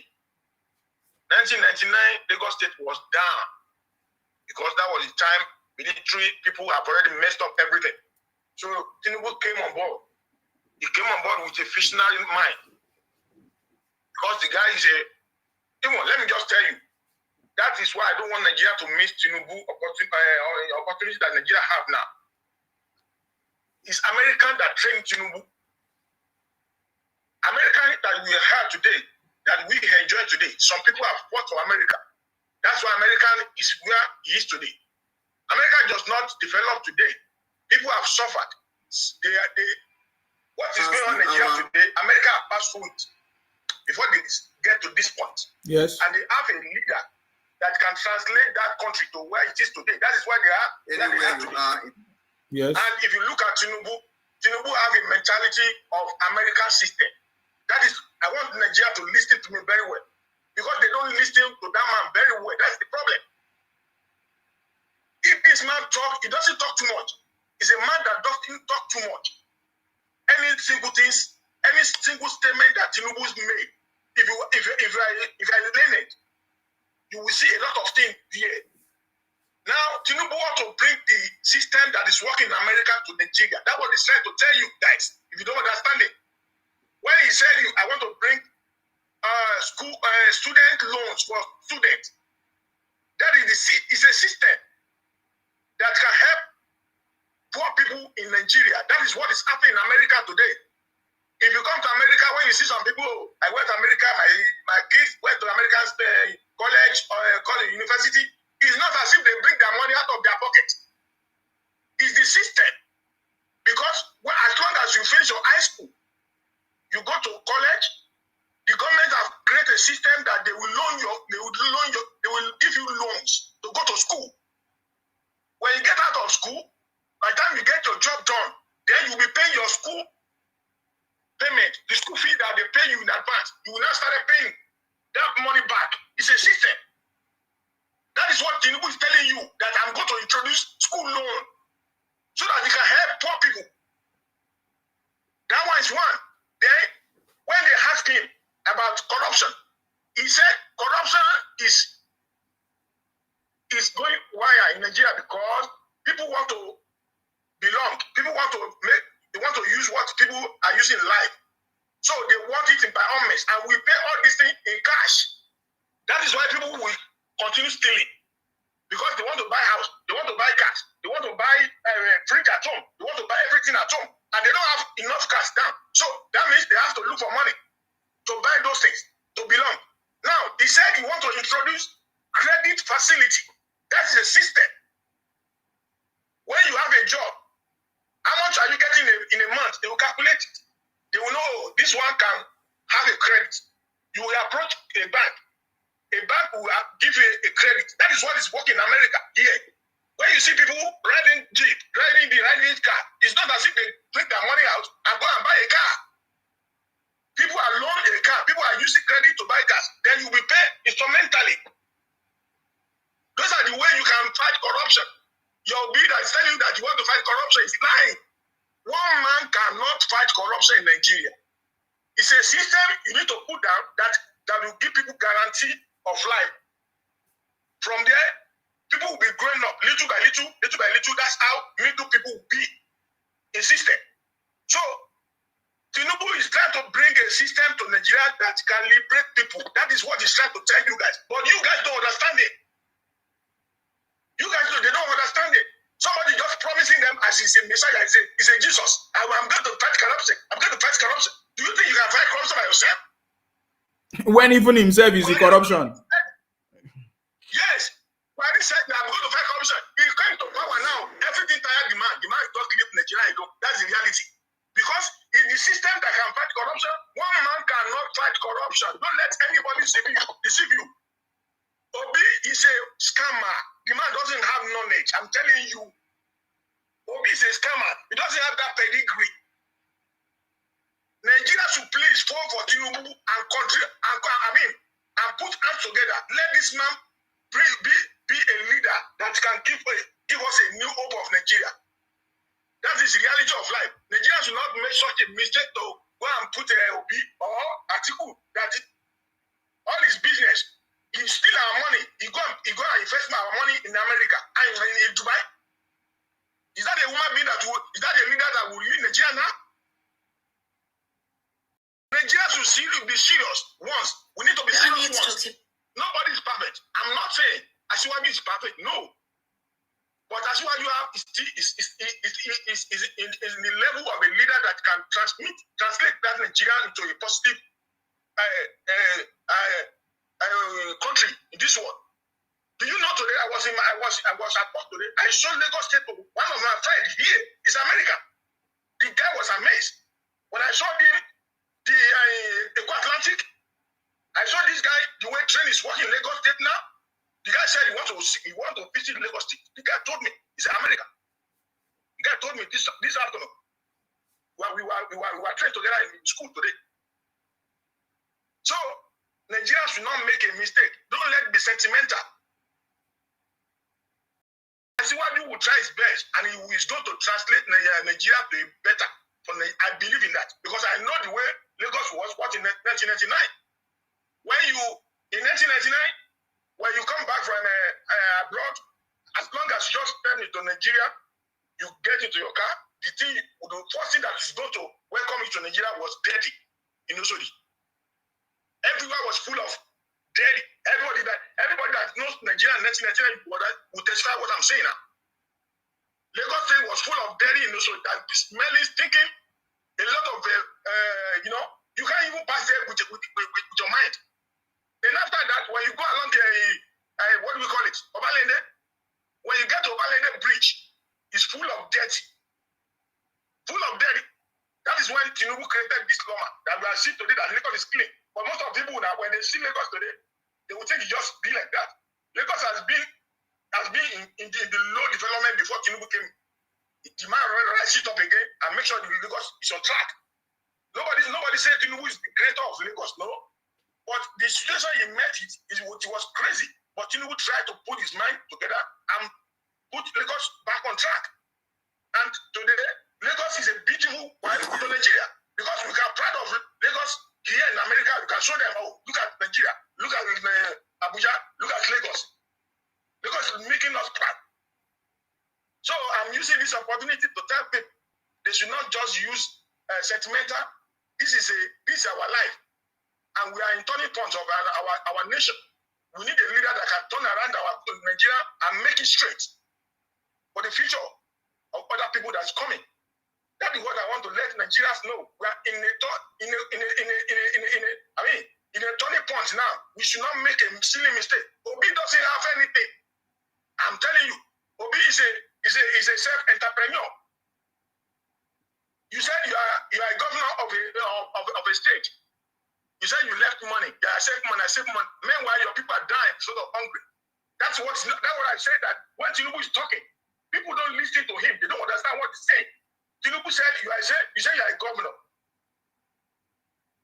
You said you keep money for a state, and your people are dying with hunger, and your people are dying with underdevelopment. Are you a banker? You're a governor, for God's sake.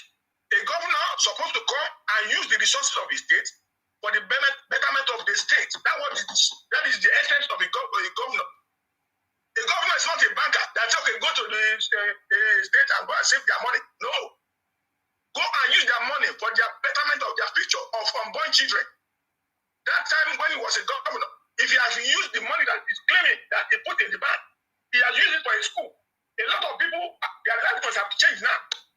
Through that school that he has put in order, maybe you have built a nice school, you give them a good school infrastructure, you give the teachers, the people that's working there, good encouragement. From there, they must have put a good life for poor children's kids over there. Now you say you put that money in the bank. That money now, where's that money today? Where's the money? Where is that useless money that you said you kept in the bank? So a governor, you come to serve your people because they know that at least they have a little resource, but the resources might not reach everybody. But a governor needs to use that money in a way that different people, different kind of people will enjoy from that money to better their life. That is the essence of a governor. A governor is not for you to come and keep on use their money for their development of life to enhance their life. That is the essence of a governor. So you not claim oh, I keep money. As if it's like a father who has a children at home. They are feeling hungry, they cannot go to school, they cannot eat, and you go and keep your money in the bank. Is that not a stupid father? So Nigeria need to be wise. Tinubu is not a poor man before he become a governor. It's because they don't know him. Tinubu is a big man before he become a governor. Because he fought, when we talk of this democracy we are enjoying today, there are some people that fought for it. Tinubu is one of them. And he used his resources that time to fight this cause. We know about it. It's not a matter of saying they're telling us. I'm not a small boy. I'm a 50 years old man. So I know what I'm talking about. And I know Tinubu properly. So Tinubu is not, he never tell you that he's a poor man. He never tell you. Because he know how to use 1 naira to become 10 naira. Because he's a business, he's an accountant, and he know about it. He's not I don't know what I'm going to say about that, but he's a good man that he know how to change 1 naira to 20 naira, 20 naira to 1,000 become millions. So he has never told anybody that he's a poor man. So I'm urging Nigerians to be very, very careful this Saturday, because this is turning point for Nigeria. But I will not say they like. They need to reason very well. They need to reason. Everybody see the way Lagos State is moving. The Lagos State is in the right path to good development. When you go to Lagos State today and you travel back, by the time you go back in 1 month, by the time you go back to Lagos, Lagos is changing every day. Development is going on every day. And that is how it's supposed to be. So, and this is an opportunity for this man to express his mind, because he's already old. He's going. God forbid, if he doesn't become president, nothing, he can't feel anything. The rest of his life is already good for him. He just wants to use this opportunity to serve Nigeria. That's the reality. They don't know. So, Sima, let me leave you, because I don't want to take much of your time because of other people. I really applaud you for your program, and God will be with you, because you are saying the truth. Because the way I say you don't even know Tinubu. You don't know Tinubu, but just because you are enlightened and you know the truth, that is why you are doing this program. Some useless people say they pay you. How much you want to pay you? Even if Tinubu pay you, is it Tinubu that is sponsoring your life to where you are today? Those useless people, they don't know what they are talking about. Leave them. Is it Tinubu that is sponsoring you where you are today? Useless people. Thank you. So thank you so much. Thank you very much. I appreciate you. Hello, your name and where are you calling from, please? Go ahead.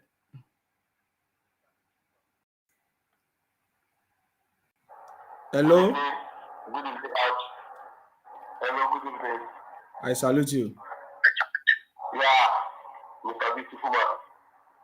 You're welcome. You have been listening since morning, contribution of the last caller, the first caller, the person that was talking about Togi, blah, blah, blah. This is UK.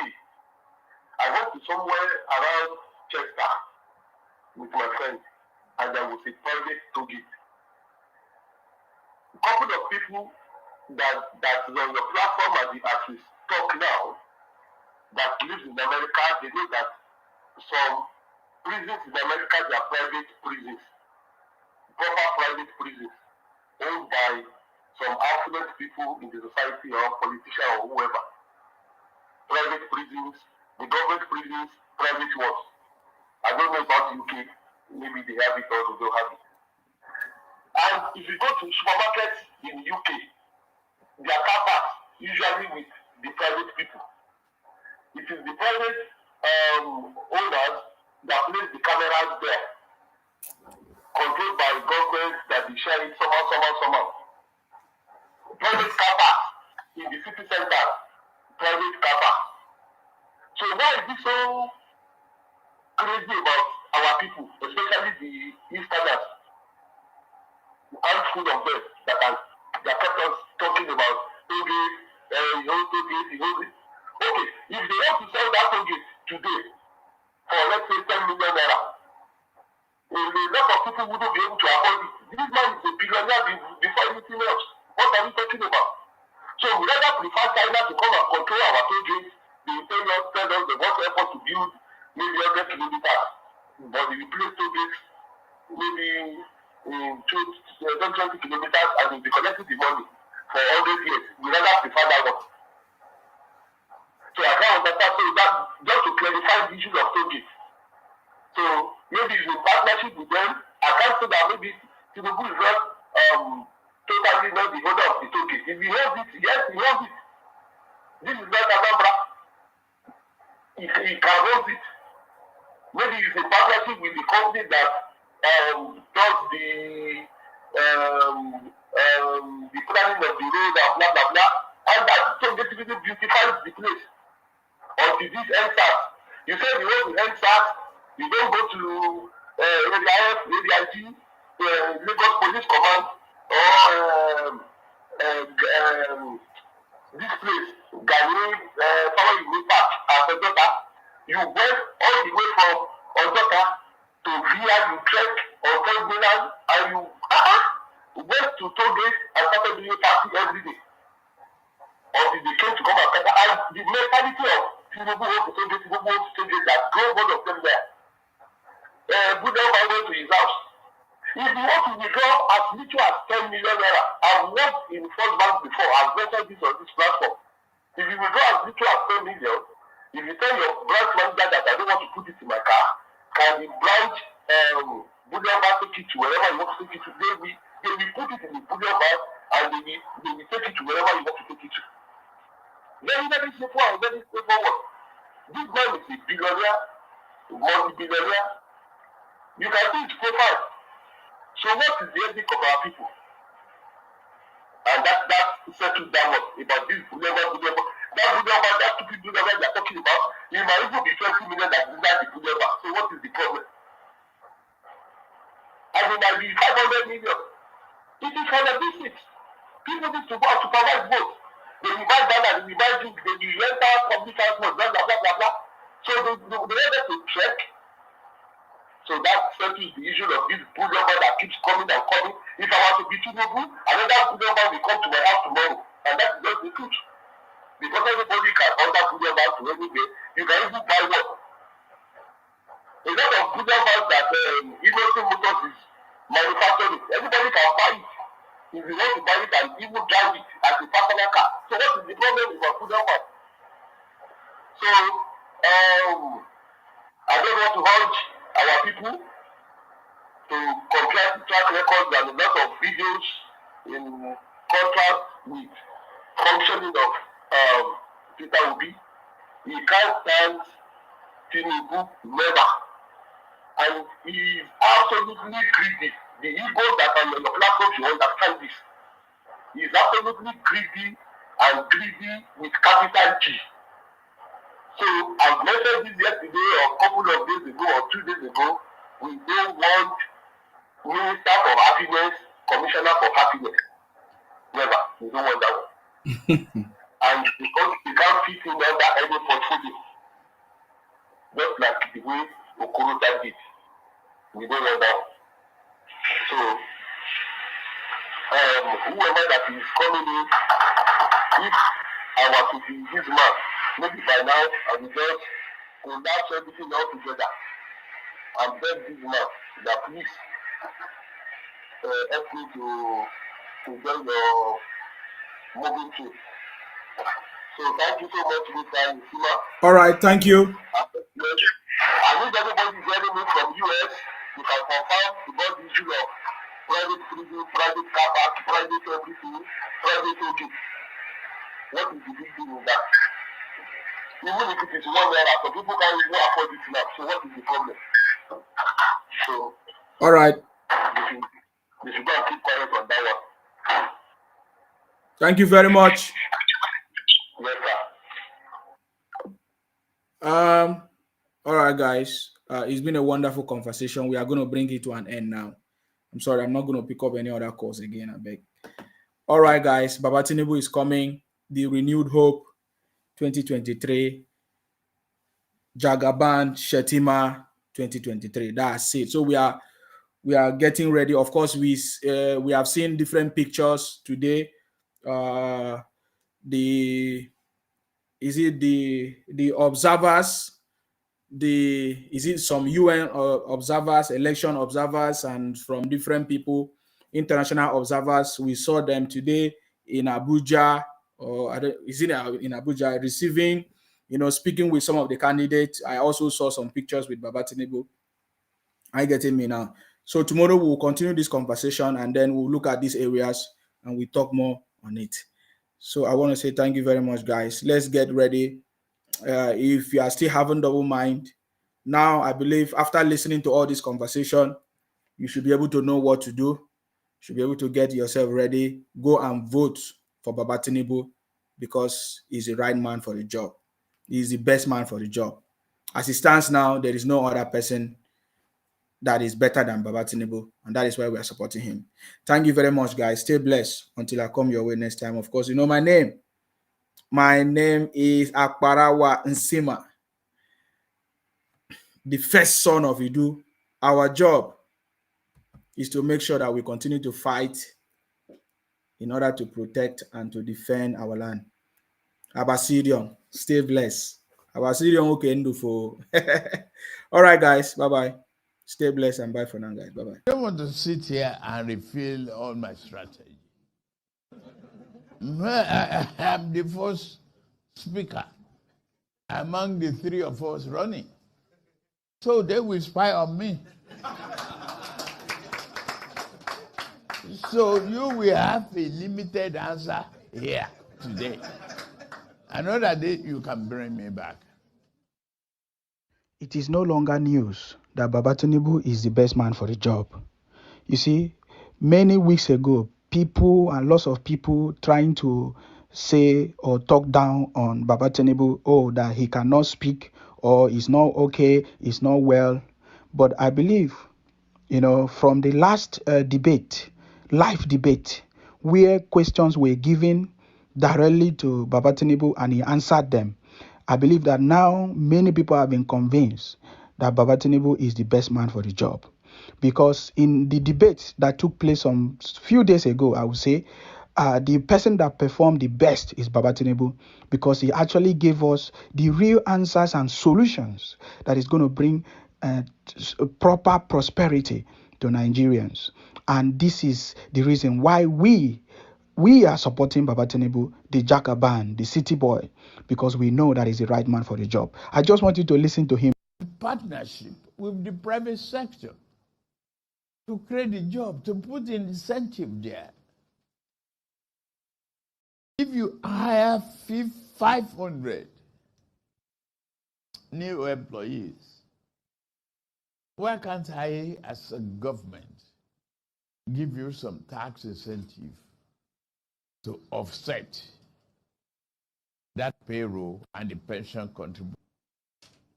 Private sector driven opportunity, tackle the power problem head on. People can work by themselves. A common school driver can create a path to fortune if electricity is taken care of and other infrastructural areas. Very brilliant.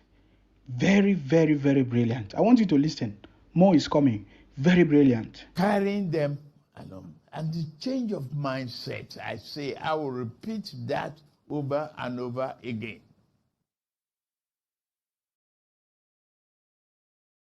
Patriotic commitment,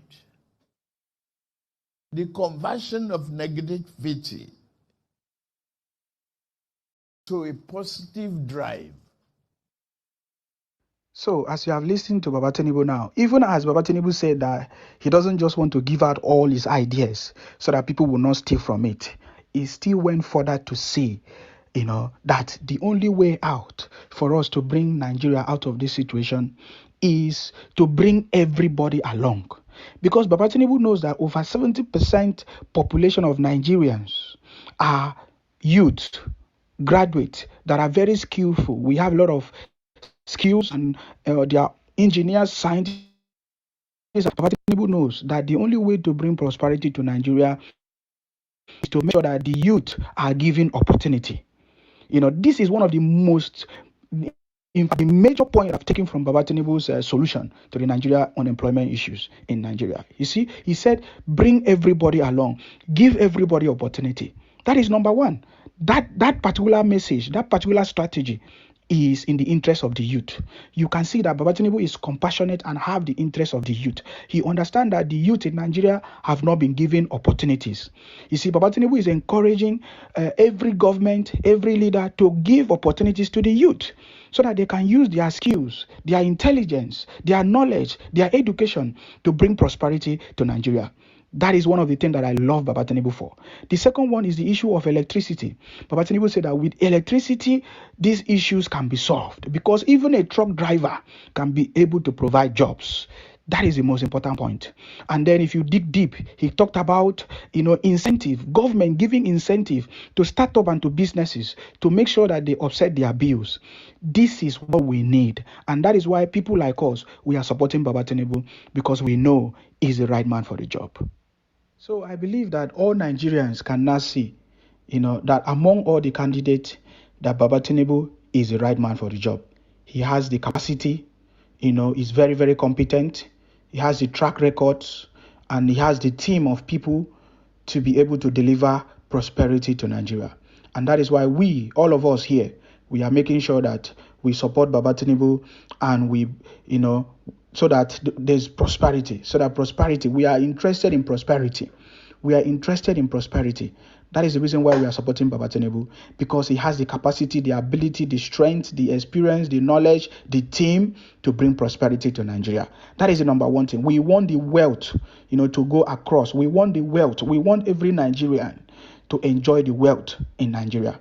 Thank you very much and stay blessed. I don't want to sit here and reveal all my strategy.